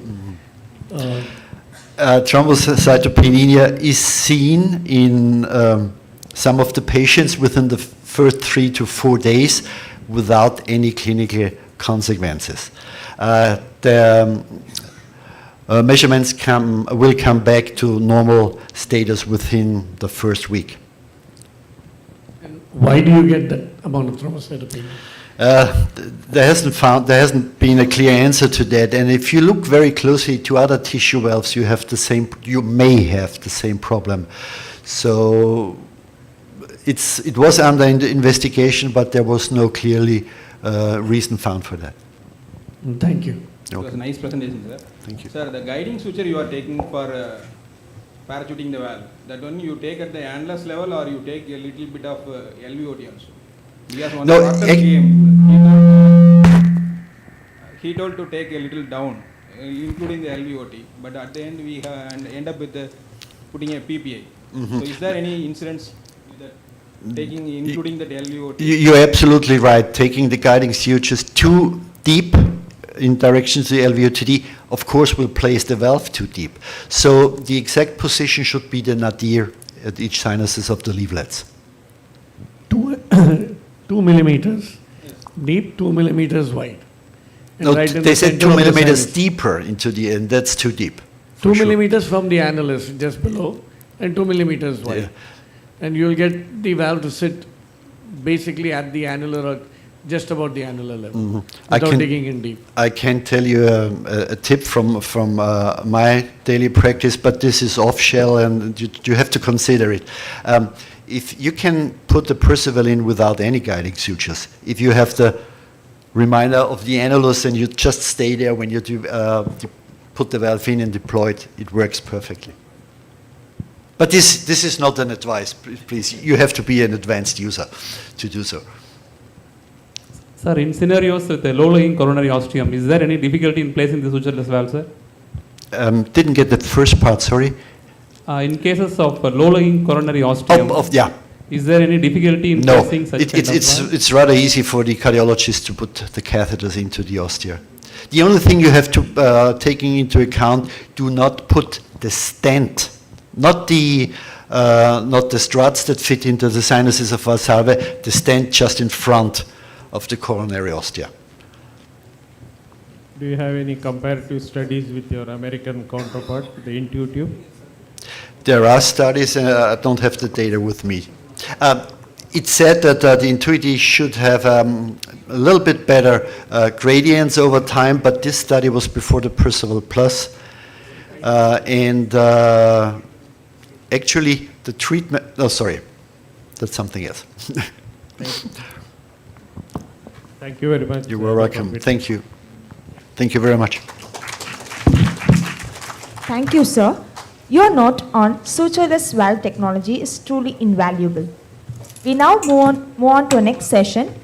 Next, we have our speaker, Dr. Kumar C., who will be presenting on tricuspid regurgitation, fallacies of echocardiographic assessment.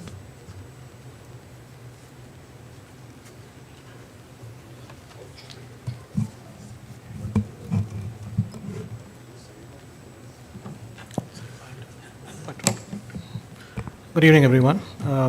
Next, I'll be talking about tricuspid regurgitation, the fallacies of echocardiographic assessment. Over the next 15 minutes, I'll be giving you a brief introduction about the fallacies. What are the new concepts of tricuspid valve echo anatomy? What is the renewed approach to the classification of tricuspid regurgitation? What is the new extended TR grading scheme? What are the challenges as an echocardiographer in quantifying the severity of tricuspid regurgitation, and how I usually do it? Tricuspid regurgitation is an independent predictor of morbidity and mortality, and echocardiography is the first-line imaging modality to address the tricuspid valve anatomy, the tricuspid regurgitation severity, and the extent of RV and RA remodeling. Now, why is assessment of tricuspid regurgitation challenging? The valve leaflets are very thin and hence poorly echogenic. There are complex caudal attachments and multiple papillary muscles on the RV side. The non-planar geometry of the valve and the translation movements of the annulus make it hard to image all three leaflets simultaneously on a 2D echocardiography. Now, the traditional description of the tricuspid valve is a tri-leaflet valve, the anterior, posterior, and the septal. Hahn came up with this new classification where she classified it as 4 types. Type 1 is the classical tri-leaflet pattern. Type 2 is the bileaflet pattern. Type 3 is 4 leaflets. And type 4 is 5 leaflets. Now, this is the standard full volume base of the heart view where you have the mitral valve, the aortic valve, the pulmonic valve, and the tricuspid valve. Now, this is how you look at the tricuspid valve from the right atrium. The leaflet which is near the intraatrial septum happens to be the septal leaflet. The leaflet near the aortic valve is the aortic leaflet. And the structure which is the farthest away would be your posterior leaflet. 3D echocardiography has helped us look at the tricuspid valve from the RA side and also from the RV side. Now, what did Hahn do? She said that type 1 is the normal tri-leaflet valve. Type 2 is the bileaflet valve, where she said the anterior and posterior is fused, making it a bileaflet valve. Type 3 is a valve with 4 leaflets. The 4th leaflet is basically a cleft or deep indentation either in the anterior or posterior or septal leaflets. The type 4 is a 5 leaflet valve where you have deep clefts and indentation both in your anterior and posterior leaflet, making it 5 leaflets. Now, again, the TR classification has changed a little bit. Apart from primary and secondary, because of the increased use of implantable electronic devices, you have a 3rd category which is associated with cardiac implantable electronic devices. Now, all of us know that primary TR is associated with abnormalities, structural abnormalities of the tricuspid valve, and the commonest reason being rheumatic heart disease. Secondary tricuspid regurgitation is the one which we commonly encounter in our practice, and it is characterized by impaired valve cooptation caused by dilatation of the RV and or the tricuspid annulus. Here, the structural integrity of the tricuspid leaflets are maintained, and the most common etiology is the left heart disease. Secondary tricuspid regurgitation is further classified as atrial STR and ventricular STR. In atrial tricuspid, secondary tricuspid regurgitation, you have a right ventricle which is normal or mildly dilated. The function of the right ventricle is preserved. The triangular shape of the right ventricle is preserved. There is a tricuspid annular dilatation along with a dilated right atrium, and there's minimal or no leaflet tethering. So the pathology is a dilated right atrium with a tricuspid annular dilatation and no ventricular pathology. This is commonly seen in atrial fibrillation. Now, why do we need to know whether it's an atrial STR or ventricular STR? Atrial STRs are very commonly amenable to treatment, especially your surgical tricuspid annuloplasty and your goal-directed medical therapy with your antiarrhythmics. Now you have ventricular STRs. Ventricular STRs are where your right ventricle is dilated, it becomes elliptical in shape along with your dilated right atrium, and your tricuspid annulus is dilated, but the difference here is there is a lot of tethering that is occurring across the tricuspid valve. And why should we know what is a ventricular STR? As far as the ventricular STR, it is again amenable to suture annuloplasty surgically, but it is also important that you maintain goal-directed therapy after your suture annuloplasty. So basically, an atrial FTR has less leaflet tethering, and a ventricular FTR has more leaflet tethering. And an atrial FTR has less RV dysfunction, and a ventricular FTR has more RV dysfunction. Now coming to cardiac implantable electronic device related TR, there are three etiologies. One is leaflet interference, basically a mechanical interference from the lead preventing proper leaflet cooptation, or a lead causing a perforation or laceration. RV apical pacing, at the same time lead extraction can also cause TR. This is one of an examples where your lead is sitting on the, impinging on the anterior tricuspid leaflet and causing a TR. Now the tricuspid annulus is the focus here. Tricuspid annulus dilatation is one of the main important determinants of secondary tricuspid regurgitation development and progression. How do we do the sizing? On 2D echocardiography, it's on a 4-chamber view at end diastole. But what is the problem with this? Can we just go along with just one single sizing? You have to understand that tricuspid annulus is a dynamic structure. It is saddle-shaped, and a single linear dimension cannot account for the actual size of the tricuspid annulus. And under anesthesia, you have a patient who has a decreased preload, and definitely a tricuspid annulus size will be reduced. The accuracy of tricuspid annular dimension measurements has improved with the advent of 3D echocardiography. Now this is an example of a tricuspid annulus being measured in the 4-chamber view at end diastole and at the RV inflow-outflow view. These are the two common views which we measure it. It's roughly around 38 millimeters here. And from the same patient, when we did a 3D echocardiography, this is done by multiplanar reformatting. You can measure the tricuspid annulus in multiple dimensions, the septolateral, the anteroposterior dimension, and we got a maximum dimension of 41. Now coming to tricuspid regurgitation and RV function, there's a lot of impetus given to it now. The conventional 2D parameters of RV function like TAPC are not accurate enough to encompass the complex morphological and functional remodeling of the RV in response to TR. So what are we moving to? From TAPC and FAC, we are moving to 3D echocardiography derived RV function, and more commonly the RV strain to look at how the RV function is in a patient with significant TR. Now, the RV function is available as either a free wall strain or as a 4-chamber strain, and any value less than 20, minus 20% is a dysfunctional RV, and anything more negative, that's more minus 21, minus 22 is a good RV. So minus 22 is the hard number that we look at. Now there's a lot of interest again in RV-PA coupling in tricuspid regurgitation as a function of RV function. It assesses the RV contractility. Is the RV adequately compensating for the afterload burden produced by the pulmonary artery hypertension?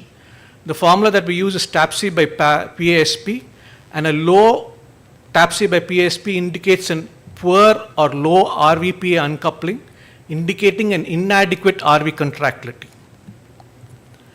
Now coming to the extended TR grading, all of us know that we have graded TR as mild, moderate and severe. Now there are two additional grades that now have been included, the massive and the torrential.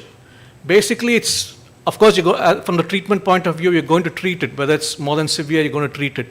But massive and torrential has been included to help you in prognosticating this patient. Now, usually we assess tricuspid regurgitation with parameters like the jet area, the jet density of the continuous wave Doppler, the flow convergence zone, the vena contracta, the EROA, and the regurgitant volume and the regurgitant fraction. These are the most common echo parameters which we do. Everything has its own fallacy. Coming to the jet area, if you have an eccentric jet, you might underestimate the severity of the TR because it will appear smaller than a central jet. Whenever you have a dysfunctional RV, you would underestimate the TR severity. And this whole thing, the jet area depends on two things. What is your gain settings and what is the RV driving pressure. If your RV driving pressure is low, you're not going to get a jet in the RA. And if you alter the gain settings, you're going to get a more or a less TR. So these are the fallacies here. And we usually look at the density of the continuous wave Doppler, and we say that if it is very dense, that means it's a severe TR. But let's say example, you have an eccentric TR. Your continuous wave Doppler will not cut across that jet, and you might not have a dense jet. Hepatic vein systolic reversal has been commonly used to say whether this TR is severe or not. Usually this systolic wave should be above the baseline. Whenever you have a systolic reversal that is below the baseline, we say that the TR is severe. But this cannot hold water if the patient is in AF or in a paced rhythm or in conditions like RV dysfunction, diastolic dysfunction. The vena contracta is one of the most common things which we use to classify TR. Any vena contracta with greater than 7 millimeters is a severe TR, but the limitation is you are assessing the vena contracta width using a single linear measurement that may not describe accurately the complex tricuspid orifice, which is not circular. It is usually elliptical. And when we make a vena contracta measurement by echocardiography in a 4-chamber view, you are measuring only the minor dimension and not the major dimension. And it is not validated in multiple jets and eccentric jets. Now this is an example of a tricuspid regurgitation. This is the narrowest part of the jet just proximal to the tricuspid valve, and that's your vena contracta. Now we have moved on to 3D vena contracta because it improves the assessment of TR severity. The only single reason it is independent of geometric assumptions about the shape of the regurgitation orifice area. And again, we do it by multiplanar reformatting, but this also has its own problems. Whenever we're using 3D echocardiography, your frame rates are very low. The accuracy depends upon your color glare settings again, and still the 3D vena contracta is a single frame measure. Any 3D vena contracta greater than 0.75 square centimeters is a severe TR. Now this is how we do a vena contracta. This is the vena contracta. We align the planes of the multiplanar reformatting across the length and breadth of the vena contracta jet, and what you get is an elliptical orifice. And this elliptical orifice is then traced, and you get the area of the vena contracta, which is around 1. That's a massive TR. Now coming to PISA, again a complex calculation. The assumption is that the PISA is a hemispherical cell, but it is not. We all know that's an elliptical shell. Regurgitation is dynamic and throughout systole, but what we are doing is we are only calculating an instantaneous single frame, which is not correct. And hence, if you're using a PISA, you're underestimating the TR by around 20 to 30%. And again, this cannot be used in multiple jets. Now this is a complex calculation again, which most of the time the machine does it. That's how you calculate the PISA, which gives you the EROA, the regurgitation volume, the regurgitation fraction. The same can be done by volumetric methods, but it cannot be used when you have a coexistent pulmonary regurgitation or MR or AR. It is time consuming, and it again relies on geometric assumptions about the shape of the various orifices.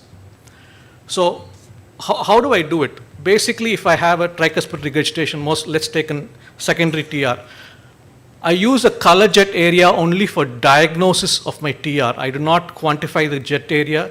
I do not go by the jet area to say whether it's mild, moderate, or severe. My second step is to make a 2D tricuspid annular measurement in the mid-esophageal 4-chamber and the transgastric RV inflow-outflow view.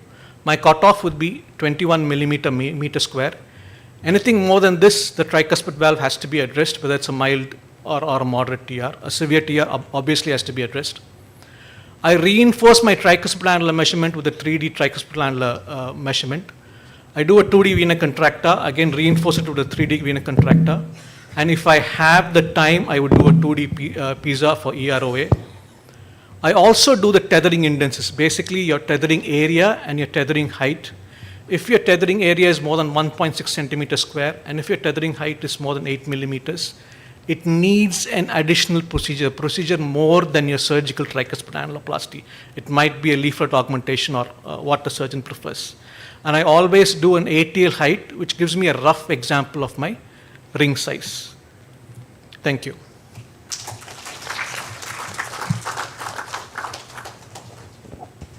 Brilliant presentation, Dr. Kumar. It was Thank you. nice listening to you. Thanks, sir. So, how often have the surgeons gone and augmented a leaflet when you have said like it needs, just asking? Very, very rarely, Because sir. we are so like fixated, even convincing many surgeons to go past a Divega is an exercise by itself, I'm sure.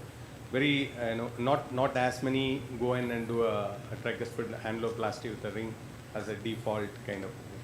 And particularly on pediatrics, I don't know how often you see TR and how often, so many times we accept moderate TR and come out. And how easy, anyway, the point, you answered the question. And Yeah, the nice answer is nice. it's very rare that tricuspid ATL augmentation is done. As far as pediatrics is concerned, as far as our center is concerned, I think Ravi sir is more and more aggressively addressing the tricuspid regurgitation. He believes in the philosophy of atrial STR nowadays, and he does address TRs aggressively. In your point of view, when do you ideally assess the TR? Because preoperatively or intraoperatively, because the conditions vary, right? So TR should always be addressed preoperatively. The patient must be in a euvolemic state, which is very, very important. The patient must be in stable hemodynamics. The measurements must be made in end expiration, and an average of 3 to 5 measurements should be made. This is the best way to assess a TR. The intraop assessment always, as an ischemic MR or secondary TR, is only to augment what is happening preoperatively. Just to say that there's not something very abnormal that we're going to deal with. Thank you, Dr. Kumar, for that wonderful presentation. I just have one question. With all your parameters available, will you be able to guide the surgeon as to the size of the annuloplasty ring which should be taken? Yeah, that's the last point I told. So the size of the ATL, the height of the ATL. Mid-dysphagial 4-chamber view at end diastole, I will take the size of the height of the ATL. That height of the ATL is what the ring size is usually. Okay, thank you. Coming back to Dr. Anbarasu's talk, it was a brilliant way to deal with the sizing of the tricuspid valve. Whatever mitral you put it, how closely does that match to whatever you see in the OR when you do echo? See, sizing the valve, as far as like a very sensible rule of thumb. Like, how closely does that match? Do you have a gross variability in the ATL length? Yeah, there are two things here. One is the tricuspid annular size, and the second one is the ATL height. It is basically at what part of the cardiac cycle you take it. As long as you're taking it in the mid-dysphagial 4-chamber view, and you're taking it at end diastole, it invariably matches. As far as the tricuspid annulus is concerned, the Dreyfus paper, which says the intraoperative measurement is grossly different, it's around 70 millimeters is more, is what he's saying. And that measurement, in that same Dreyfus paper, there's a statement which says the transgastric RV inflow-outflow view matches the tricuspid annular size of what he measures intraoperatively. So that's the two views which we usually use.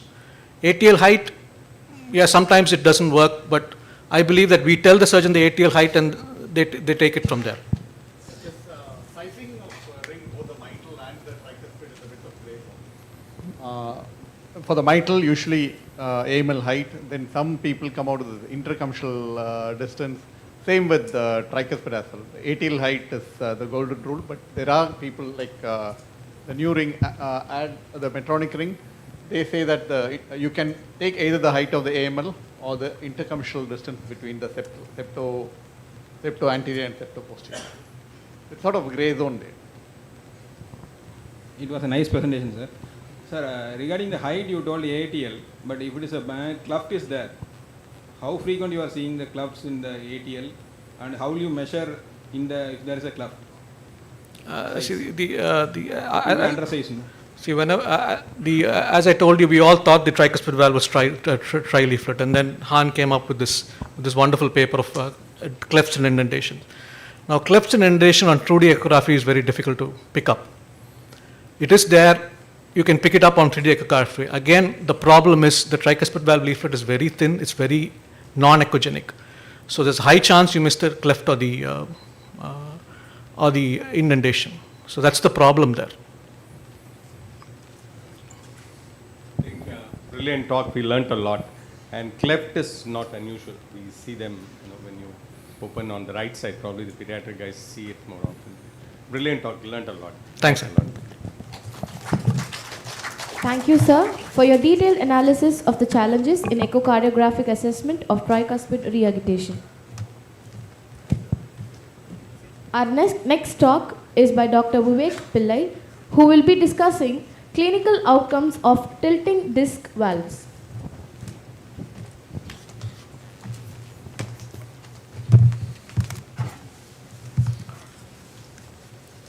Good evening, and thank you, Vijit, for this opportunity.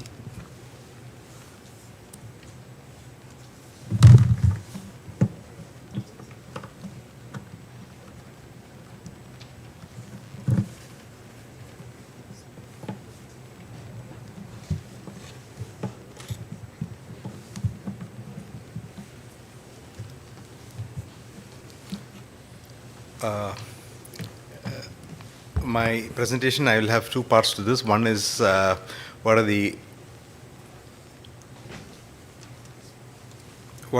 clinical results that are available in that have been published regarding the Chitra valve, and the second part we'll have just a short presentation about the second generation valve. The first is about the current generation valve.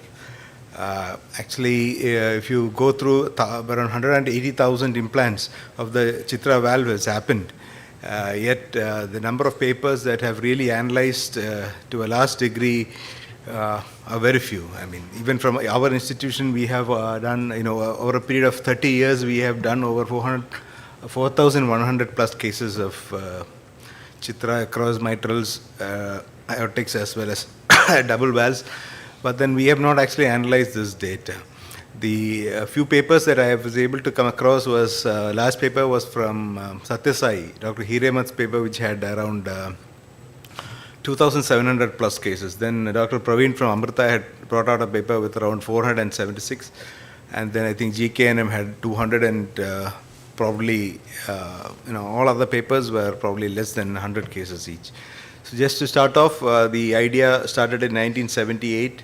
The first implant was in 1990, and then the clinical trial was completed by 95, and then commercialized at that point. These are the components. I think Dr. Jacob had mentioned earlier. The frame, the Haynes, which is nickel, titanium, chromium, nickel, cobalt, and chromium alloy, and the ultra high molecular weight polyethylene. Both are imported, and the swing ring is local. Now, this is a study this is the primary study that I'm going to present. This is what we had done. The background was that around about 2006, 2007, that sort of time, they had phased off the Starr-Edwards processes and the Med-Hall. So we were basically using the Starr-Edwards for the mitrals and the Med-Hall for the aorta, as most people, as well as the Chitra valve. Then we moved on to St. Jude's at that period of time. Then around 3-4 years later on, we saw a lot of patients with these St. Jude's coming back with choked valves, one leaflet moving. But then the percentage of Chitra valves coming back were very few. So it would be either two situations, that is either the Chitra valve doesn't have any thromboembolism, or these patients weren't making it to a clinical center. So with that in mind, we took up our data for our valve replacements for that period from 2007 to 2013, and then we chose just straightforward single valve replacements. Around 700 were there, and then 500 mitrals and 225 aortics. Aortic valves both were around 100 cases each, but during the mitrals at that point of time, we were also favoring the St. Jude's. All the patients were matched for age, and only thing that stood out was that affordability was an issue, particularly in a government institute. So most of the lower socioeconomic people got the Chitra valve. The indication for surgery was rheumatics, basically in the mitrals, and aortics had both rheumatic calcification as well as bicuspid aortic valve. Median size were matched, and the mean follow-up was around 1,800 years for the mitrals, around 950 patient years. This is the estimated cumulative survival that we got between both. The lines were convergent, and though apparently it looks like the Chitra valve has an edge over the St. Jude's in accumulative survival as well as estimated. It was not very statistically significant. All the factors, all-cause mortality, early mortality, valve-related mortality, prosthetic valve thrombosis, hemorrhage, all were non-significant. Only thing that showed up a little bit was the endocarditis. That could never be attributed to the valve. Regarding the hemodynamic performance, the valve gradients absolutely similar in the mitral and aortic across the St. Jude's as well as the Chitra valves. So we concluded that both valve designs were equally efficacious in terms of survival, and both had improvements in functional status, and there was similar degree of improvement in ejection fraction gradients and LV dimensions. And the only advantage was that the Chitra valve offered higher results at probably a fraction of the cost as compared to the commercially available. Then I just present a few other studies that I've been able to get. This is probably the original study that was brought out as part of the multicentric trial for 306 patients from 1990 to 1995. Probably since it was done at a previous era, the early mortality was slightly higher of 6.9%. Total follow-up was around 1,200 patient years. There were 52 late deaths, and thrombus-free and embolism-free survival after AVR, MVR was around 98%, and 94% was the thrombus-free for AVR and MVR, and this is a 7-year study. Freedom from all-cause mortality and morbidity at 7 years was around 81% for AVR and around 64% for the MVR. This was yet another study that we had undertaken to see the LV mass regression after aortic valve replacement with Chitra valve. A smaller study that was undertaken in 2008 to 2010 for only 48 patients, and then there was significant reduction in the end diastolic diameters, and the ejection fraction and all showed improvement from 61 to 69%, and the LV mass also regressed significantly after 3 months.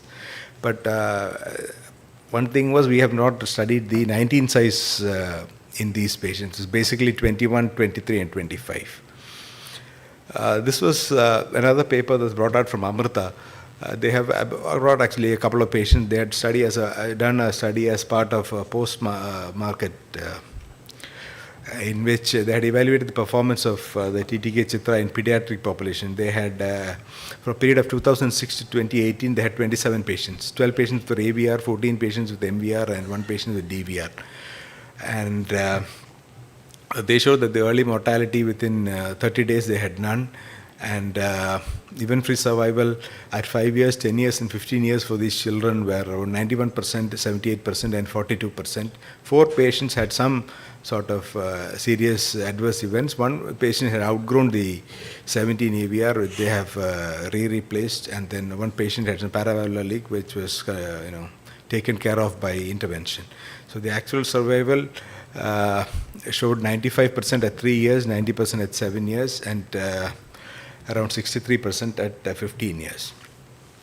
This is the major study that again from the Amrita group for 476 patients, and early mortality was around 17 cases, and they had, I think, 111 cases of late deaths. And most of these deaths were either due to thromboembolism, hemorrhage, infective endocarditis, and paravalvular leaks that have occurred later on. So the actual survival for these patients was at 5 years was around for AVRs was around 93%, 10 years was 90%, and 15 years for 82 for the AVRs, and 15 year survival for mitrals were at 60.7, and for double valves around 52.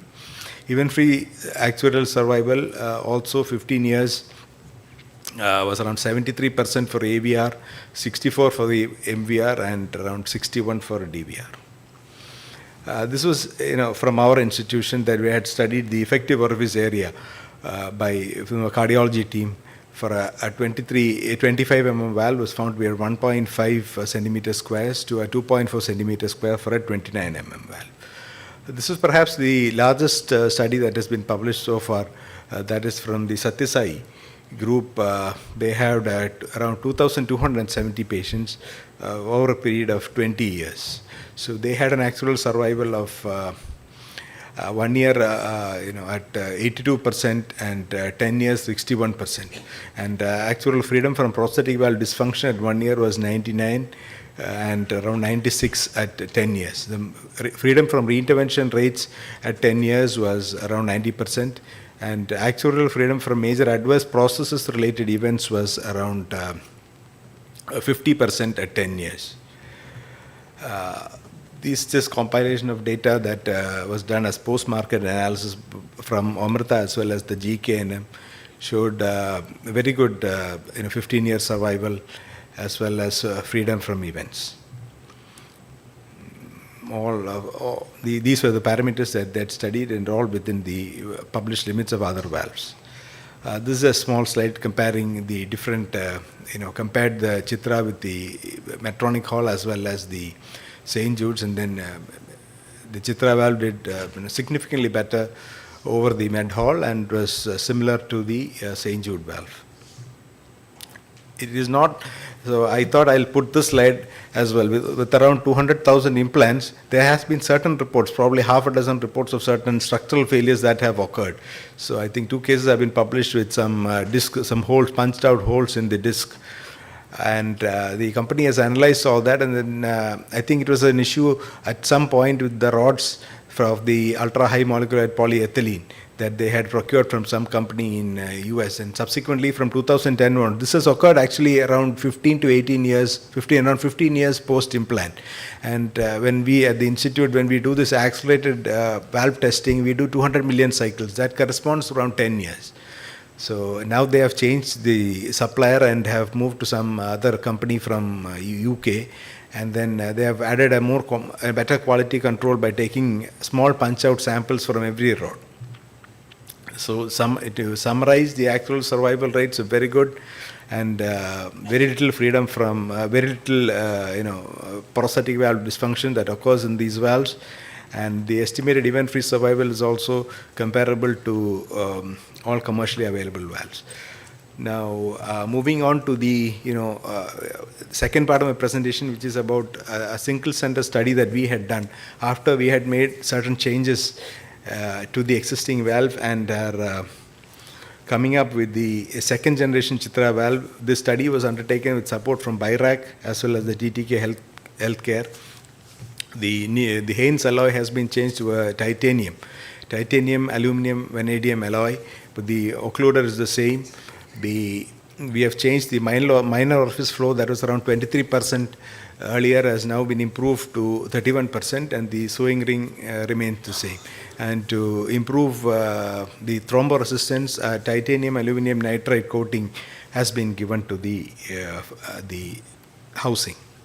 So we have, from 2021 to 23, we have done 40 cases as part of the pilot trial, and the new valve has got the 20 millimeter size as well. And we had no issues so far.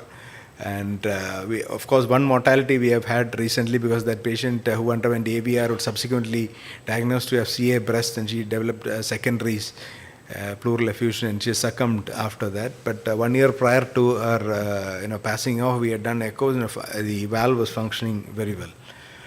And if you see the performance, the gradients are pretty low across all sizes, and the effective orifice area also indexed even for a 19 mm is 0.88. This is for the mitral valve. Even the 23 mm has got a 1.56 index centimeter square for the mitral valve. And we compared the data from the previous, our existing Chitra valve with the newer one. There is almost a 50% increase in the effective orifice area across all sizes, both in the aortic and the mitrals. Functional class, definite improvement is there. And then we have compared the data with published data from the other commercially available valves. And too ambitious to say that ours is better, but definitely comparable to the other popular valves across both mitrals as well as the aortics. So we have had, I think, 16 patients out 3 years now, and then we are continuing this to 5 years, and then we'll be embarking on the multicentric trial soon. So the pilot study has demonstrated the safety and efficacy of the TC2 in both aortic and mitral positions. There's no valve-related mortality, and hemodynamic performance is definitely better than the existing model. It's just a picture for, there are many Chitra alumni here, and then perhaps we feel when you were there at that time, we had just 3 buildings. Now we have grown to around 8 buildings now. Thank you.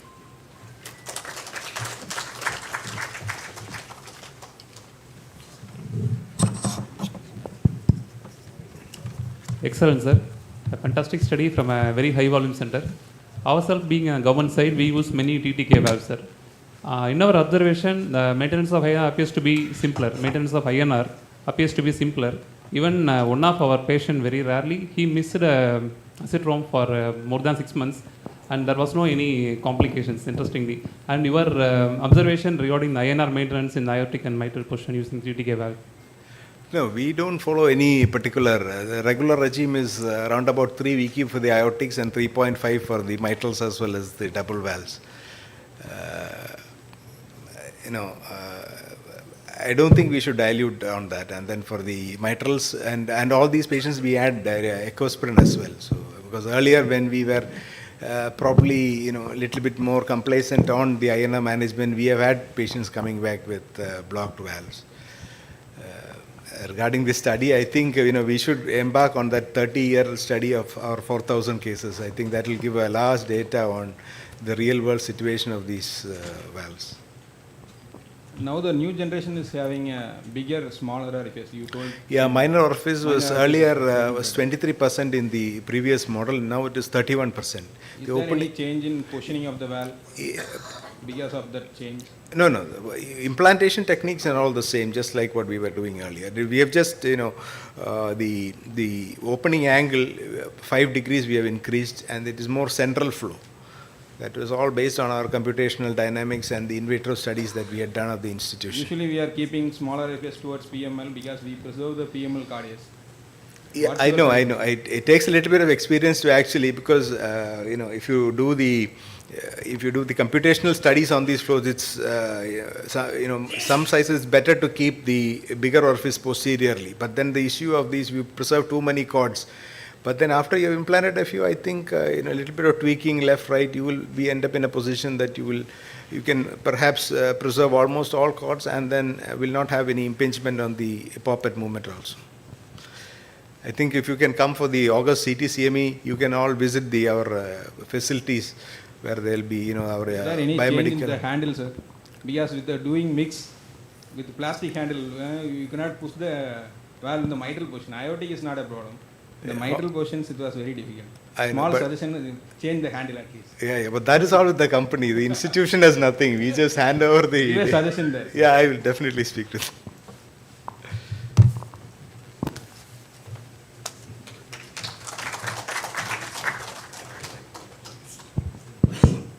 Thank you, sir, for sharing your views into the long-term outcomes of tilting disc valves. Up next, we have Dr. Mohammad Rehan Syed presenting on small aortic root management with total supraannular top hat valve. We welcome you, sir. Thank you, Vijay. Thanks for the opportunity. I'll keep it really short. I think majority of the discussions have already happened on small aortic root and a lot of valves. I'll keep it. I put this slide because I thought no one's going to define a small aortic root in an audience like this for the post-graduations, but Feroz did a very good job by defining it in the morning talk. So anything less than 21 millimeter in an adult, standard 1.7 square centimeter, but in the Indian population we might probably take it down to 19 millimeters because we are a small BSA. But you also have to look at the STJ dia index to the body height. If it's less than 1.4 centimeter to a meter squared in women, or 1.5, then that also falls under a small aortic root. And why is it all important, which is what we've been discussing all morning, which is all about patient prosthesis mismatch. If your STJ is narrow, it's very little space for you to take your valve down, especially if you just want to push it down with the holder. And you then position it suboptimally, and that also leads to suboptimal hemodynamics. And then the increased gradient will lead to reduced LV mass regression, more symptomatic patients, and overall lower survival rates. For me, if I use a mechanical valve, I prefer to use a top hat, and I'll explain why I prefer to use a top hat. The top hat has been in the market from 1986. It's a rotatable valve. It's a truly, totally supraannular model, and at the Cleveland Clinic where I trained, majority of the mechanical valves put in that Carbomedics top hat. Today, Corsyme owns them, but at those time, I think Carbomedics owned it. The biggest advantage to this valve is not just its design. All of them are pyrrolite carbon valves, so that's nothing much, but I think the main take home for me on this valve is its housing. A is it's got a low profile housing, and B, the most important part of that is the way the leaflets sit in the housing. The entire leaflet is housed within the housing of this valve, and because of that there is no leaflet unlike the other valves where they protrude out of the housing. So if at all a pannus forms around every mechanical valve over the period of time, but if at all a pannus forms around this valve, the chance of a stuck valve is much lesser.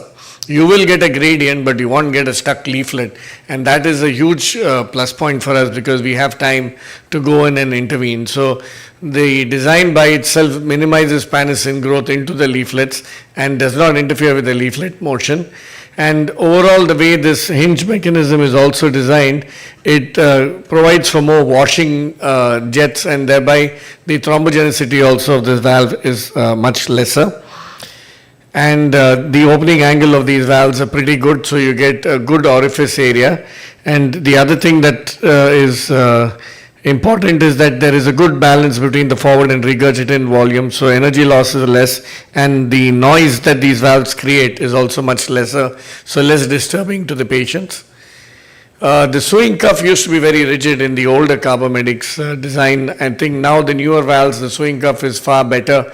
It's a little bit more compliant sewing cuff, and thereby you can take this valve, normally itself you can take it one size up compared to the intraannular valve.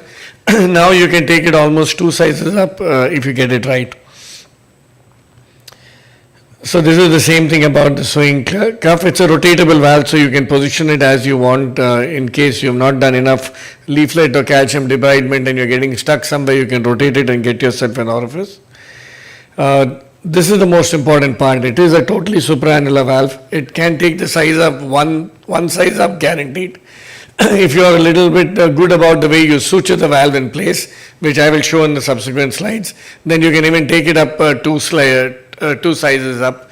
The other thing is it's got 100% orifice to annulus match, and thereby the risk of PPM is also much lesser. It's the same implant like any other bileaflet valve. There is no difference in the way you implant the valve. There are some small tricks to which you can make while you're putting your sutures in. I personally do LV to the aortic annulus size, non-plated sutures, and thereby try to invert the annulus a little bit and try and get a better valve size in.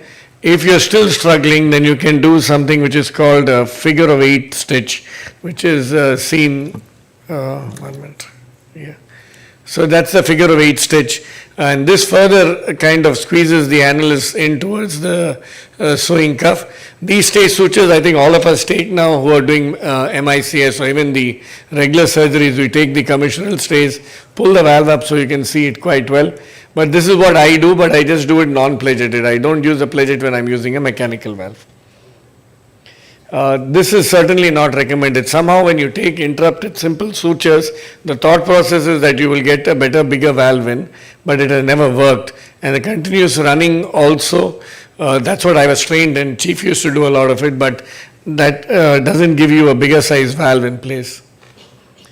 On the long-term follow-up, this valve has been followed up for a fair amount of time, and in comparison to all the other valves, whether you compare it to the Medtronic ATS or the St. Jude Regent or the Onyx, the performance of this valve is quite good. It's got low thrombogenicity, and I think to keep the talk short, the main take home from this valve is that it's truly a supraannular valve, so you can size up.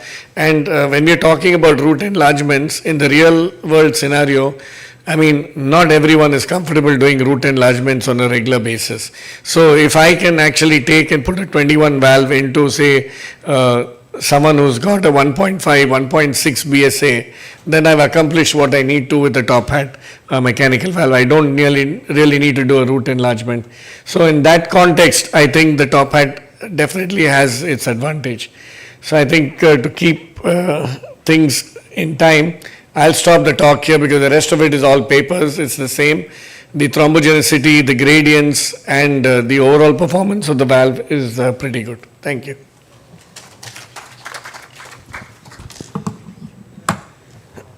Thank you, Dr. Rehan, for a good presentation.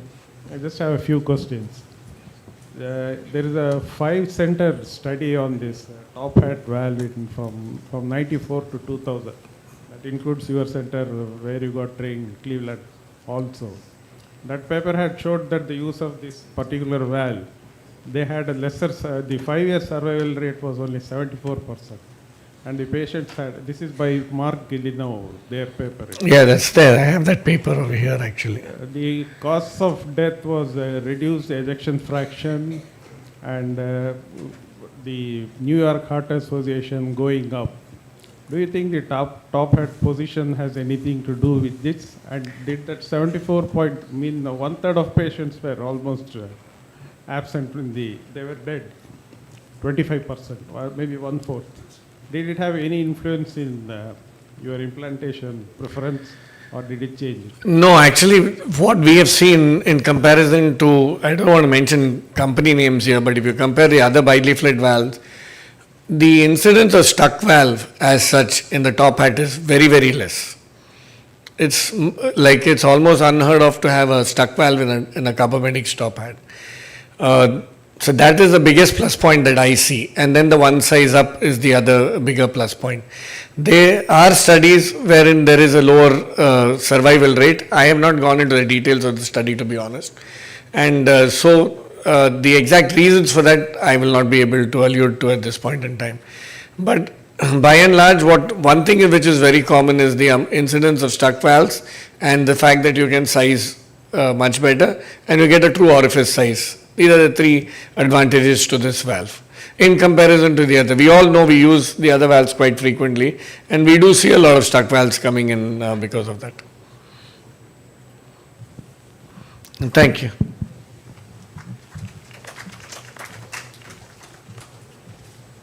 Thank you, sir, for that comprehensive and engaging presentation on managing small aortic roots. Our final lecture in this session is by Dr. Kanagarajan N., who will be speaking on post-procedure valve prosthesis echocardiographic assessment.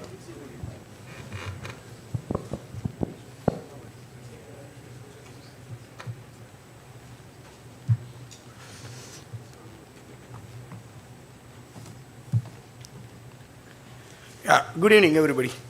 I know it is very late and we are all tired.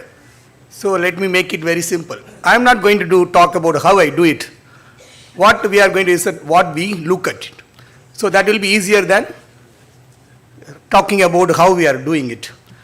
So there is no argument that T is provided detail regarding the function integrity of the aortic valve, especially in the intraoperative period. And the modality what we are using is, you can use the 2D and 3Ds. Then you can see the velocity through the color flow Dopplers and continuous wave Dopplers.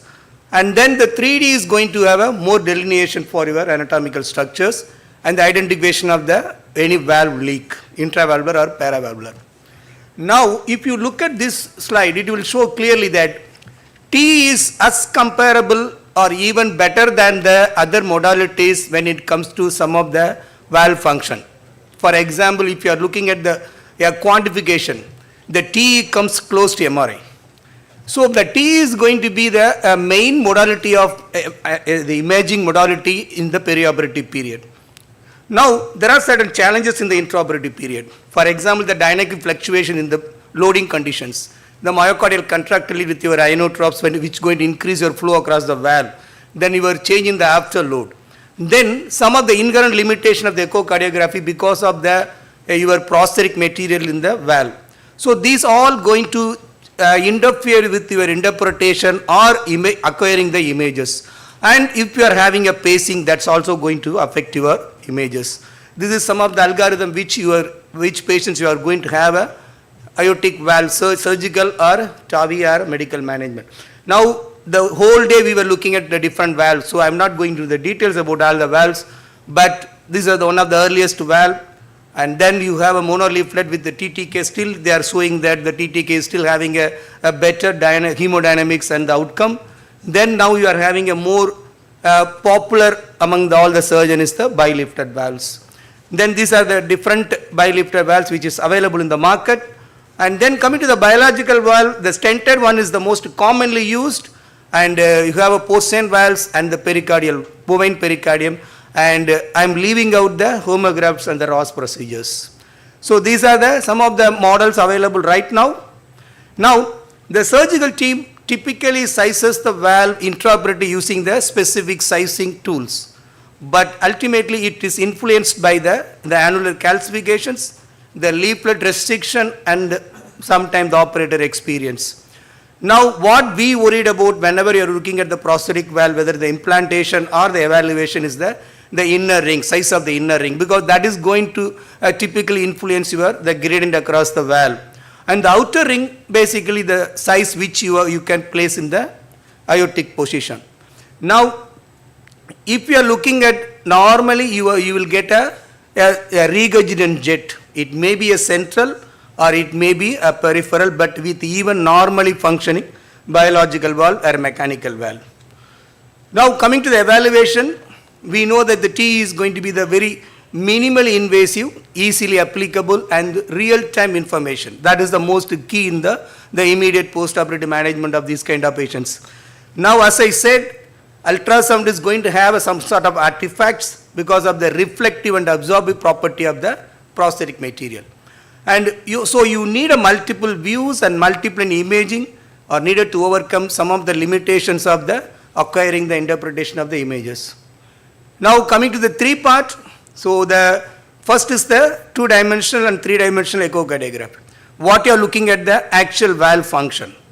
So whether the leaflets are closing and opening properly, whether the position of the valve is in the proper place.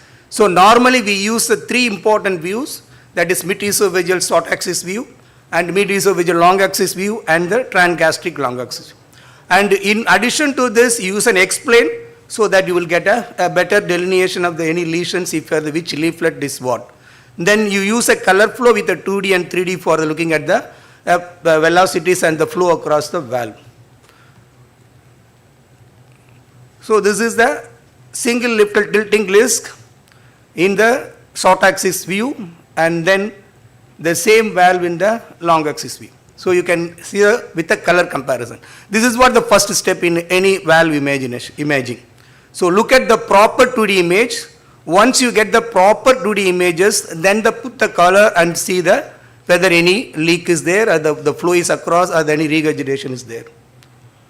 Then this is the bi-leaflet in the aortic short axis view with the color comparison. Then as I said, you have to look into your valve with all the views so that you can pick up if you miss any regurgitation or a gradient across the valve. So you are able to see all the 4 views with the properly functioning the mechanical valve. Now this is the same mechanical valve in the transgastric view. On the right side you are getting you are able to see both the leaflets with the color flow, and this is the washing jet. And then you get a 3D image of the mechanical valve. Now coming to the bioprosthetic valve, this is the transgastric long axis view.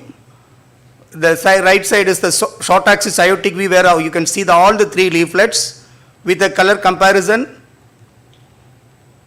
Then the same transgastric aortic with a color. And this is one of the best view for measuring the gradient across the aortic valve, as well as the looking at the regurgitation which is coming in the, which leaflet is involved.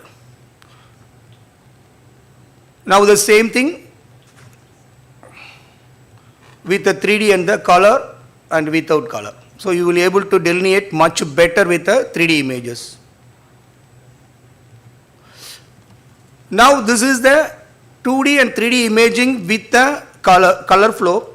Next is the measuring some of the gradients. So now coming to the Doppler application of the echocardiography. So you are looking at the peak velocity and the gradient, mean gradient across the valve, then contour of the jet velocity, then the acceleration time, ejection time, and the dimensional velocity index, effective orifice area. And then suppose you are having a regurgitation, it may be a valvular or paravalvular. You are looking at the presence and the location and the severity of the regurgitation. So this is, before looking at any effective orifice area, we should know the normal values for the particular valve which the surgeon is decided to put across it. So you can see very clearly the LVET ejection time, the aortic valve acceleration time is 40 mph, and then if you look at the aortic valve velocity ratio, that is 0.3. So this is basically a normally functioning prosthetic valve. Now you can look at the other measurement is this aortic, the acceleration time and the aortic ejection time ratio. And then you can calculate the aortic valve area with the VTI and then aortic valve area with the BSA, indexed aortic valve area. So these are the normal parameters you should know when you are putting an aortic valve in the position. So this is for the mainly mechanical prosthetic valve. So you are looking at the contour, acceleration time, then ejection time. So if you are having ejection time ratio is more than 0.37, that means you have maybe a significant stenosis in the valve. The gradient is more. Then you have some sort of the aortic valve, the area for the effective orifice area, then DVI, classification of the ppm also. So because most of the time you get stuck in the postoperative valve when the surgeon puts the 19 valve and you have a gradient like around 20, 25 or around 30, you got stuck. Because now once you implanted, it is highly unlikely that most of the time you will decide to go back and explant and put a other valve. So for me, the ppm should not happen in the post-op. You should decide a valve even before you implant a valve, whether the ppm is going to be there, because there is a easy calculation, Norman is there. So it is always better to choose a valve which will not give you a gradient in the post-op rather than evaluating for a ppm in the post-operative. So these are the recent guidelines which they included the BMI. So if the BMI is more, less than 30, you have a normal aortic effective orifice area indexed is more than 0.85. If it is less than 0.65, it is severe. So based on your BMI, a slightly lower value will be considered as a significant. So this is how you are looking at the acceleration time. Then you look at the gradient. This is the valve which came back after a few years as a struck valve. So this is the, suppose you are having like I said, some of the loading conditions, ionotropes may have an increased flow across the aortic valve with normal aortic valve prosthesis. So if you have a flow across the aortic valve is more than 3 meters per second, then you should know whether it is a normal aortic valve or you have a possible stenosis. So you have an early peak of the contour, then you are having a acceleration time is less than 100 milliseconds, your ratio is less than 0.37 and your index is more than 0.3, that means you are looking at a normally functioning aortic valve, even though the velocity is more than 3. Then you put in the index, decide whether the patient might be having a high velocity because of the PPI. So now coming to the some of the valvular and intravalvular leak which you come across.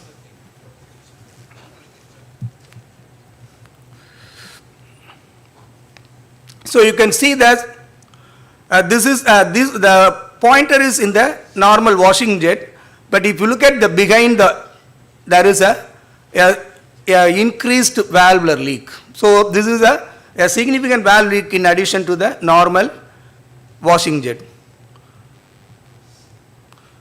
Now this is a degenerated prosthetic valve coming back with the valvular leak, significant valvular leak with the gradient.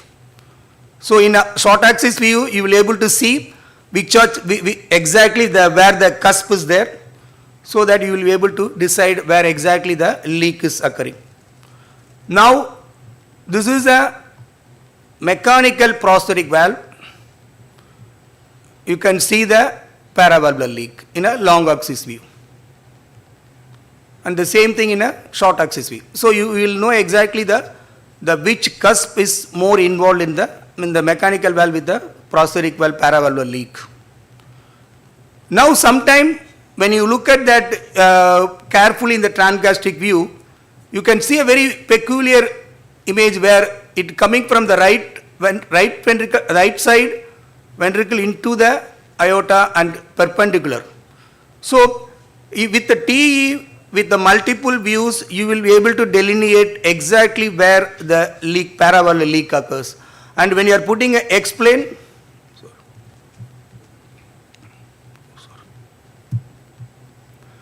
when you are putting X-plane, you will be able to see the clear. Now, so this is, you are identifying the leak, whether it is a valvular or paravalvular.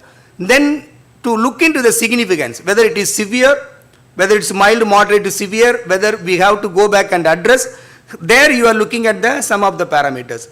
Most of the parameters are same like what we are looking at the native valve regurgitation. So one is the vena contracta. Second thing is the flow reversal in the descending aorta. Then the jet width, LVOT width, which is more than in this patient almost it's 0.59. Then your pressure of time. Here the pressure of time is almost 60. So one is 2D, 3D imaging, then look at the valve function, then look at the valve pathology, then look at the severity. Then most of the time this is the normal values which will tell you whether the prosthetic aortic valve regurgitation is mild, moderate, severe. So this is almost similar to what we look at the native valve. So to summarize, T is a very important part, especially with the 3D imaging. The postoperative period, it's very easy to delineate the valve function and plus the valve pathology which commonly we come across. Thank you very much.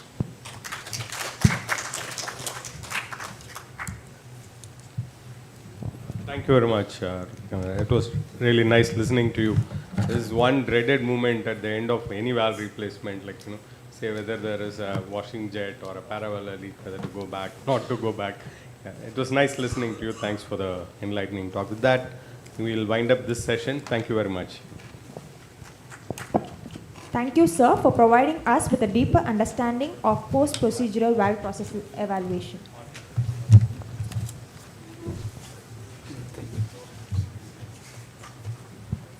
I now hand over the session to the moderator, Dr. Shiv Nair, for the panel discussion. Between a kind announcement, I request all the delegates to join for the dinner at Hotel Radha Regent, Chennai after the session, and vehicles have also been arranged for reaching there. Thank you. I know it's been a long day. Can I please ask Dr. Rehan, Dr. Shiva, Dr. Vijay Shankar? I don't see Dr. Periyaswamy here. I don't think he's not here, right? Periyaswamy is not here, no?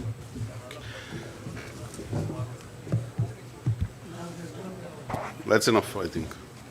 Who else is missing? Devanand? Dev, come. So we'll keep this short, more like a rapid fire. Actually, none of the slides have been made as a presentation, as a PowerPoint. It is basically to get the ideas from our panelists here.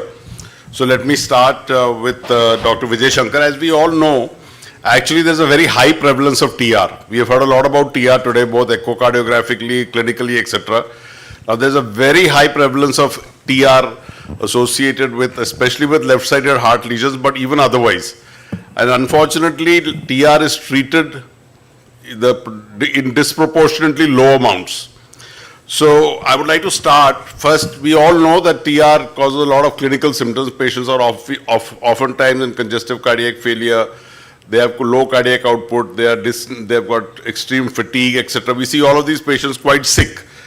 And therefore, and we also know most of the parameters that are used to decide whether we need to intervene or not. But it is always a clinical decision finally left to the surgeon, because there is only one class 1A indication, that is severe TR associated with a left-sided lesion, where there is a class 1A indication that the tricuspid valve has to be dealt with. But we face a lot more difficult situations in the decision-making process. So I would like to start by asking Dr. Vijay Shankar that in which situation do you really think that tricuspid valve should not be dealt with? I mean, we know the reasons why it should be dealt with if there is severe TR, but if there is a moderate TR, what would be your decision-making process? Moderate, let me start off with mild TR. Now, in the presence of a mild TR, especially in patients with degenerative valve disease, that mild TR will not progress very excessively following surgery. We can safely leave it alone. But in the presence of a rheumatic valve, where the tricuspid valve leak is more than mild, I think we may have to address it if the annular size is more than 4 centimeters. In some other conditions, where there may be a right atrial enlargement, where there is a right atrial enlargement, but there is no TR. But when you see the annulus is more than 4 centimeters, then we have to address it. So basically what it is that the degree of, the severity of TR might not be the only criteria. Yes. You might want to take care of it if you see a very large RA or you see the dimensions of the tricuspid annulus the annular diameter is more important for us to make a decision. For you to interfere or not. So, but are there any factors that you feel that if for the interest of the audience, that would tend to make your decision more in favor of doing something like, for example, pulmonary hypertension or RV dysfunction, any of those criteria that would, even if the TR is mild, would you go ahead and repair it? No. You wouldn't? You would hope that the pulmonary hypertension will come down? Down with the left-sided surgery. Okay. So we are going to go very fast because of the interest of the time. So Dr. Rehan, can I just ask you now, we have got a patient with severe TR. We are not discussing about the mitral valve or the aortic valve. You've got a patient with a severe TR associated with a left-sided lesion. What are the indications for going for a minimally invasive approach, or will you go by the standard conventional surgery? I've been doing minimally invasive on them for the last 15 years. So I don't see the difference for stenotomy. As long as you can preserve the myocardium well, then you can do the same operation through a... So that's my question to you. In minimally invasive preservation of the right ventricle, is it the same as any other operation, or how do you manage the right ventricle Well, in you can case of, preserve if it is severe TR with a large cardiomegaly? Yeah, you can. No, if there is no AR and you're going to get good antegrade cardioplegia, so that's one way. You can cool down. Number two, you're opening the RA. If you want to put a retrograde, you can put it through the coronary sinus, and you can give continuous retrograde also through the same incision. Topical hypothermia For RV protection, you think it's important? Where I trained is not, we never used, at the clinic we never use topical hypothermia much. We are very particular about the cardioplegia more than anything else. So I'm not a big fan of topical hypothermia for RV, but I do cool down. I do a core cooling, I will get it down to 30, 32, and so you're reasonably protected with that. So you would go ahead and do a minimally invasive approach, yes, even if there is an associated tricuspid valve lesion? Yeah, absolutely. Any of the other panelists would like to comment on it? Devanand or anybody? If there is significant RV dysfunction, I think I'm comfortable with stenotomy approach. Because all options are at hand, including putting a fellow on ECMO if it doesn't come off. Dr. Shiva? For the minimally invasive approach. Dr. Devanand, so if we have severe RV dysfunction, expect a prolonged bypass time and complex surgical intervention, then I would prefer open approach. Somehow, in my own opinion, I feel for right ventricular protection, local hypothermia is very important, and I am very particular about putting a lot of ice on the right ventricle in case there is RV dysfunction and associated with the severe TR. That means there's a dilated right ventricle. So we covered part of this. Any of you would, if you're doing it for the median sternotomy approach, would you do it on the beating heart, the tricuspid part of the operation, or would you go ahead and do it only on cardioplegic arrest? I think I always do with cardioplegic arrest. Cardioplegic arrest. Beating heart sometimes because if I had taken a long time for the previous surgery, so probably save cost some time and do it on a beating heart. But it's very cumbersome, you see, doing it on a beating heart. The one advantage is that, when you're near the bundle, whether you injure the bundle or not. I would prefer a plegic arrest. My own preference, actually, I do quite a few of them on the beating heart. I remove the cross clamp and do the tricuspid angioplasty, as well as sometimes I've even done the tricuspid valve replacement with the heart beating on pump. But I think it doesn't add much time doing a tricuspid angioplasty, or even for that matter doing a tricuspid valve replacement, because if you don't have to cut out anything in the tricuspid valve, doing a replacement also is quite expeditious. So basically, right ventricular protection is very important. So whether you do it with a beating heart or you protect the ventricle with good amount of cardioplegia, topical hypothermia, I think it's very important for the tricuspid valve that you do good RV protection. Now I want to know that Dr. Rehan, or would you, in mitral valve repair or replacement, would you have any particular preference of whether to repair the tricuspid valve or not? I would go with what Sir said. It's the annular diameter that decides whether I'm going to repair the tricuspid valve or not. If the annular diameter is enlarged and you have a large RA, then I think it's wise to put a ring annuloplasty and get the diameter down, because that patient is going to have some issues. No, if it is very obviously enlarged, that's a different matter. But I am asking you whether the situation is a little borderline. No, I think the key thing would be the annular dilatation. If it is greater than 40, definitely. I bring it as low as 35. If it's greater than 35, then I would put a ring. I would do something to it. Yeah, Dr. Vijay. Yeah, but I think Carpentier prefers to interfere even if it is 3.5 centimeters. Yeah, so this is a very important paper. The reason I brought this question up is there's a very important paper from Tyrone David, 20-year follow-up of mitral valve repair. And the reason for mortality and morbidity was residual tricuspid regurgitation.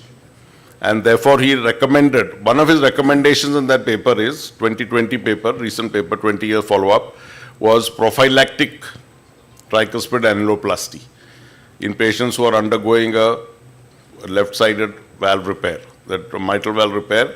He has recommended, he has not done it himself, but considering the results that he sees in his 20-year follow-up, he feels that prophylactic annuloplasty, where it is indicated in borderline cases, it is better to go ahead and do an annuloplasty rather than leaving it for developing TR later, because TR later has got a lot of morbidity and mortality. And therefore, he has recommended that a prophylactic tricuspid annuloplasty might be in order in certain situations where you do a mitral valve repair that shows the long-term results. In replacement, again, pulmonary hypertension may or may not regress completely. So we can't presume that the left-sided lesion will, the post-capillary pulmonary artery hypertension will come down, and therefore the RV doesn't remodel that easily as the left ventricle does. The RV, once it dilates, stays dilated. It doesn't reverse remodel as much, and therefore TR has a tendency to progress. And 40% of patients, the TR will progress after correction of the left-sided lesion. The Joanna Chikway's paper from Adams group, and so we have to be very careful in assessing TR and doing TR, correcting TR. Dr. Shiva, Yes. I would like to ask you, we have got all these parameters. Today we had two excellent talks regarding tricuspid, especially the echo talk by Dr. Kumar. Now, do you really look at the echo parameters to decide, does it influence your decision, TAP-C or other parameters? Do you look at them? So apart from the echo parameters, the clinical parameters, the symptomatology is very important. The decision to intervene should be taken preoperatively before you incise the patient. So right from the symptomatology, you evaluate the patient with echo, 2D echo, and then intraoperative TE is mandatory to come to a conclusion in case of borderline cases like moderate TR with borderline airway dysfunction. But when you have severe airway dysfunction, gross dilatation and moderate to severe MR, TR, then go ahead with the plan to intervene. So it is important, symptomatology is important to prognosticate these patients, and it is very important for the postoperative performance also. So you don't see surprises doing good job as a good ring, but postoperative patients doing bad.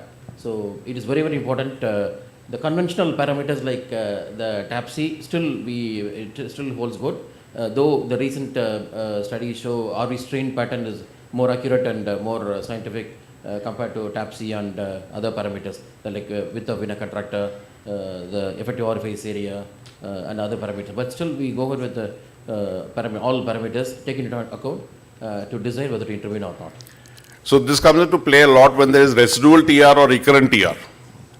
Dr. Vijay Shankar, what do you think? When you see a patient who comes to you who is in gross cardiac failure, has had a previous surgery done on the left side, he comes with ascites, how are you going to decide? Because sometimes these patients are so sick that you are really fearful to offer them surgery. You want to keep them on conservative management where they become resistant to diuretic therapy, they're in a bad shape. So is there any way that we should go ahead, or when will it be that we don't decide to do anything and just I think I give up? remember listening to Dr. Bashi's lecture. There he says the presence of ascites, the reversal of albumin-globulin ratio, or one of the two important contraindications or relative contraindications for replacement of this valve with possible high mortality. Rehan, I think this is a very important question. They were both of you. If secondary to a left problem, like Already replaced valve. that's not a good case at all. But I think then the options become far and few.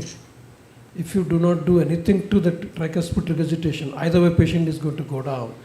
But in our clinical assessment as well as investigation, either echo or CT, whatever it is, if it tells us that there is no way we can treat it further, I would probably offer tricuspid valve replacement in such patient.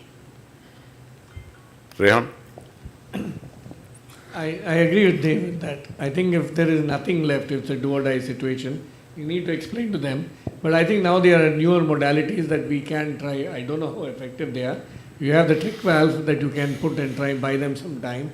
Or Abbott has the tri-clip, as they call it. That's the other thing that you can try if you don't want to offer surgery that should. Personally, I think these devices might buy us time and probably reduce the extent of failure they are in, and then probably give us that window of opportunity to actually operate on them and try to pull them back. But taking them in florid failure is extremely high risk in mortality. Anybody else has an opinion, Rajan? You may have seen these patients, especially in the old days. We used to see a lot of patients who came back with a lot of anasarca, a lot of congestive cardiac failure. Would you offer them surgery, or you would keep them on conservative management?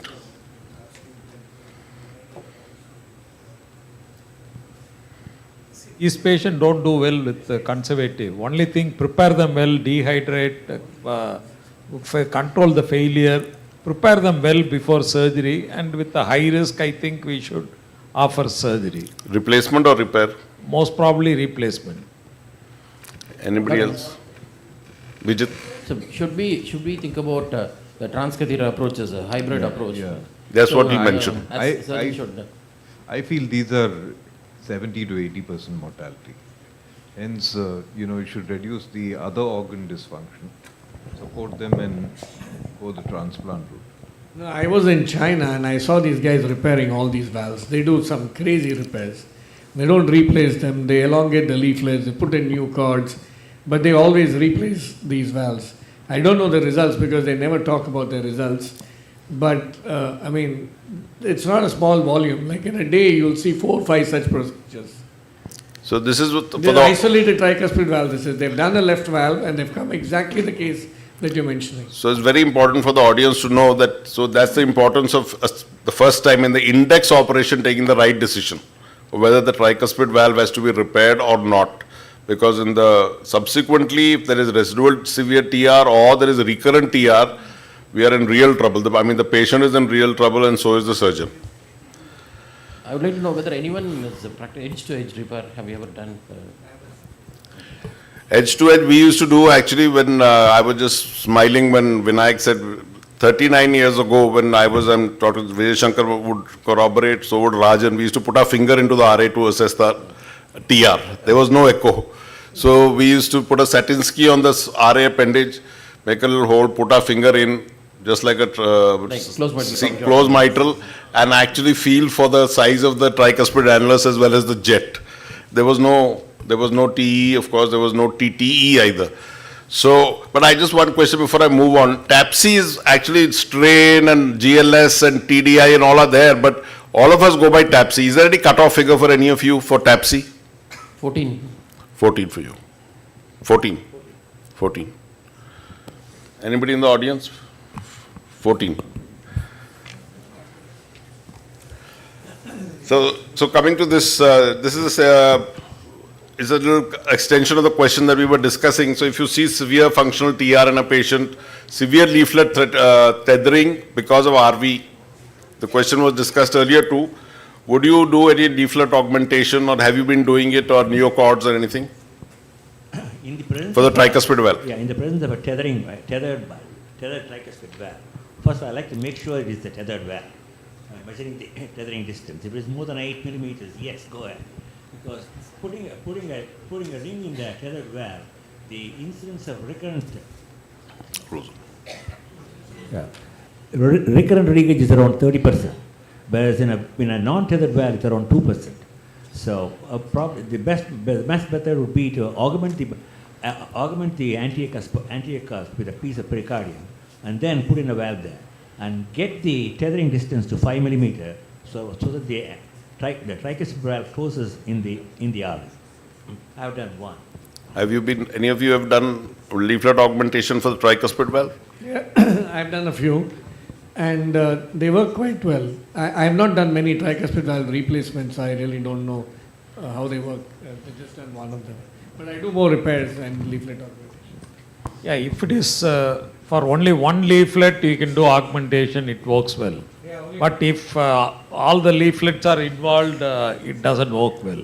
Praveen? Yes, sir. Only one leaflet we can augment. The anterior leaflet? Anterior leaflet. I've been using neocords now. For the tricuspid? Tricuspid for this. CV5. Release this one and put CV5.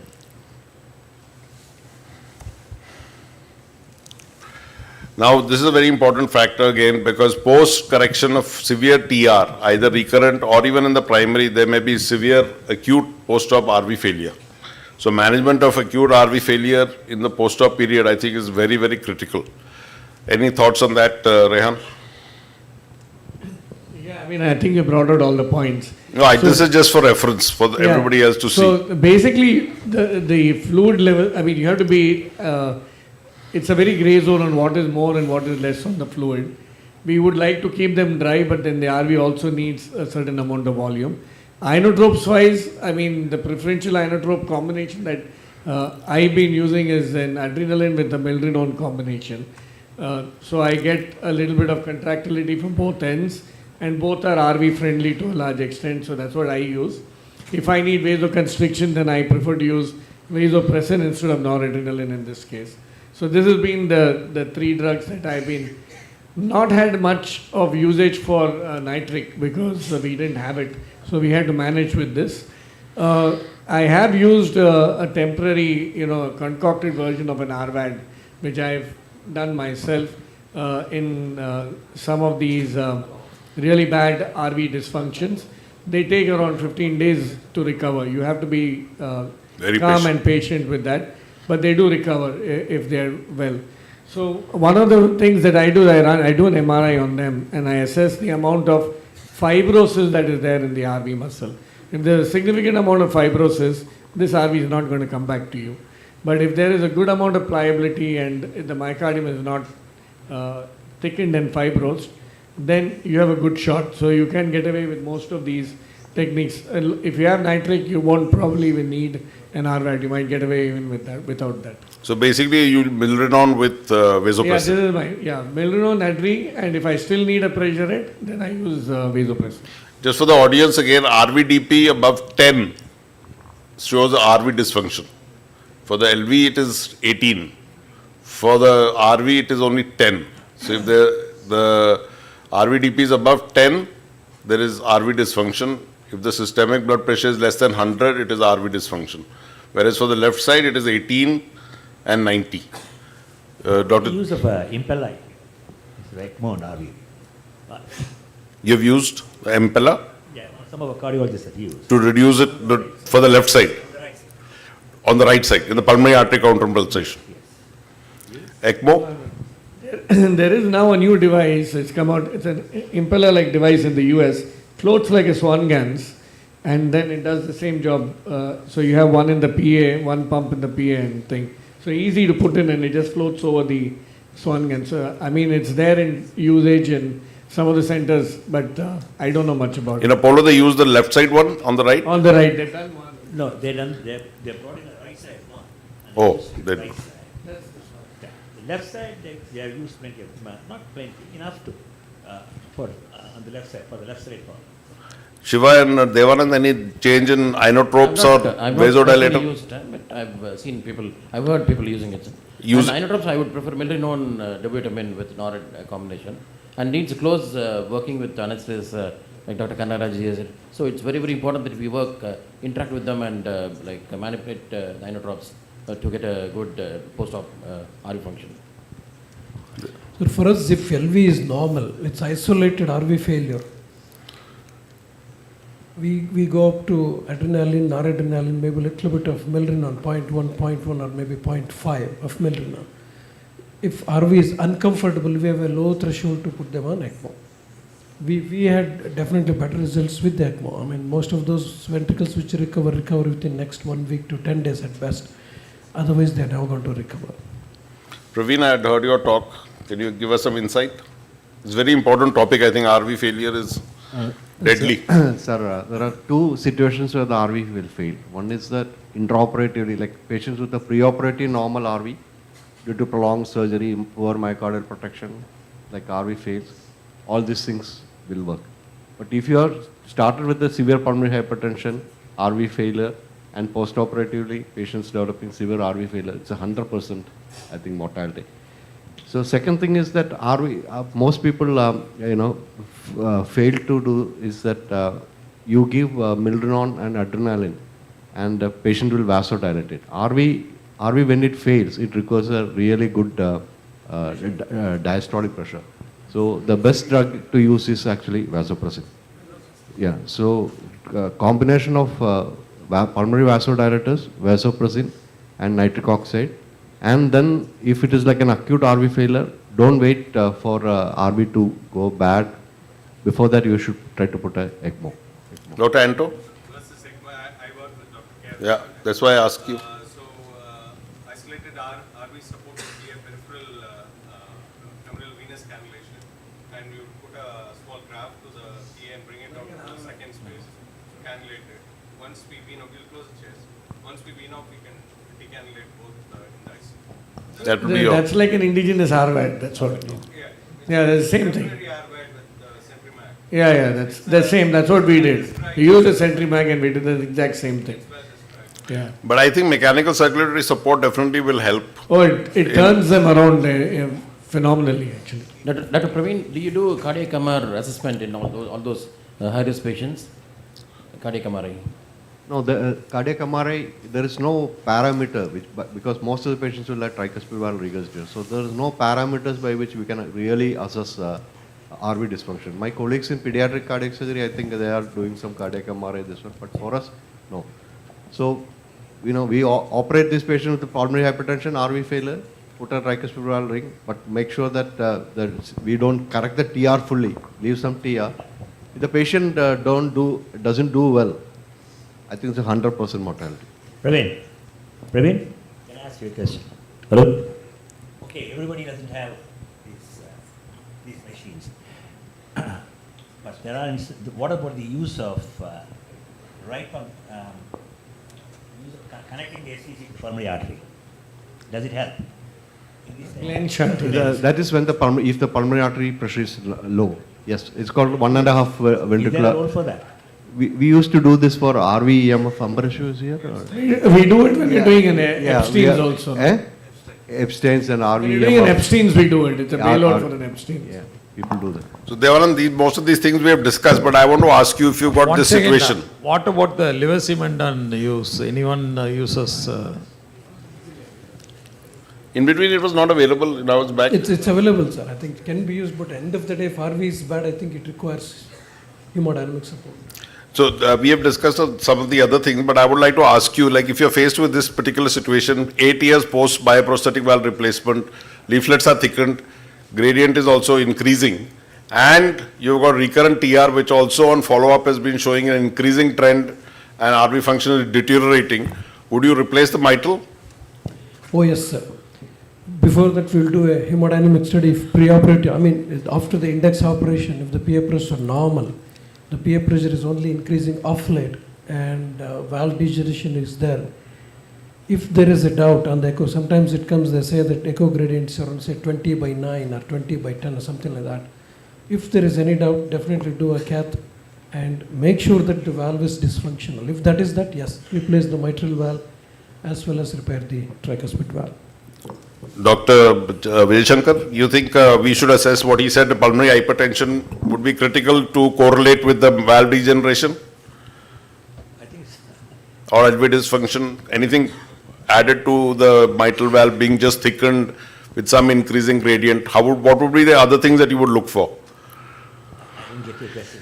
No, we have got this mitral valve put 8 years ago. Yeah. Now we find that the leaflets are thickened. Yeah. There is some increasing gradient on follow-up echo. Yeah. So now we have to take a decision whether we are going, and of course there is severe TR. So we are going to go in for the severe TR to fix that. Yeah. What about the mitral valve? If the gradient is high, Yeah, no, again, the gradient, like you said, is 20/9 or 18/9. You'll replace it, or you will wait, or you will use some other criteria to decide.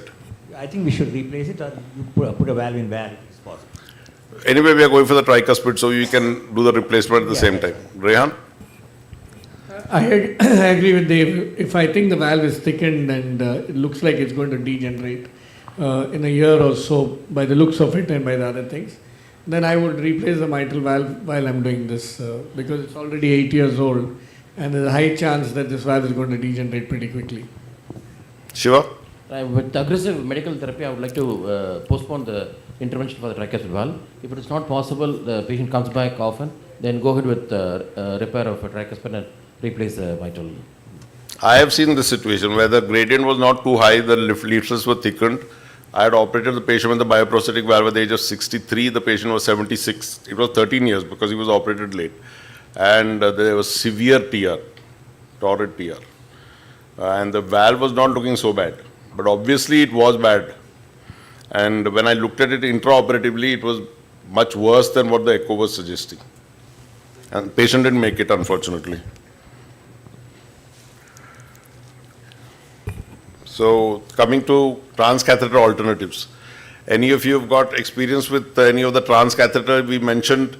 As we all know now, transcatheter, there's a lot of interest. You see there's a lot of publications regarding the tricuspid valve because the cardiologists are focusing now after the mitral and the aortic, they are focusing on the tricuspid valve for transcatheter interventions. So they've got annuloplasty devices, they have leaflet devices, they have replacement devices, they've got valves like you mentioned, trick, that is in the valves put in the SVC and IVC to prevent the systemic effects of TR.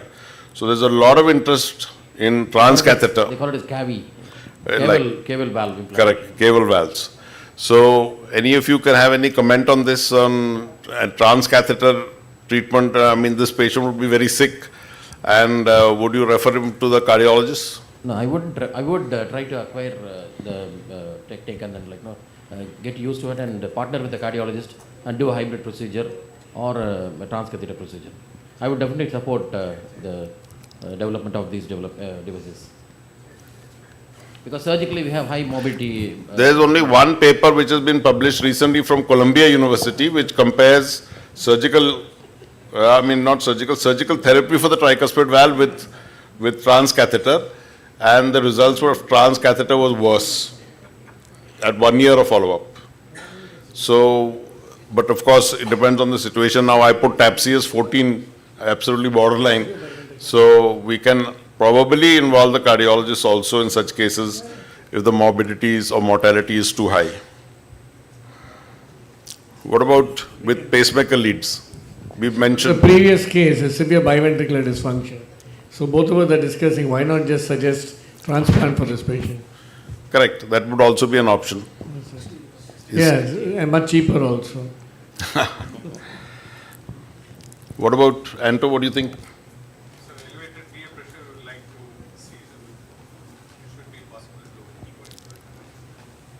To plan for transplant.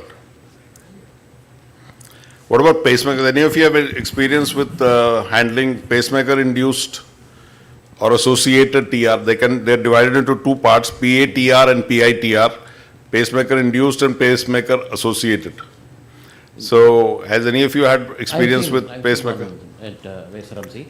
So, as Dr. Kumar was mentioning, now we have a new group. Apart from the primary and organic TR and secondary or functional TR, now we have the CIED, cardiovascular intracardiac electronic devices inducing tricuspid regurgitation. So it's very important that how we go to approach and manage it, whether you're going to translocate or reposition it, or you're going to keep it.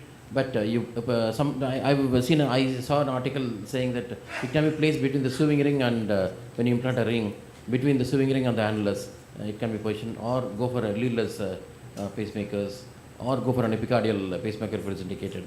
So those are the modifications, and the leaflet morphology is like tethered or dysmorph, like morph, or the perforation of the leaflet is difficult to manage these patients.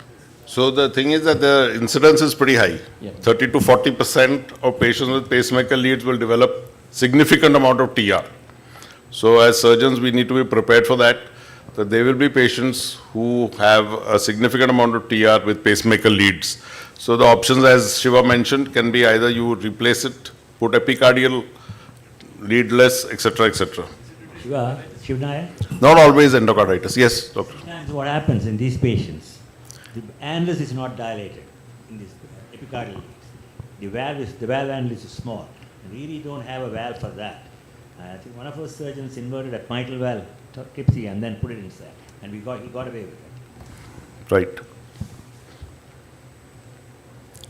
So we have also, now there's a new thing which was discussed by the echocardiographers, that about severe atrial TR. So now atrium, so adding a maze procedure to when patient has AF and TR with a large RA, would you do a maze procedure with it? Which one? What kind of a maze? Right atrial maze or some other? I would do a complete biatrial maze. So, I mean... Surgical or? Ideally surgical if you want the best results. Otherwise, you can use a combination of the RF and the cryo, because we don't have the cryo available everywhere. So for the right atrial maze, I use the ophthalmic cryo, and then I use the RF for the left side as far as possible. It's time consuming. You get on 80% success rate with these energy thing. If you want a better success rate, the cut and sew is the best and still the gold standard if you look at it.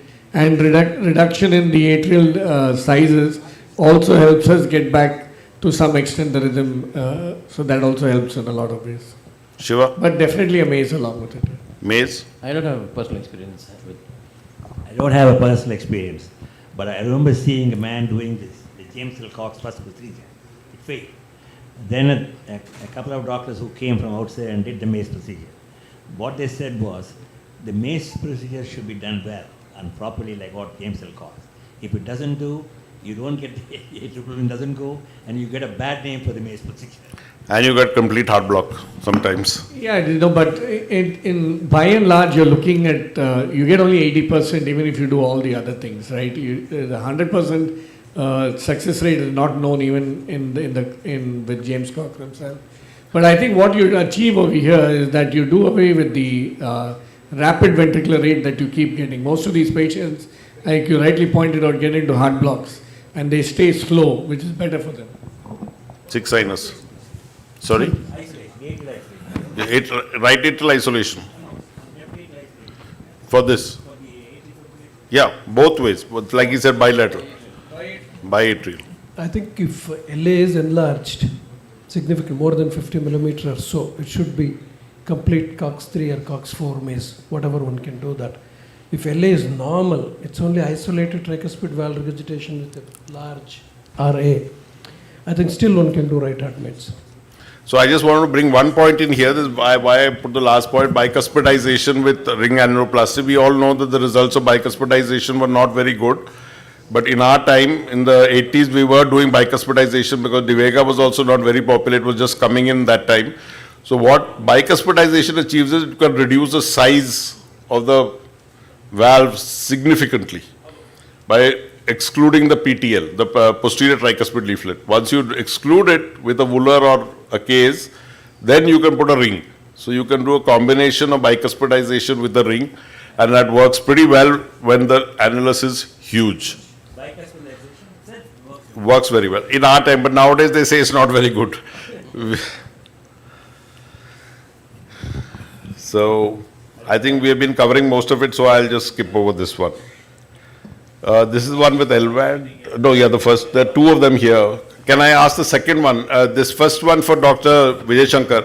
Now we come to other lesions, that is, apart from the mitral.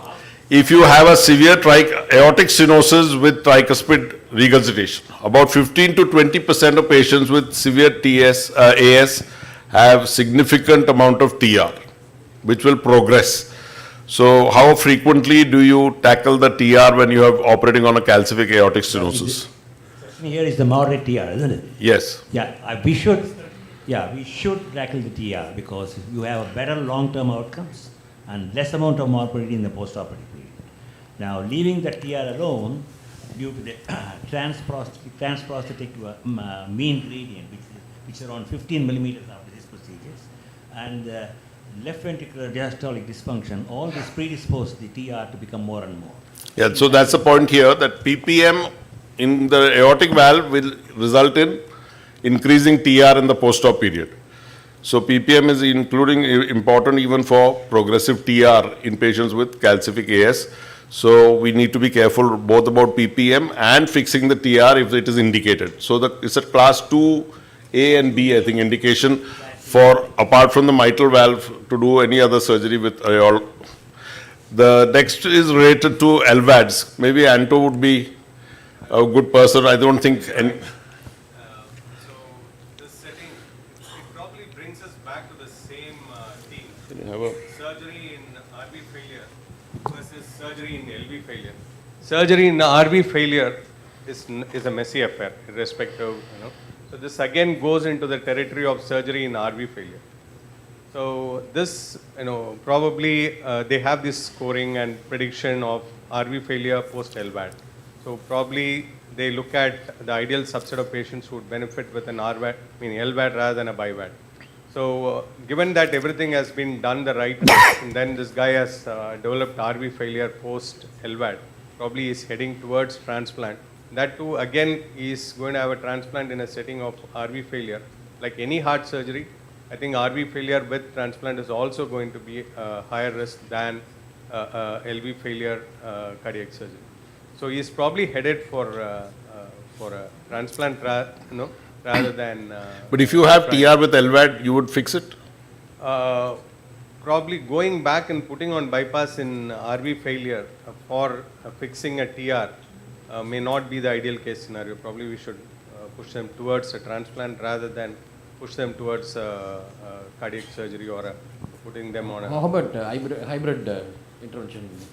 As in the RV support that you spoke about, like I think Provodec or some Impala like device they have. I'm not sure if it's a long-term device. I think it is for a short term, and I am not sure if it's available in India. I think only one device or something. And can I ask you a question? It's a hypothetical question.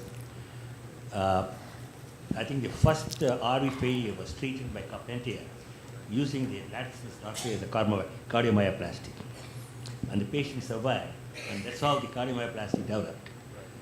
What is your opinion using the cardio? Because I saw 20 years back in Cleveland, people were doing cardiomyoplasty. I can only take inspiration and I mean your thoughts, sir. I'm not in a position to comment on that. Right. 30 years ago, it was a big fad. The team from Russia visited MMM also, or whatever, Vijaya and KEM when I was doing my training in the 80s. Dr. KM Cherian was also part of that group. So cardiomyoplasty was big time in those days. My thing is purely theoretical and whatever here say. Only issue they said was like the stimulation of a skeletal muscle versus the stimulation of a cardiac muscle. This is all pure theory and nonsense that vague things. That was one reason why they said skeletal muscles repeated stimulation doesn't work like a cardiac muscle repeated. No, but you have to train it first to become non-fatigable. You train it first. The theory used to be, I can't remember the exact words, it used to be that it is powered by the eggs you eat in the morning. So you don't need another power source. It was a fairly routine procedure in a place where you train. So now we just come to the last rapid fire. I think they should reinvent that, sir. Reinvent that. There is going to be a huge number of patients for whom it might have great relevance. Just like taking out the avian habits. So I would like to know whether is there any role for homographs when you think about replacement? In the tricuspid. I have no experience. Jacob? No, we don't have homographs for tricuspid. We harvested one and kept which never got used. Okay. Again, neocord and all that. So any tips and tricks, just quickly. Anything to avoid conduction disturbance, any precaution that you take, Doctor?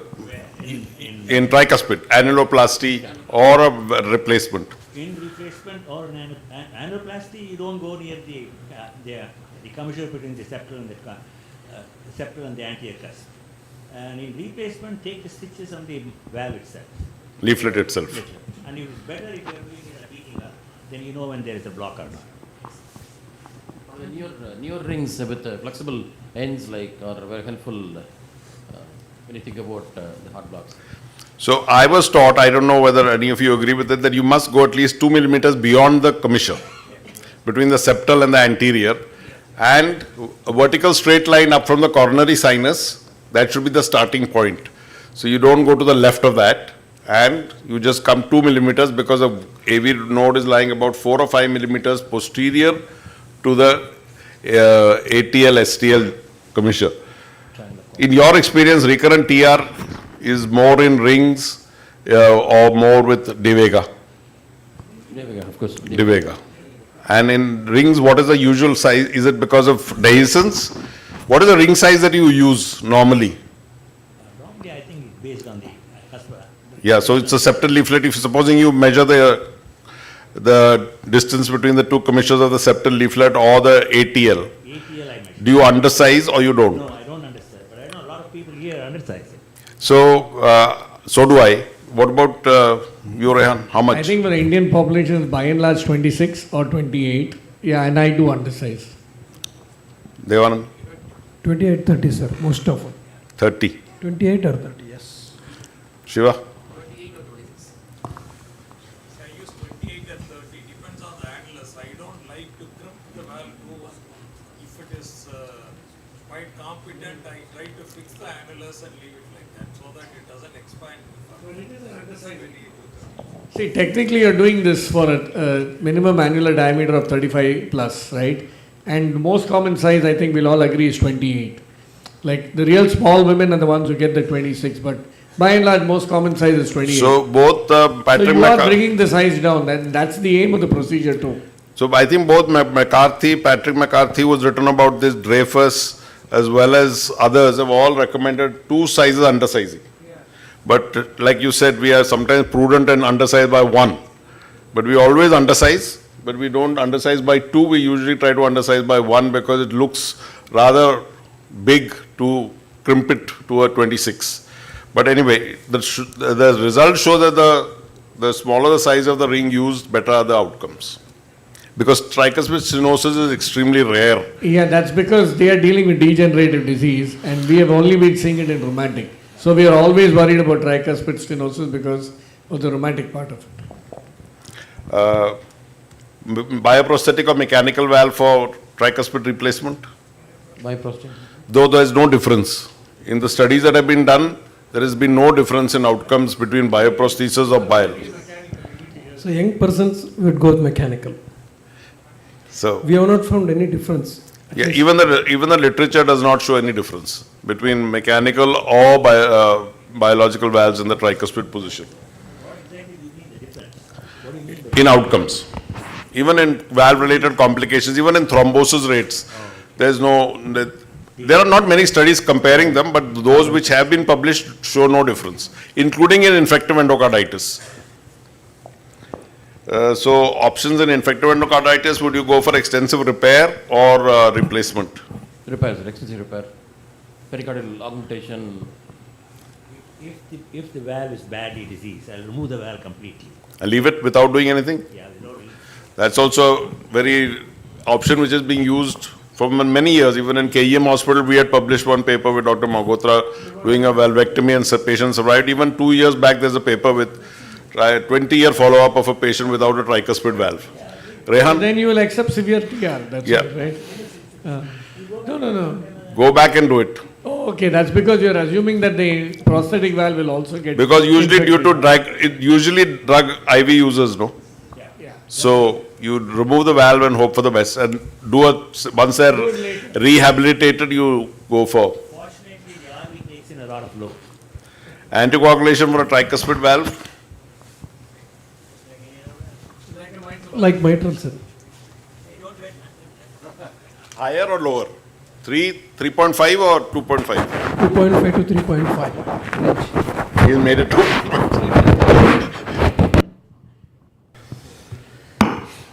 I think we have discussed about RV function also. Thank you so much. It's very late. It's already 8 o'clock.